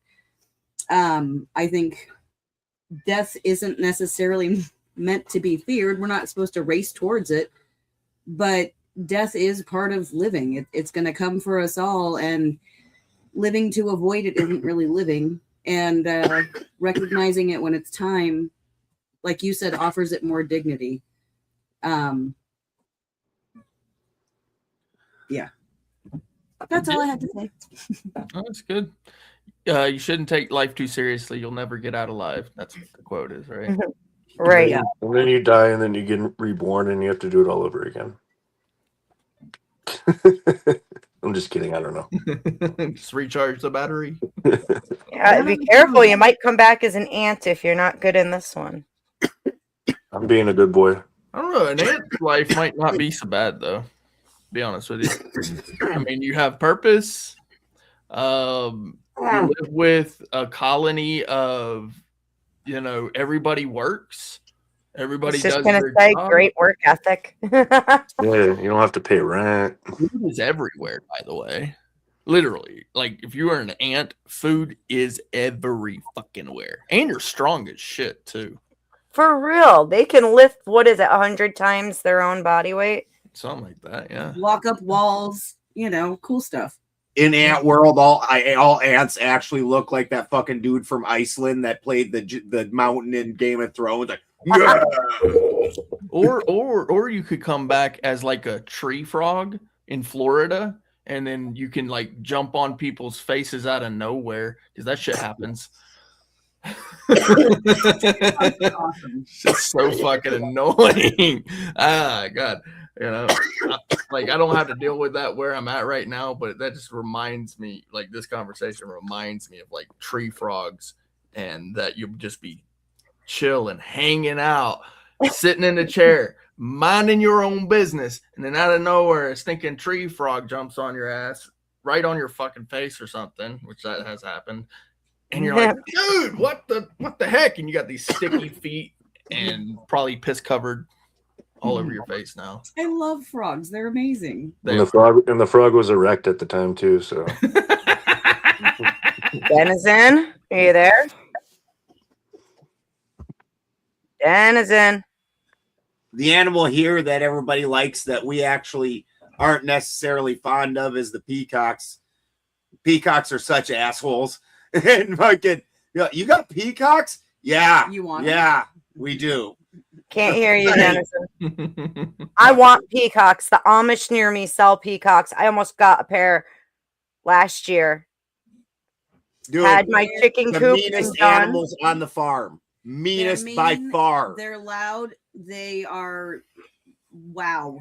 Dude, I don't I've got like my scars. neighbors. We've both got scars on our heads from getting attacked by peacocks. we had a lot of them where I was from in Northern California.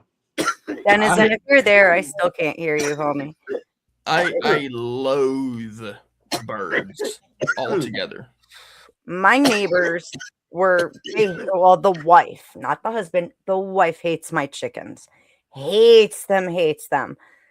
And I kind of get it because the worst thing that could possibly happen happened, and that's the girl at Tractor Supply sold me 3 roosters instead of 3 hens. And it was very loud around here. Like, I'm not shitting you. One, the alpha male would stay inside the coop at night with the females, and the other 2 would stay on top of the coop. And if they saw any movement in my yard, they'd start crowing no matter what fucking time it was. You bet. And holy cow, they'd chase each other around the yard and get into huge fights where it was just a ball rolling across the yard with feathers and blood going everywhere. And I'm running around with a 2x4 trying to break them up because they're Brahma chickens too. They're fucking massive. Big fuckers. Yeah. I didn't hurt them none, that's for sure. No. But wow, and then like the meanest one, his name was Spock. I couldn't go to my car without him attacking me. So I ended up giving away 2 of them, Spock and Carl. I gave away to the Amish, and I kept poor Snowball. But like I can't. My chickens, for 2 sets of neighbors before, they were totally cool with them free ranging because they stayed on my property. The new neighbor's daughter, I own a creek and I own both sides of it, but not enough on the far side to put a fence up on the far side. I'd have to sacrifice my own creek. Right. And their daughter enticed my chickens to cross the creek using food scraps. And that was the end of it. They were like, oh, a whole new world over here. And so my neighbors started getting half of my eggs. But then the wife was like, well, they dug up my flowers. I replaced them twice. And then she's like, next time I'm just going to sue you. I hate your chickens. I don't want them in my yard. I'm going to sue you. And so now we can't let them free range until I figure out how to fence my property. Dude, I had to get rid of my cows because I have a piece of shit neighbor like that. Who doesn't even live here? Who doesn't even live here.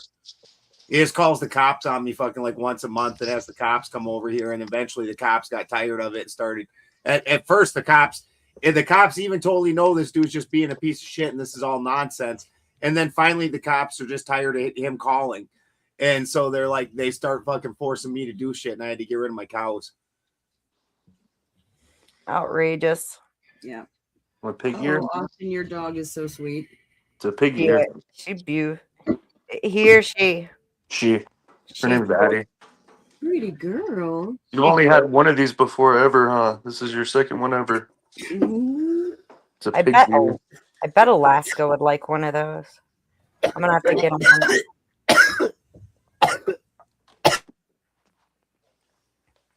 How old is she?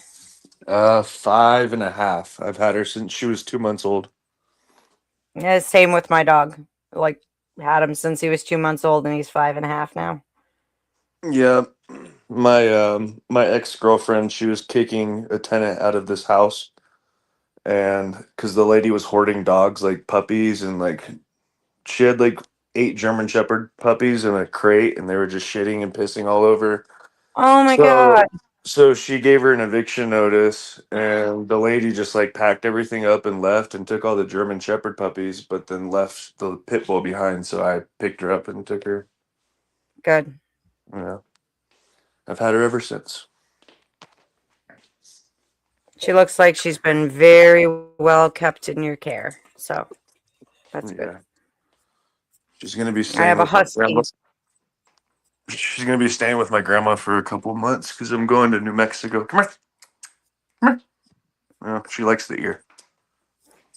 Yeah, she's busy, Dad. Leave her be. Yeah, I have a 5.5-year-old husky. He was a divorce present from my daughter. That's where I'm at right now, New Mexico, trying to hold these freaking polices accountable. You know, Yeah, they don't even sign their oath here. Really? Yeah, that's an unlawful thing. Yeah. Well, at least New Mexico is one of 4 states that don't have qualified immunity, right? It is. It is. I was just Yeah, discussing that tonight. yeah, I'm in Colorado. That's what I love about Colorado. No qualified immunity. Yeah, it is nice. Mhm. Which means that if they don't have the oath of office, that means they're not. They probably don't have a surety bond because that's tied to the surety bond. You can't get a surety bond without an oath of office, which means that they don't have qualified immunity and they don't have an oath of office, which means they don't have a surety bond, which means that I don't know where they're going to get their money from. Maybe the city will play it.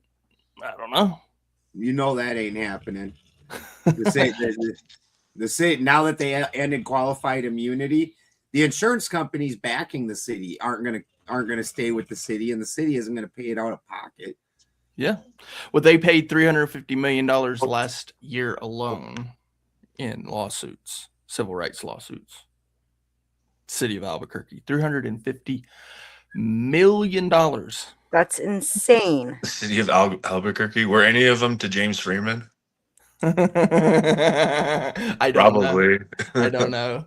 I think he was in Albuquerque a lot. Does anybody know his status currently? I do not. I haven't seen him in a little while. He got arrested. Yeah, I saw that. His channel is off the air right now. Gone. Gonzo. Yeah. No shit. I didn't know that. Yep. I'm wondering if he didn't just take hiatus. So fuck all y'all motherfuckers. Get out of here. Yeah, I wouldn't blame him. And really, you know, with the way that he was doing things, it wasn't like, and he would admit it, you know, it wasn't like he was actually looking for change. He was just documenting the downfall, you know, which I don't disagree with doing it that way. You know, now I don't do it that way, but you know, I do want change. I do want it to be done right. But I'm guessing he just kind of lost his belief that anything would change, you know. I come from the more alternative community, conspiracy type community, as a speaker originally, and there is a lady that I'm associated with at the end. So this is pre-2020. This is a long fucking time ago, and she went through YouTube, and in the kids area found it was like 10 hours of videos that were very groomer type videos, then most of them with puppetry, where through puppetry they were doing, you know, grooming actions of, you know, they go, you know, the older puppet takes a little girl puppet off into the bedroom and to have some alone time, they come back out, shit like that, just wild shit that you're like, I've heard of channels going like on that. right now. Yeah, that's she wild. collected like 10 hours of it and did like this expose on it. Her name was Tracy Twyman. All of her work got taken down. Like a week later, she's like, I've been getting threatening phone calls. And then all of her work got taken down. She said that she got threatened by the government, that she couldn't talk about any of that. And then a week later, she was gone. She dead. Wow. He did. Yeah. Yep. Not surprised. Well, they shut my channel down, so I'm not surprised. Yeah, they actually did. They actually did shut my channel down. As soon as I started reporting on this stuff in Albuquerque, channel gone. It really makes me wonder, Ben, why Brian Stavely stopped his channel. I'm personal friends with Brian Stavely, so I still talk to him. And Yeah, I have him on social media and everything. And it just wasn't going anywhere. It wasn't growing for him. You know, he just wanted to move on with life. He's a pretty happy guy, but he wanted to do something else. Like he was living in Karen B's house, renting a room in Karen B's house. Yeah. Like, you know, which was fun and it was cool. But at some point in time, as an adult man, he's like, you know, I want to have my own house and he's got a dog now and, you know, all that kind of shit. And he just wanted to have more. It was supporting him enough to hang out with friends and live in a room at somebody else's house, but it didn't support him enough to have a life. And it wasn't growing. Yeah, I don't know. I just know that there's only 2 channels. I've been on YouTube. I've been doing this for a while. There's really only 2 channels that talk about the Mandela effect, and Brian was like number 1, and he's gone. And so it's like it's kind of peculiar that I don't know. I'm not going to get into it, I guess. I'm just saying on a personal note, as far as I know, there's no weirdness about it. As far as I know. You know, sure, could he be telling me something different? Could there be other shady stuff? Sure. I can't say different. I'm not his next door neighbor and best friend and all up in his life. I'm just a, you know, personal friend of his. You know, we're just. And he's on the opposite side. And he's on the opposite side of the country. You know? Dennison is definitely snoring. That's what I know. No, that's my pit bull. Oh, okay.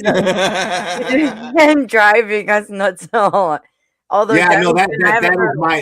I also have pit bulls, and he snores like a fucking chainsaw. In the worst, amazing. Fortunately, the years in prison trained me to slander. Well, apparently Dennison must be asleep or something because he hasn't answered in a long time. I'll issue I'll issue a retraction in 3 weeks for Dennison.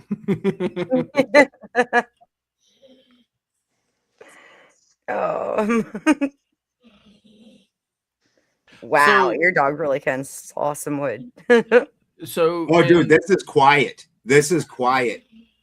And I've got 5 pit bulls in my house, and 3 of them snore. He's the worst, and then there's one more that snores, and it's like it's just a chorus at night, just a chorus. Damn, you're lucky. They're all pit bulls, all 5 of them. I got 5 pit bulls and a Brock Saint Germain.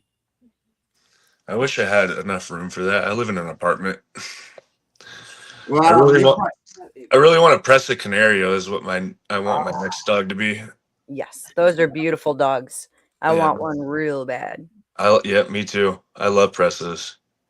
Everybody thinks my pit bulls are dogos. They're half albino, partially albino, and they all have the one blue eye and one brown eye. And we got we got the 2 on purpose, and then the other 3 are puppies from some of their litters.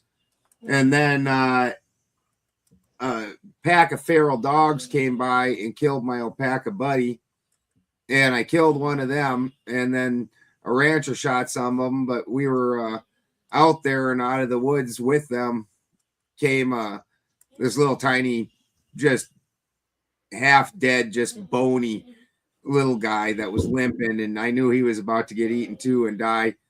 And I looked at him, and I'm a fucking sucker at the end of the day. And so now I also have, and I found out he's a Brock Saint Germain. So now I also have a Brock Saint Germain. So I lost a buddy, but I gained his name's Bubba. So I lost a buddy and gained a Bubba.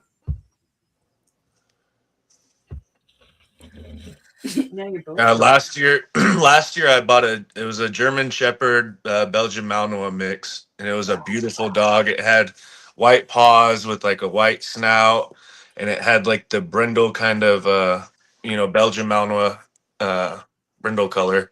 But it was a beautiful dog, but my ex took the dog, so no longer have that dog. We had a Belgian. It was a cool dog. It was a cool dog, though. It was smart, and I only had it for maybe up until about 5 months. It was about 5 months old, but it was a smart little fucker.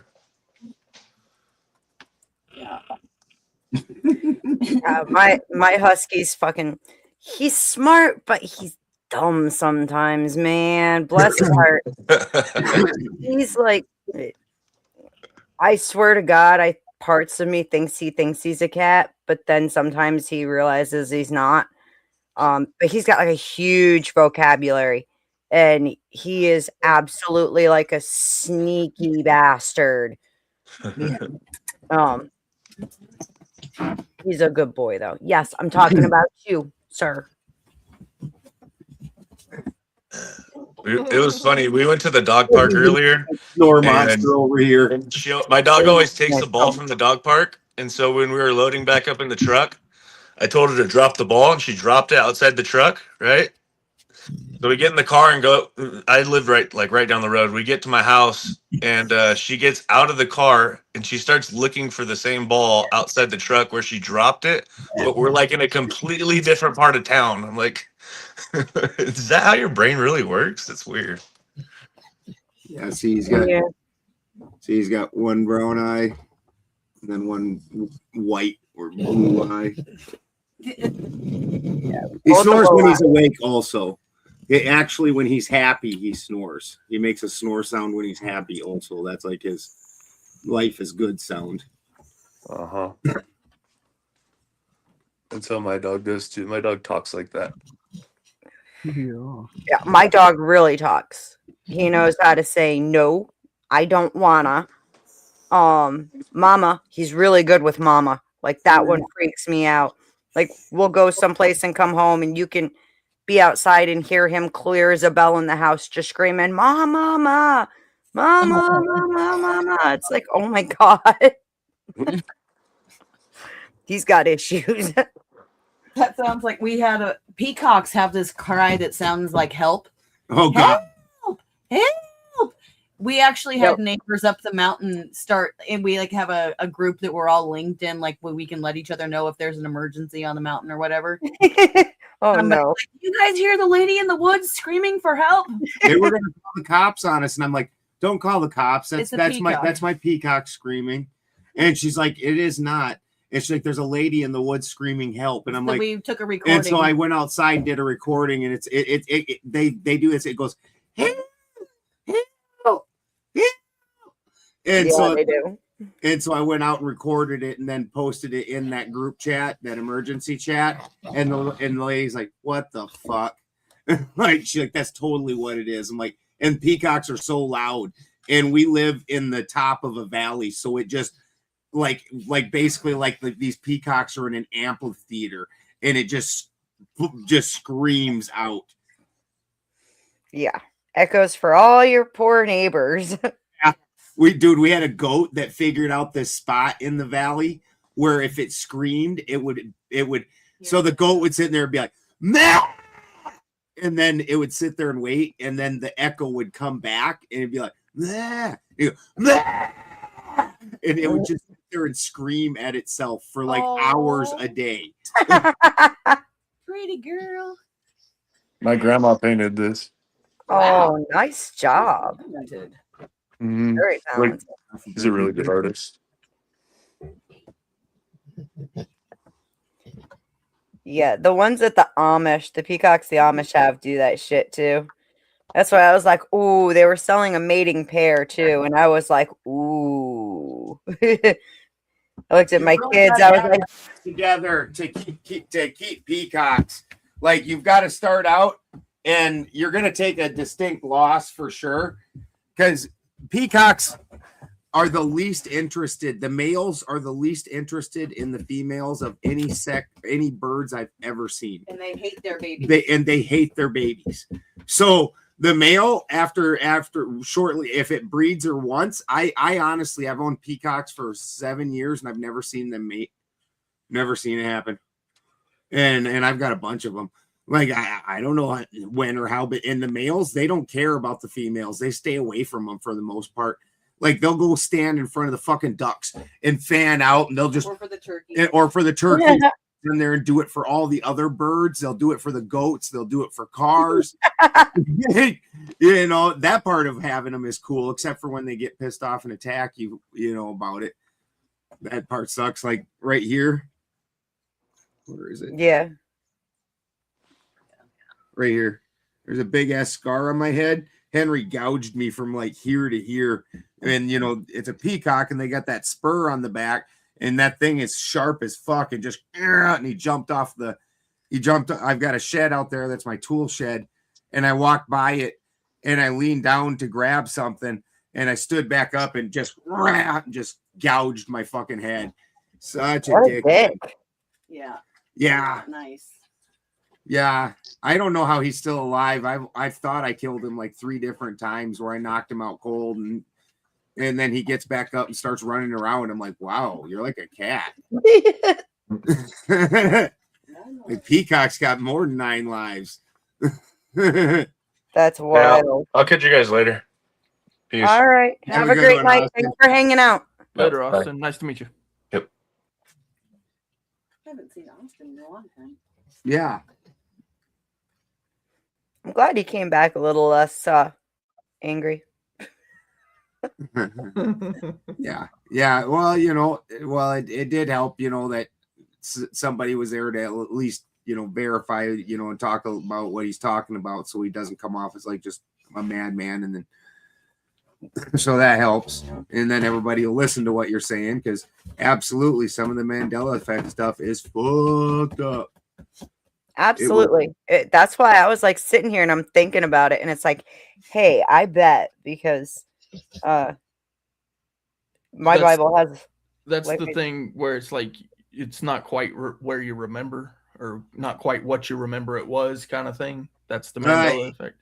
Kind of like dude, there's a bunch of them that like the one that I fucked up Beth with is the Shazam movie with the Sinbad, where Sinbad was a genie in a bottle, and this little kids in this family all get the genie in the bottle. And there was a competing movie with Shaq, which was the same basic idea. The one with Sinbad, it didn't happen.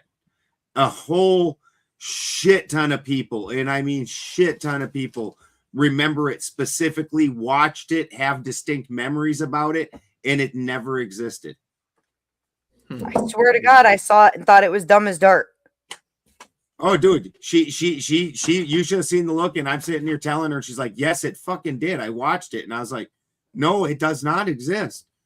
That movie, and there is a huge percentage of people that saw that movie and remember it, to the point where there's skits made about the movie that didn't exist, that are supposed to poke fun at all the people who remember that fucking movie that never happened. And then like the gaslit right now. No. there's a bunch of them that like Ed McMahon. You know, Ed, the guy that ran around giving the Publishers Clearinghouse checks to people? Yep. No, he didn't. Yeah, I heard you Never guys happened. talking about that on my wood stove. Yeah, Even never happened. I remember that though. Absolutely. I remember it distinctly. We all wanted Ed McMahon to show up at our door with one of them giant oversized checks. Never happened. With balloons. He always Yeah, had and full balloons. Yep. Yeah, Yep. you always had balloons and Yep. flowers. Half the time flowers. Yep. It never happened. That So then doesn't who exist. was it if it wasn't Ed McMahon? It wasn't even. I'm not even sure if it was Publishers Clearinghouse. It might have been or he didn't even work with Publishers Clearinghouse. He worked with some other people, and Publishers Clearinghouse did that. It's all fucked up, and there's a bunch of them that there. You know, it just depends on who you are. Some of them affected some people, and some people affected other ones. The reason that they call it the Mandela effect is because there's a large swath of people that thought Mandela died long before he died. Long before he died, they were certain he was dead. Yeah, Publishers Clearinghouse said he never worked for them, and he says he never worked for them. Okay, then we're all crazy. Yes, exactly. Aloine Ashton. Sorry, dude. I was gonna pass it over to you. Like as soon as we were done talking about Ed McMahon. Ashton was just gonna pop up and say he wanted to say he had a golden that saved his life, and then a shepherd that would sleep in bed with him. Well, my husky sleeps. I think most of our dogs sleep in bed with us. If you allow him. I get to sleep in the bed. Apparently you fucking never tried to sleep with a couple pit bulls. Jesus. Oh no, it's worse. I have a fucking queen size bed. I'm 5'2". I weigh less than 110 pounds. I sleep on the edge of my queen size bed thanks to my husky. Dude, we have a California king bed, and I sleep on the very, very edge of that thing at best, and fight to keep a blanket over me. And really, honestly, it's all fatty over here because Issa, the other pit bull here that sleeps with us, she's my cuddle buddy. She gets under the blankets and snuggles right up and spoons up against me. Yeah, Alaska is not a cuddler. In fact, like if you're touching him for too long, he'll kick you.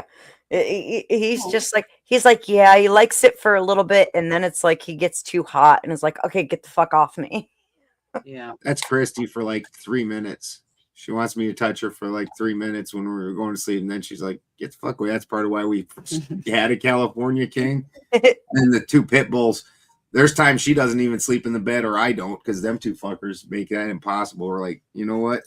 I'm just gonna go sleep downstairs. Fuck you guys, bed hogs, pig bulls. I was asked to ask you or tell you, Ben, to check your chat, please. Your stream chat. So, there you go. Not sure what's going on. No, we're probably winding down, Toasty. Yeah. Thank you, brother. I believe we're winding down. Yeah, I'm getting tired. Joe came in and veered it off of its original topic in the first place, and then it's just kind of been sideways since, and I think it ran out of steam. Well, Joe Pool? Joe Pool? Yeah, Joe Pool came in and like turned because it was a religious discussion, and it was actually going, I was waiting for it to settle down a little bit. It was actually very excitable and it was very lively. And then Joe Cool somehow turned that into talking about the fucking government and shit. And then, you know, and all I do still want to cover this. The idea that it's like each religion, people get into these boxes where number one, they don't want to learn about anything outside of their box. Yeah. And then two, expect everyone else to conform to their box. And this big argument over who's right and putting the ideologies ahead of human best interest, I guess. It's just. Yeah, I mean, like, that's exactly what happens. You know, like, so belief systems, right? The idea that people can't be trusted to believe what they want to believe, right? That's the wildest thing. Like, you can believe anything you want, as far as I'm concerned. Now, there's certain things that you can't do, right? You're not allowed to do in society standards. Also, in certain societies, there's also things that you can't say, right? So there's only two things in life: the things that you can say, things that you can do. That's the only two things you actually have control over. Like, you cannot control what other people say. You cannot control what other people do unless you criminalize it, right? Yeah. So when it comes to believing something, it's just something that naturally, the only way to stop it is to create some type of cultish behavior. And that's, in my opinion, it's manipulative to say the least. But then you're also doing a disservice to whatever supposed belief system that you're promoting, because a person needs to be able to choose, in my opinion, right? If you force someone to believe something, or if you like manipulate them enough to where they actually believe it, like, for instance, there's a thing called a false confession, where police officers will hold somebody in a interrogation room long enough where they actually believe that they committed a crime. They Is will Joe Cool interrogate here them. again? No, I'm picking. This is exactly how he did it. This is exactly how he started it. Yeah, no, I'm gonna pull it back then for sure. No, I'm just picking on you. You're fine. But it is how he did it. It is how he did it. tied it. Like, and then all of a sudden it was derailed the whole rest of the time. With the, you know, people do recognize the false confession argument, but it actually tracks back to before that in coercion, because it happened in the Crusades, right? And with the Spanish Inquisition, and then all of the world powers throughout history, all governments have done this. But it's because we're talking about religion, in today's world, it has been separated, the church and the state, right? And so because it's been separated, the recognition that the church is not a state is here. But it is. It actually is a state.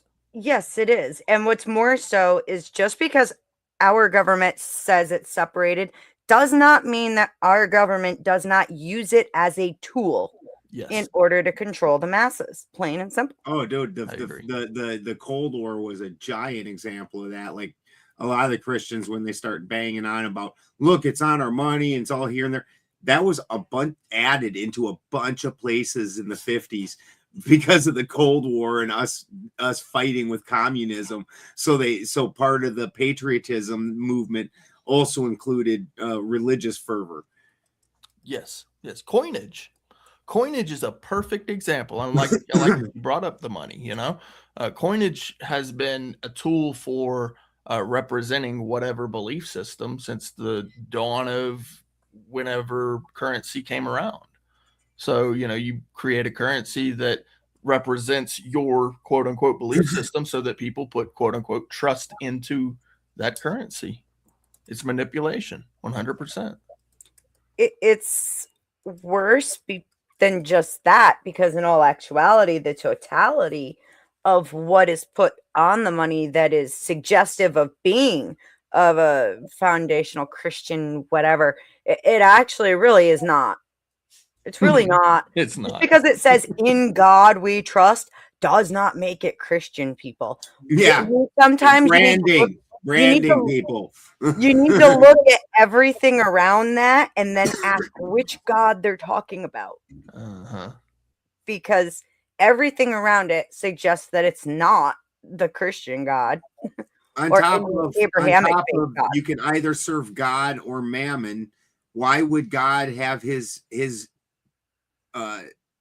things about him put on money? How would that be something like, okay, so you can look this up. As a Germanic, we didn't make money because we also have a story about how money is evil, only it's not value things, it's coined money, because coined money is where now you can manipulate the value by coining it. This coin is worth this much. Well, like in today's money, this at one point in time, this quarter should have been representing a quarter worth of silver, but it's not. There's almost no silver in this whatsoever. It's an amalgamation of other shit metals, making it worth almost nothing, but they tell me this is worth 25 cents. And that is where a twisting begins. And so there's a story about a creature called Golveg, and Golveg is the spirit of that. And so we wouldn't coin money. Yes, we would trade in like silver bar, ingots or bars, where here, this much silver weight equals this much value, and we make a trade. But we didn't deal in coined money. So I can't imagine that the Christian God also wouldn't have seen it in a similar way. You know what I mean? Like, yeah, exactly. Don't put my image on money. I told you money's bad. Like, don't talk about me on that shit. Yeah, I mean, and if you see it as anything other than a tool, right? It's a representation of worth. Then, according to that Christian ideology, what comes from the scriptures, it would be idolizing. It would be an idol at that point, right? Yeah. And so, because of that, and people really do actually.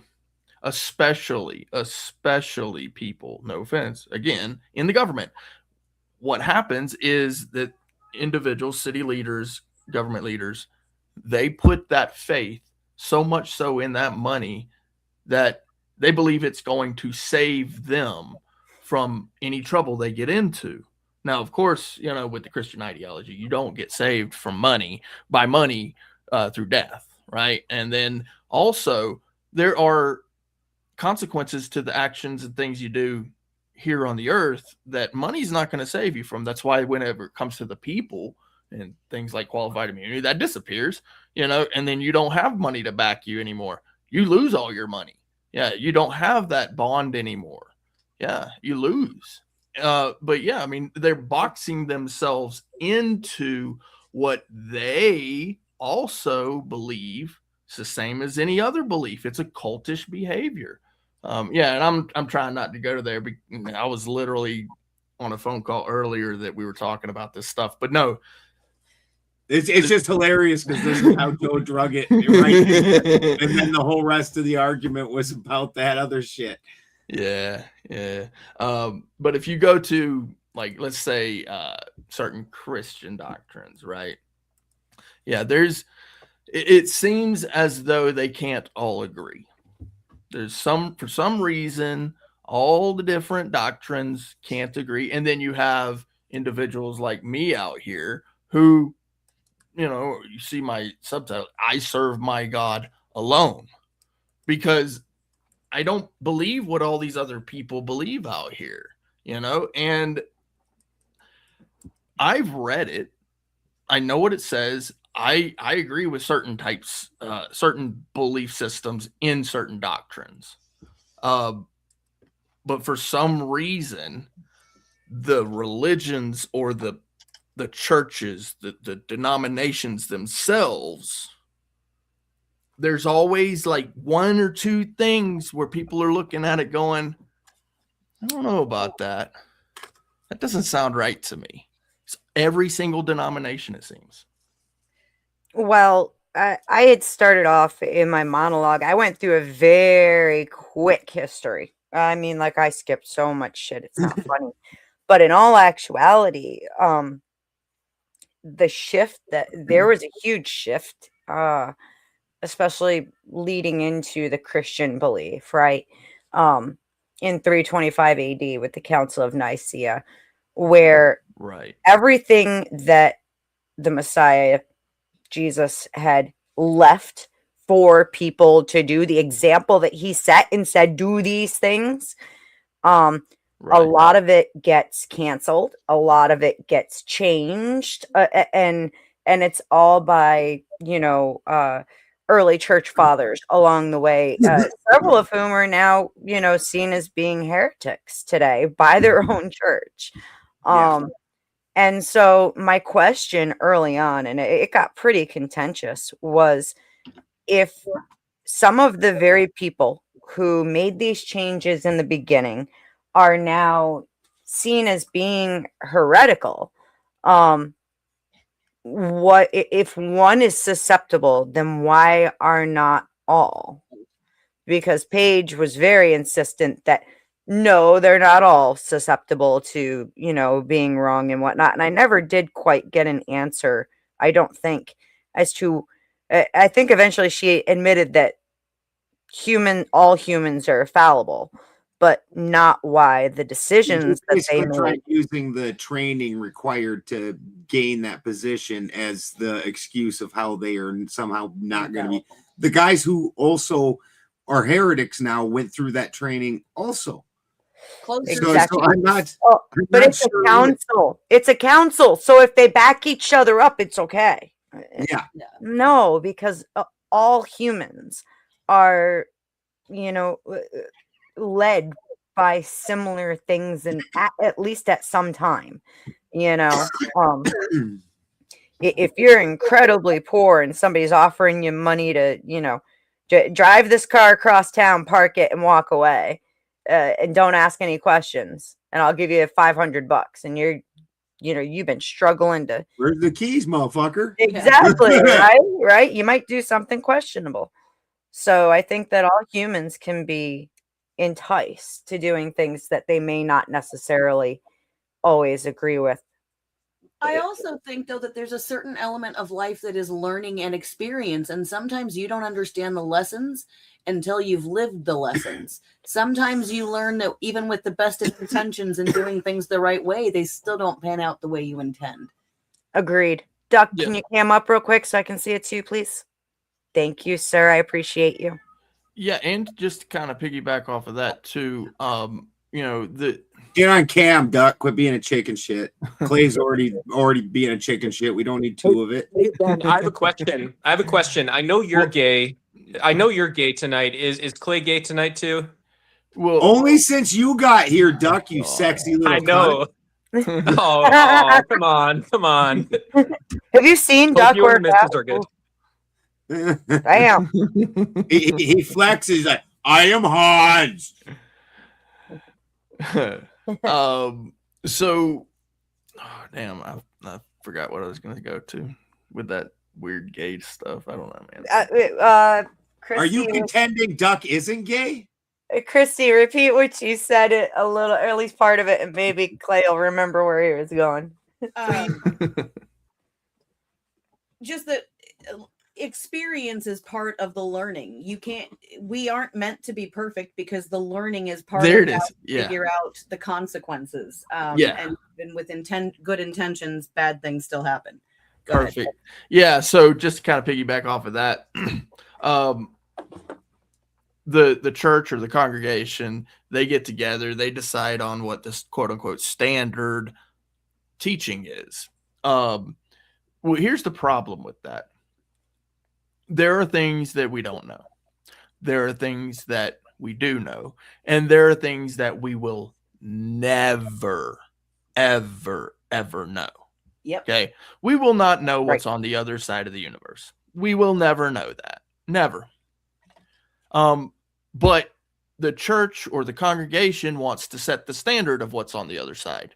Now we can set a belief standard or we can believe something, but we will never know. And so when someone comes around telling me, well, the scriptures say this, well, what are the scriptures actually saying? Are they saying that? But Clay, I can respond to that and just say, well, if I don't know something, I can just say, well, then it's not true, right? I don't know it, right? Like I don't have to go around and say, well, every single theology of Christ or every claim of like goblins and witches and stuff like that is true, because I don't know any of them. So I can just say, well, I believe in the God that I believe in, but none of these, and none of this other stuff's true. Well, you can say it, but you can't say that it's true and that statement be true, right? So, if I say something is true, right, then the statement also has to be true for it to be true. If there's no evidence, of it, it's a probability, right? If there's no evidence of it, then it's a probability that's close to zero, as close as any other impossible event of having a probability of zero would be. Right. Yeah, and it still remains a belief at that point. And here's the funny thing about it, right? So here's little Plato and Socrates and all them guys. Can we ever really know? Kind of thing. Yeah. Right. And so, obviously there are some axioms that we're going to agree upon, like a rock is a rock, a tree is a tree, shit like that. But, shit that's like on the other side of the universe, we're not going to know. We can't come to an axiom on that. And so if that is the case, and somebody comes along and says, no, this really is the way it works. And I'd say, well, I just simply don't believe you. And then they continue to argue, whatever point, it becomes to the point of like badgering or something. And then the conversation is no longer useful. Well, they're just going by blind faith at that point, because they really can't prove something. It'd be like me trying to prove the existence of God, right? The existence itself can't be proven. That's why it's called a belief. But not everyone can believe in God though either, right? I claim to be atheist towards a lot of stuff, and just because I've been saved by the living God and the God of all things, I don't push that belief on others either.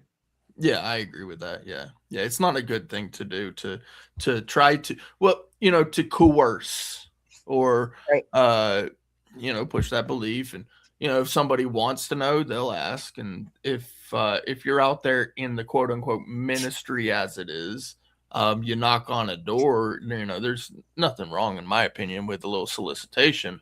But if it's somebody says it's the end of times, it's the end times when it's soothsayers and when it's corner preachers that are delivering the final word of God, that is when you've gone too far. Yeah. I appreciate the guys going out there, but I can't do it. Like I don't see myself as being that guy on the corner saying, "Come to Jesus or you're gonna go to hell." I said that earlier too. Like that's not how I personally practice. Is it great when you see people come to faith if you are if you're a person of faith, sure, but I don't think it's right to be running around like beating people over the heads and trying to coerce them into it.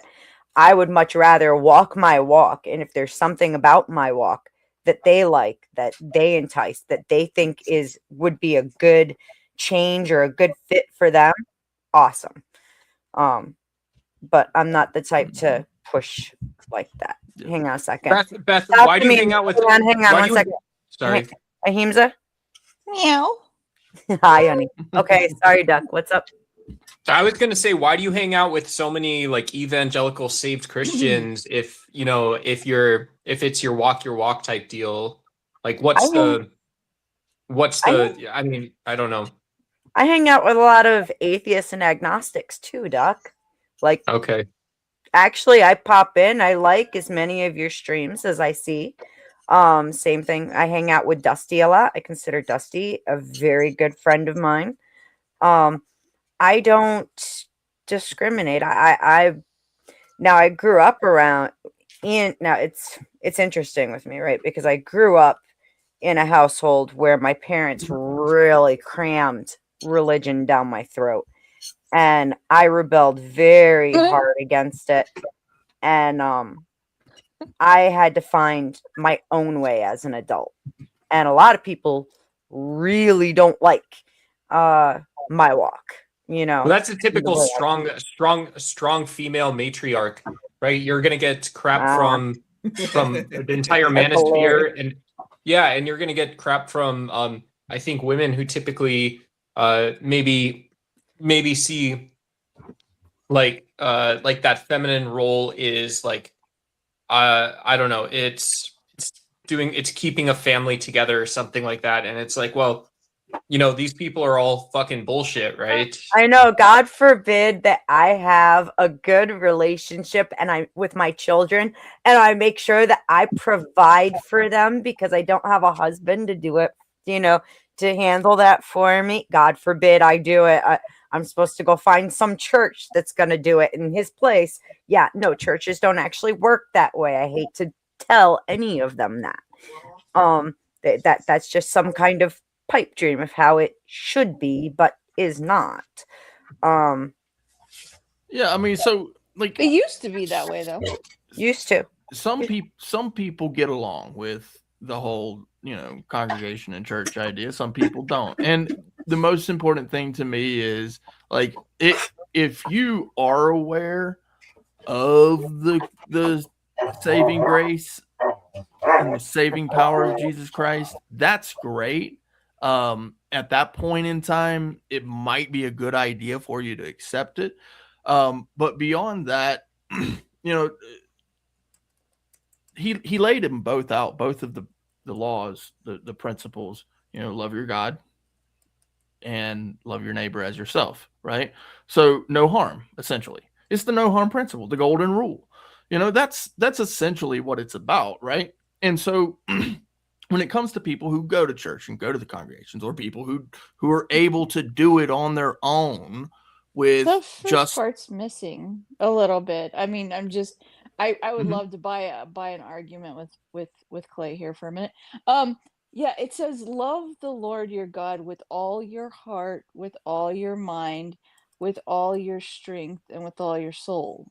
So, I mean, there are a lot of people who don't actually love God with all their heart. Do you know why that's bullshit? Do you have any clue why that's bullshit? Or their mind, or their will. I'm just saying. You know, that's like the first line in John says, "In the beginning, God was the Word, and the Word was God." Did you know that? I didn't want to argue with you. I wanted to argue with Clay. Come on, you're interrupting our argumentas. All right, have fun. I understand. Yeah, so yeah, no, I agree that not everybody does put everything into it as what is required. But for me, that becomes a knowledge factor. Dude, give me a wave.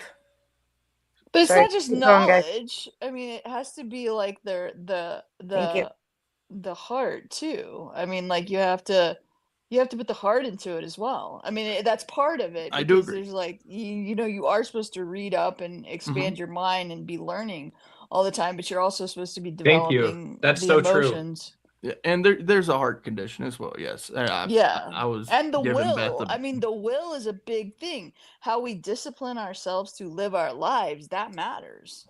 Yeah.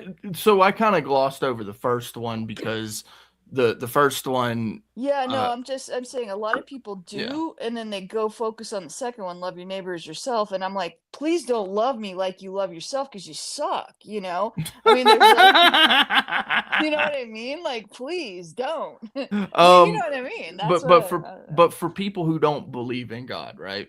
So for the people who don't believe in God, they don't believe he even exists, or they're unsure, especially for the ones who are unsure.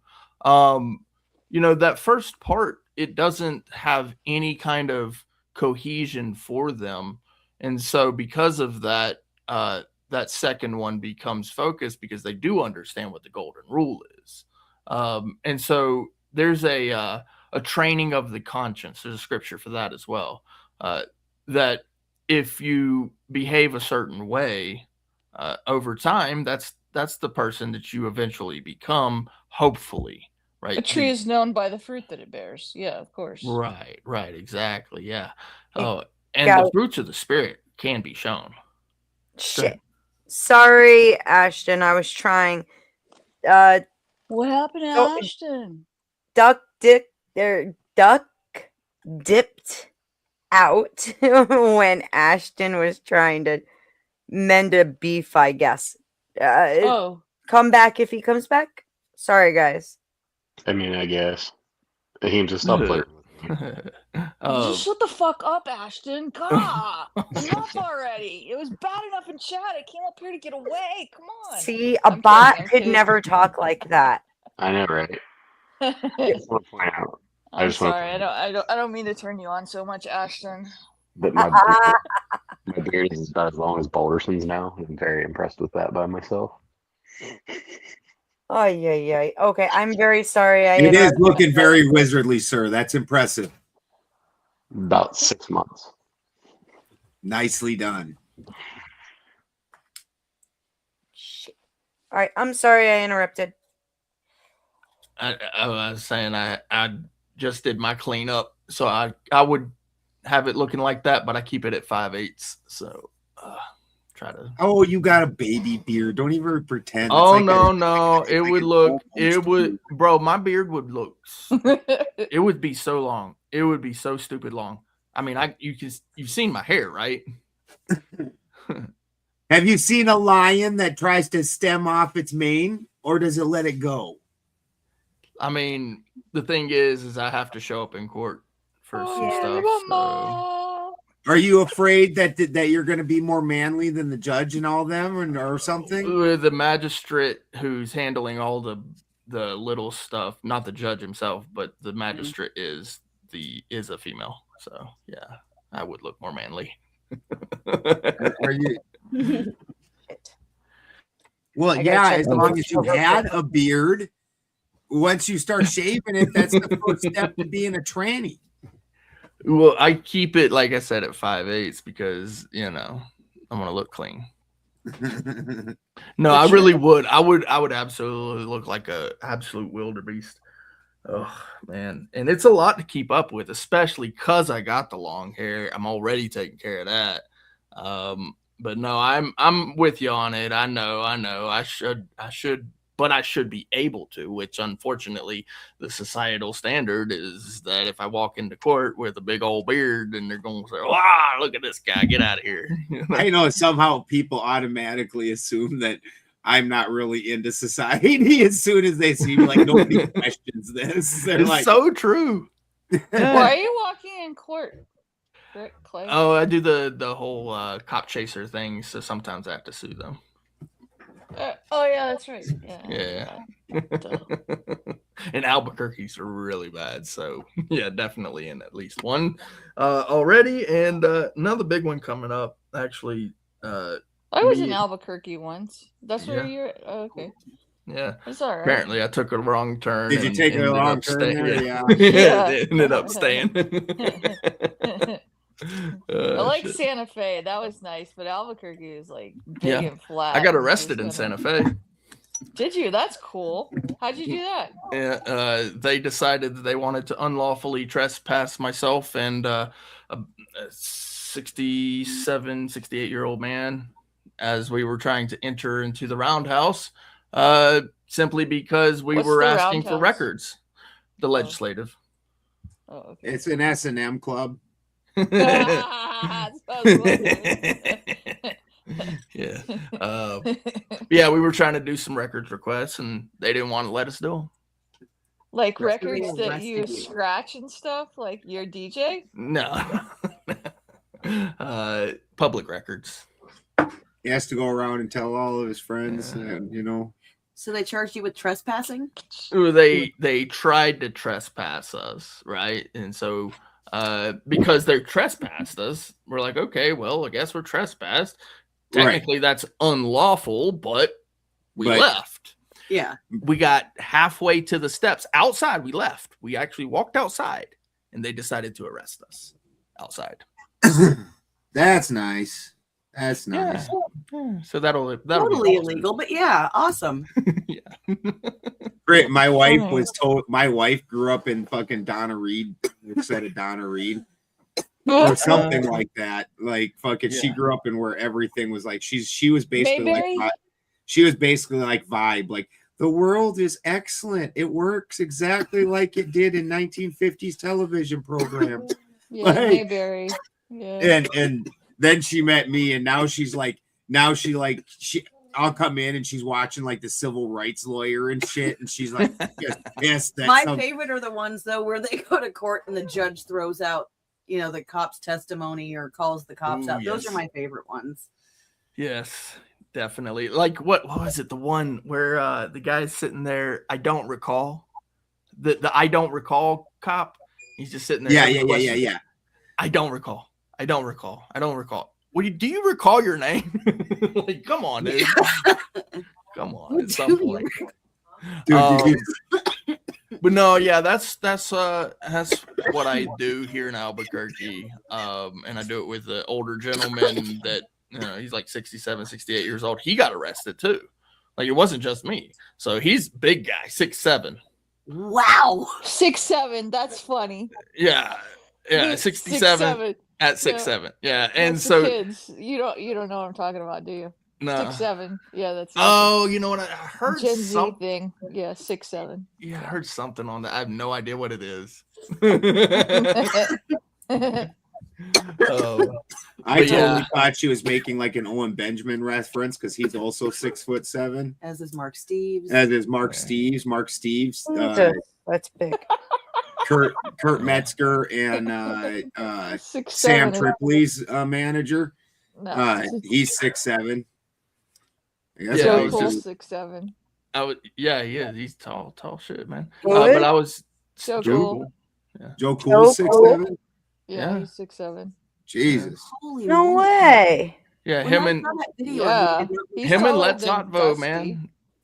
Let's Otvo too. Yeah. So I was just telling Heisman that the older gentleman that I work with doing the Albuquerque stuff, he's like 67 years old. Well, he's 68 now, but he was 67-year-old at the time he and I got arrested, and he's like 6'7", and he's big guy. Big guy, like big guy. Like Joe Cool skinny. Let's Otvo is big guy. Like big. Right. And so yeah, I mean it's wild doing what I do because like they don't, so just kind of touch on it real quick. They're not signing their oaths in Albuquerque. Oaths? Yeah, Like oaths of office. Oh, I thought you meant like a Shakespearean ode. Yeah. So we're like on them like stink on shit because right now, I haven't even been drinking. Without an oath of office, it's there's no bond, no surety bond, which is actually what ensures the cops if they screw up when they get sued. And the city gets sued, that surety bond is like an insurance deal that covers them for getting sued. Well, without a oath of office, they can't be bonded. There's absolutely no way they could be bonded because they don't have an oath of office. It's tied directly to the oath of office. So, wow. Yeah. So then how the heck do they pay out on claims? Right? We're gonna find out. Valid question. Yeah, we're gonna find out because that's gonna come up in our civil case for sure. An ode to the New Mexico police. Albuquerque. Yeah, Took they a made a wrong wrong turn. turn and didn't sign their but anyway, that should be in the ode. Yeah. No, it was just kind of a small point to touch on, but no, when it comes to the whole, yes, you should serve, or well, it's not necessarily serve, but love your God with your whole heart, your whole mind, your whole will, your whole soul, your whole body. That idea, yes, that's first and foremost for the individuals who have come to the full understanding and knowledge and belief and appreciation for who and what he has done, right? But unfortunately, not everybody knows that. So at least, if nothing else, I can get along with people as long as they are following part number 2. If they're following part number 2, they're basically living by the golden rule, and not hurting anybody, and that for me is good. It's not up to me to make them decide to believe in God. Now, I believe in God and I can tell them what I believe, but for them, like with their interactions with me, if they're following part 2, I can get along with them at least. How do you determine if they're following part 2? Pretty much the no harm principle. Like if they're not trying to harm me or anybody else around me that I can see, then Yeah, but if it says love your neighbor as yourself, what if they're harming themselves and they're harming their neighbors? So it doesn't matter. Like, what do you do then? well, Just then hypothetical. they're not living by that second part. Then that second part would be love, your neighbors as if it's you. Then, well, if they're harming their neighbors, unless you got a weirdo psycho person that they're just not right in the head that likes to, the whole cutting thing and weird shit, I mean, I understand. I have compassion for people in those mindsets. The mentality is not all there. Well, I mean, you can harm yourself in a multitude of ways. You can harm yourself with like that, with cutting, but you could be like abusing alcohol, whatever, substance abuse and that sort of thing. all Yeah, that kind of no, stuff. and I agree with that. And so they naturally harm their neighbor. There's definitely a difference between harming yourself and harming someone else, though. That you got to recognize that, though, also, right? So, I mean, while you're saying they're harming themselves, but that still doesn't mean it's okay to harm your neighbor, because one, you're choosing to bring upon yourself. The other one, you're forcing onto somebody else. Right. Yeah, but say like someone's driving drunk and then they kill their neighbor or something. That's harming yourself and your neighbor. Yep, and there are consequences for your actions for sure. And let's talk about the level of that as well. Harm to self could come in the form of scratching a mosquito bite and end up with an open wound. Shit. El Pero's here. Yeah. So that's a self-inflicted. So that's a self-inflicted harm. But what are the real consequences? So there are different levels to the consequence as to the harm as well.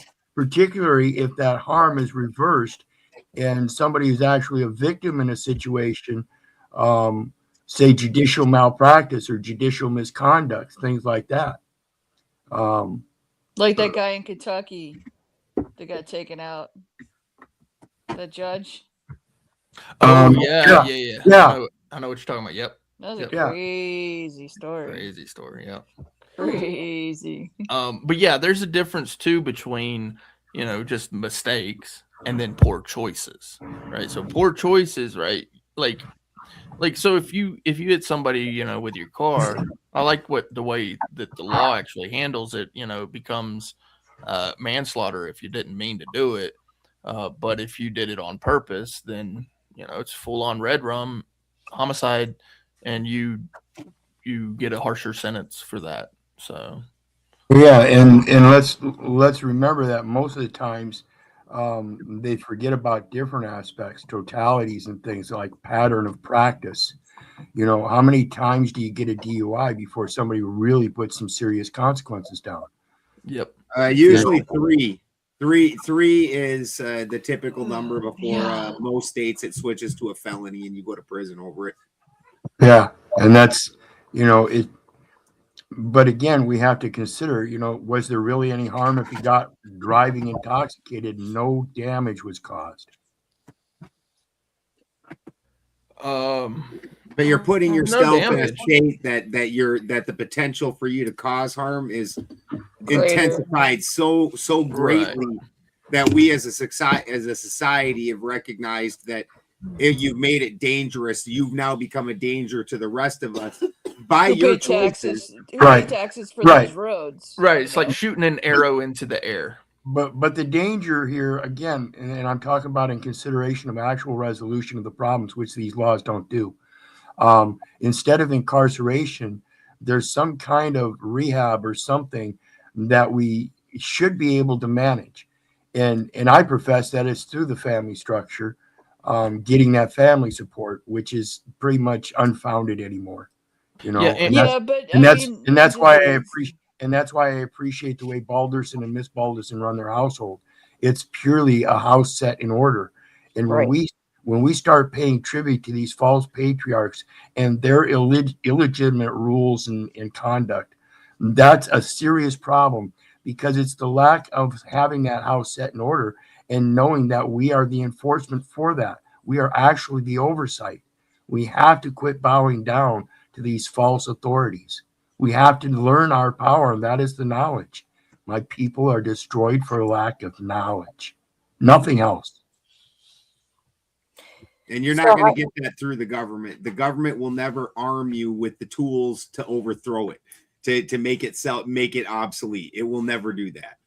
No, instead it grows itself like a hydra, Cancer. like a six-headed monster that continues to expand and expand, because the more power you feed it, the more power it wants. So Yeah. it's going to continue to take it. The problem is I don't see a whole lot of people wanting to adult it, like insofar as embracing adulthood. That's happened since pretty much the infantilization of the boomer generation, where adulthood isn't really esteemed as much as it used to be. Well, people have been conditioned to be the way that they are now.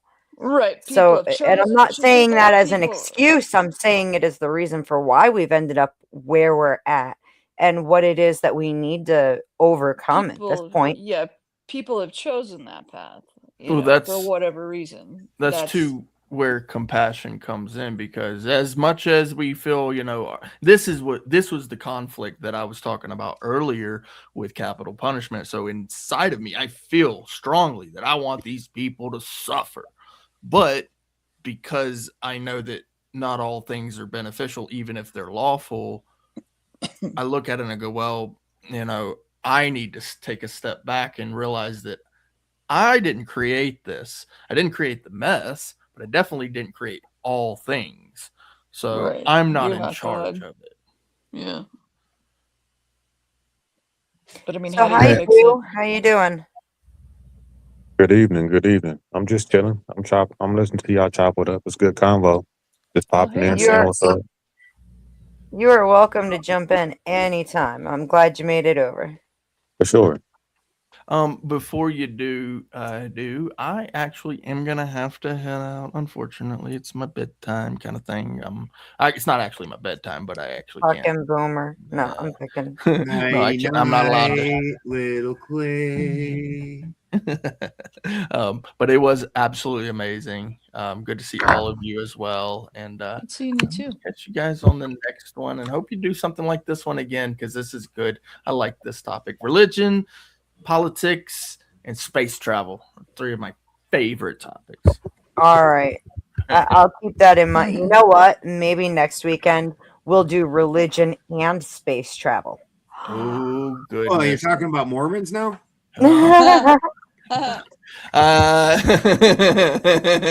funny. That's funny.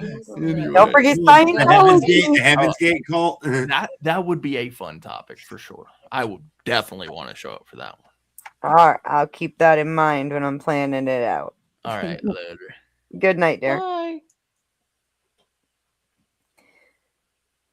What's your position on things? I mean, like, I know you weren't here earlier. I'm not sure how much you saw, but Who are you talking to? due diligence. Well, and you too, because you weren't here either, miss. But the point behind it was that a lot of people, regardless of what faith they're in, kind of they get stuck in these boxes where they follow their leaders, they do as they're told, their box is the right box, and God forbid if you're not in it. And it's led to, I would say, behavior that tends to be completely antithetical to the very beliefs they say they hold. I think that's a normal part of the equation of the human experience where people want to tribally bond, and it's my group versus your group. I'm an insider, you're an outsider. And so I think that's a normal vibe for humans in groups, but taking it higher. The fuck was that? I don't know. Wasn't me, but that's funny. How about you, Do? Yeah, I don't know, man. I think that is good insight whenever you can like like reflect and say, okay, these choices are not really my choices. They are the options that I've been presented, and I have to put myself in these boxes in order because that's what society says is good, right? Um, but I find it peculiar when I hear it come from religious people because they don't never think of it in the same terms of that's what religion is also, right? Because from the religion perspective, they think that this is what God intended. But people that are not religious, they don't see it that way. You see it as just like, man-made ideology. So, Are you're religious, right, or no? I'm agnostic. You're agnostic? Yeah. Very interesting. Yeah, so that makes a lot of sense. It is. I think that I can't be the only person who has faith who actually sees it for what it is, and I think there's actually a good share of people who practice faith of one kind or another who can at least, I mean, like Ahimsa, where even she recognizes it's part of the human condition to want to be in that tribalistic manner, but at the same time, I mean, I personally, though, I even enjoy I'm learning not about. saying that I'm wanting that. I'm saying it's part Sure. of human nature. I think Right. that once you've been on the outside, you have more an ability to see what it's like. To be the stranger in the strange land. Once you've gone through it, you either grow in compassion and empathy towards other people who are outsiders, or once you find your tribe or whatever, you're even more insular. Most people, I don't think, even if they've gone through great suffering or whatever, tend to rise to that higher level of being more compassionate to people. I think instead they stick with the paradigms that are given. Why? Because it's comfortable. People want comfort. Yeah. In the vein of what Ahimsa was talking about with the just this is how things work, the reality of things, the function that religions really do carry on is every religion has an esoteric message in it that is basically how the universe or the world around them works, and there's secrets hidden in that. And 99% of the people around want nothing to do with that, but that needs to be carried forward, and so it needs to be done couched in a way that is something that the people will carry with them, and then the ones who are interested in pulling those secrets back out, they will do so, but the message must be carried in order for that to happen. So it definitely serves a function. Java, God. Yeah. Stop. What is that function? Is it a visionary function for humanity evolving or something? I mean, it's I don't know. I would call it more about control than anything, because I think that it's No, for impossible. the esoteric message is about control. No, the esoteric message is about how because there's an understanding as an occultist that the Is somebody's cat on Yeah, screen that's talking to Java. my I'm cat? sorry. She's a brat. That's well, no, half of them are my cats. This And time I think the cats are talking to each other right now. Like we're It's having because I'm fucking up cat here. panel. It's because of me. I'm sorry. That's she left hilarious. the room. She'll be back. The world goes through cycles, and in those cycles we go where, whether it's some kind of a magical event, whether it's a cataclysm, we get kind of stupid and we forget everything, and for whatever reason, and that information needs to be preserved so it can be pulled back out, because there's things about the way this place works that make it much better if we start going with the flow of them rather than against it and just tromping on everything the way we will do sometimes. Yeah, this thing about always trying to make things better when what we have is not only sufficient, but rather efficient. And when we get into the extras, that's when it becomes deficient.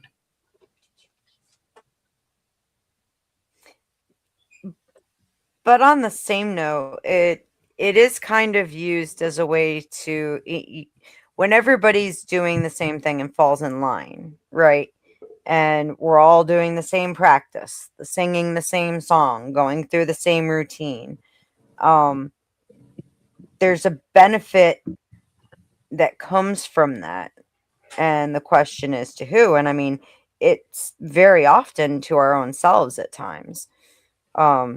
Because of, like you said, the tribalism, or because of just the way that life works. I look at it on a grand, whenever you say, because that's the way things work, I look at it like on a grand scale, right? And you say to the benefit of who? But the way society is like structured, is we know it's who is to the benefit of, right? Like the people at the top. You know what I'm saying? The top, whatever percent you want to call it. So Well, you can even find you can actually see some churches like that, and not just like Christian churches either. Okay, like who is Scientology benefiting, right? Um, there's been a few Christian sects where the followers were in fact expected to give up all of their belongings to the people who at the top, to the men who ran the church. The church absorbed all of their property, their home, their furniture, their everything. They took their clothes and that was it. And even had businesses where the parishioners worked in these businesses and every penny went to the church. So it can be used in that way. And I think there can be a lot of harm in not feeling secure enough, or being, I don't know what word to use for it, Your brain, using your brain. brave enough or something to look outside of your box. And are all churches like this? Does everyone else work like this? Maybe you don't maybe some people were born into this life and don't realize there's something else. I just don't see where they care or how you can make them care. Like literally, it's not even just churches. Like all kinds of groups function in this exact same way, where people don't really want to make their own choices. They want to be part of something greater than themselves that makes the choice for them. Well, yeah, that makes sense though. I mean, there's like a lot of choices where you walk in a grocery store. I don't want 100 different choices of cereal. I mean, that's like too much and you get overwhelmed with it. And then before you know it, because of the consumerism, the consumption, we pass big choices on to higher governing bodies that actually should be our responsibility, in my opinion. Same with like religion, like what you're talking about, giving all your money to the higher ups, when it says in the Bible, he who doesn't take care of your own family is worse than an unbeliever. I mean, it says it pretty clear. If you don't take care of your own, you're giving all your money to the church. That doesn't make any sense. I mean, that's where I'm just like, the suspending of logic in order to abide by that group, that part doesn't make sense, because I would think that if you believe in a higher power, that logic is born of that as well. I mean, you're supposed to use your brain. Sure. I mean, that But part, I don't know. I but don't you get it. get some of these groups that really, and when I say religion, I mean that does not, like I said, it doesn't have to be some Christian sect. Like I said, Scientology is a religion. Technically, atheism is a form of its own religion. Um, People can be controlled, people can be blinded just by that need, like you said, to fit in and get into the tribalistic side of it. And Like, we just It's saw it very with the natural as a lockdown. child, as a male child, anyways. I don't think girls went through this as much. Like I'm from a tiny area in South Dakota. The kids from Groton, we hated the kids from Webster. Why? Because Webster was the next town over, and it was a sports rivalry. You tried if you fought Webster, you fought them tooth and nail. They had the hottest girls, and the guys were the biggest dickheads. Like, and that's the other funny thing about it. The girls from these hated people are always super hot, no matter and that never stops on any level. You're like, I want to beat the guys up and then take the girls out, take their women. Like, yeah, and then really is tribalistic, huh? That is and tribal. as an Yeah, it's adult, tribal. you get a little older, all of a sudden it's South Dakota hates Iowa, and it's the Iowegians, and then you get a little bit older, and all of a sudden it's United States, and you're anti-Russia, and so that tribalism just kind of expands depending on who you are, but it's something that most people have even as a small child. As far as like I see all these things as kind of the same thing. I think whenever you talk about like these concepts, like church is a concept, right? There's a physical representation on earth that this ideology is behind, right? We just kind of just like manifest it. Well, I feel the same way about like corporation politics. Like we're always in a battle of ideologies, right? And we always critiquing these things if they're like not the same things, right? Because here's the thing. When we're talking about these conceptual things, like how we're going to like agree to govern ourselves, whether it be through the church, politics, what have you, it's up to us. But we like to think that it's be projected into space and think that it's up to something else, and then we got to get it from upstairs, and then you know what I'm saying. So whenever I look at all of it the same way. Like I don't be like, yeah, the church is doing all this nefarious shit, but I'm like, so are the corporations, so are the families, so are Right. regular people. You know what I'm saying? Like It's true. everybody's trying to, one up everybody.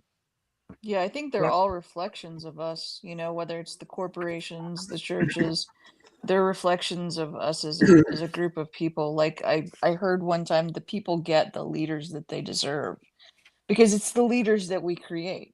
They are from our culture or whatever. So yeah, which came first, the chicken or the egg? But I don't know.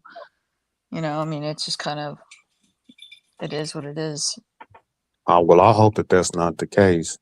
And, it's arguable that we've come to a point to where people have unnatural advantages to just regular people.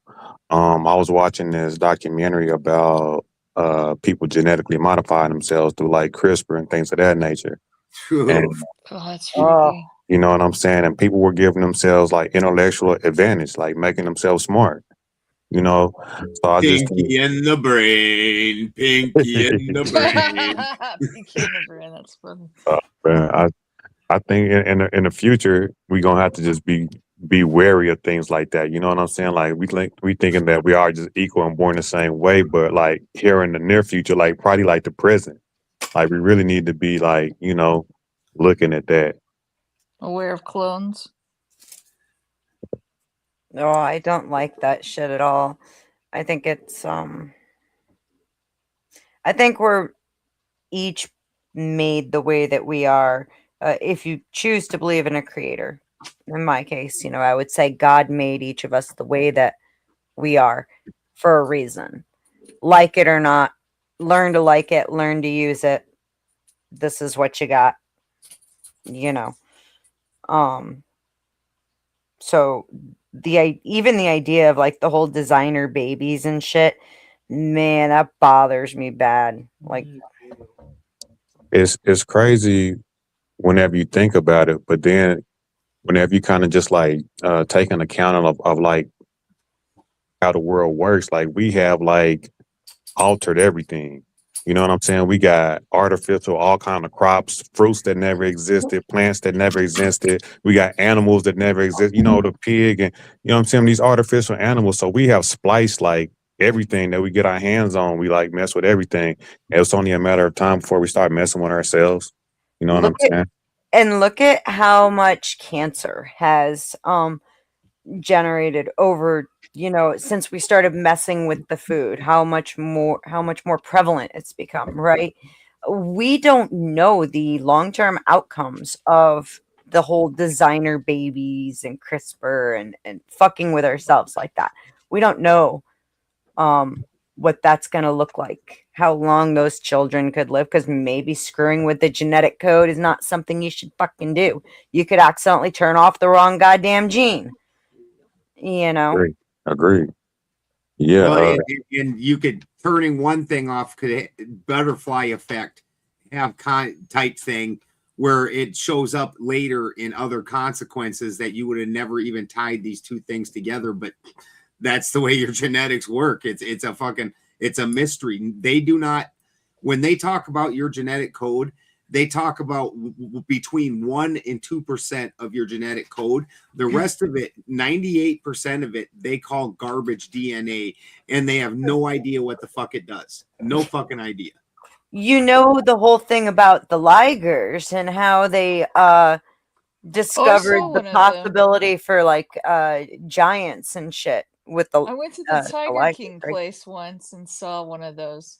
Really? Back, Oh my yeah, god! and it came during lockdown, and I had taken my kids there back in like 2012, 2013, somewhere around there, and he had a liger there. He had an actual liger, and I thought it was a joke from Napoleon Dynamite. Oh, It was it's real. cool.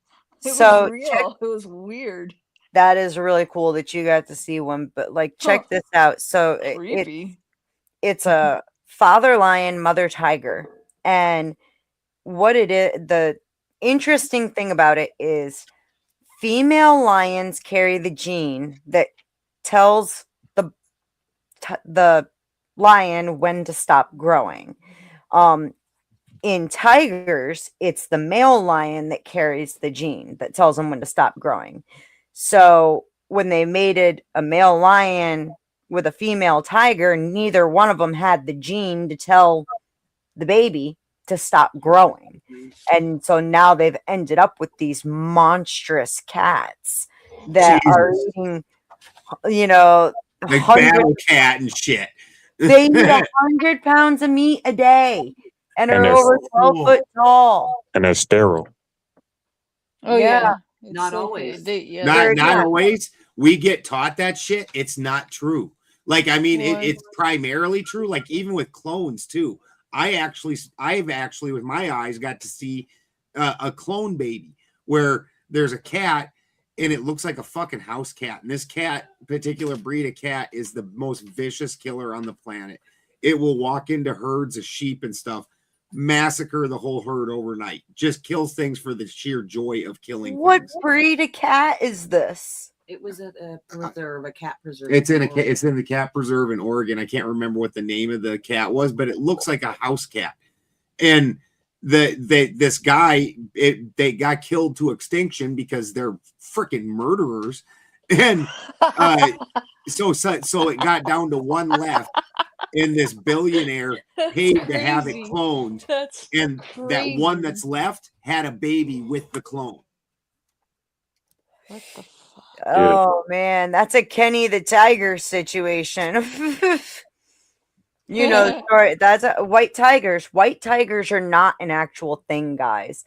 There was only ever one baby white tiger that was born. And from that one baby, they have just inbred, like they managed to inbreed all the white tigers that we have. And then Kenny is the one that came out with like Down syndrome. If you've never seen videos, you got to look them up. Kenny the white tiger. It's heartbreaking, but oh my God, you're so adorable. You killed he's Kenny. he's so funny. Like, I was really sick and I was like just laying in bed scrolling through videos, like trying not to fucking die. And I happened to find him and I laughed till I like coughed for a solid 5 minutes due to laughter. But I showed him on Dusty's and everybody got attached. Funny. Oh my gosh. Yeah, inbreeding it's not what we were taught. It's an extremely common thing, and actually it doesn't create genetic mutations. But if there's a genetic mutation that is possible in both parents, then that becomes a high probability that that dominant. mutation is going to come out. Yeah, and normally nature would deal with that. But then when we're having them on animal preserves, no, they got to save the life and keep them going. Exactly. Because I mean, even in nature's inbred as fuck. Like you imagine even something as simple as a deer, a strong male stag. He bangs all the girls. He drives off and kills all the other dudes. And if he's a badass, he does it again next year. And some of them girls are his kids next year. And he gets all them pregnant, and he does it the year after that. And eventually he becomes weak or dies or whatever, and a new male comes in and it changes the bloodline. As a like a plant breeder, it's typically about 7 generations. You can really backbreed. It's between 7 and 11. And then you do start seeing not a genetic defect, but you start seeing a lack of thriving. So the genetics in the line will start deteriorating in a non-thriving way. And then what you do is you crossbreed something into them and then restabilize it with more inbreeding. And the first time that you breed something in, it's called an F1 hybrid. And F1 hybrid reinvigorates the line. And those are the fast. Huh? Okay. That's because I've seen F1 hybrid before and I never knew what that meant. So now I know. It's the first breeding of two different things. And then after like if I was trying to make, let's say, cannabis, I decided I wanted to make my own cannabis strain, and I have this marijuana here that is super grapey, and this here that is super frosty, and I want to make like a grape frost. So I would cross those two, and I would take all their seeds, and all the seeds in that F1 are wildly variant. So they're every seed in that's going to be an F1, and you're going to get some that are more grapey, some that aren't grapey at all, some that are very frosty, some that aren't. So what you would do is you would find the two, a male and a female, that exhibit the characteristics that you want to see the most. You would backbreed them against each other, and now this is a back cross. And so then you would do that again, grow out the seeds from that, pick the parents that are the best, and backbreed them again. And somewhere in around 3 times, you're going to get a strain stability where if I was to sell you those seeds or give them to you, I could say, hey, your plant should grow to be about this tall. It should take this long to mature. You can expect it to the produce, the fruit from it, to taste like this, smell like this. But that's only through the stabilization of the strain, which includes a lot of inbreeding. Makes sense. Hey, thanks for having me. I gotta jump off now. Take care. Bye. All right. Good night, honey. It's so glad to see you. You too. Bye. She hasn't been around much. That's my homegirl. I actually got to meet her in person. I really like her. Awesome. Yeah, I'm about to get out of here too. I'll see y'all later. Have a great night, dude. Later.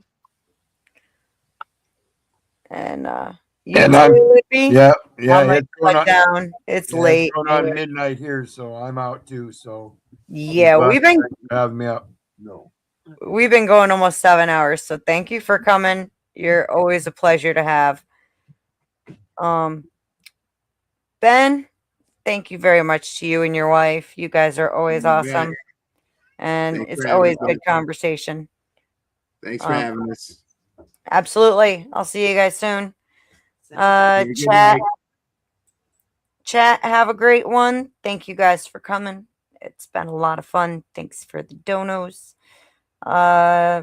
Sounds kind of like a plan next weekend. Religion and space exploration. I think we can find a good way to tie those in. Could make it kind of controversial too. Everybody have a great night. Thanks again. And Alaska says thank you too. See.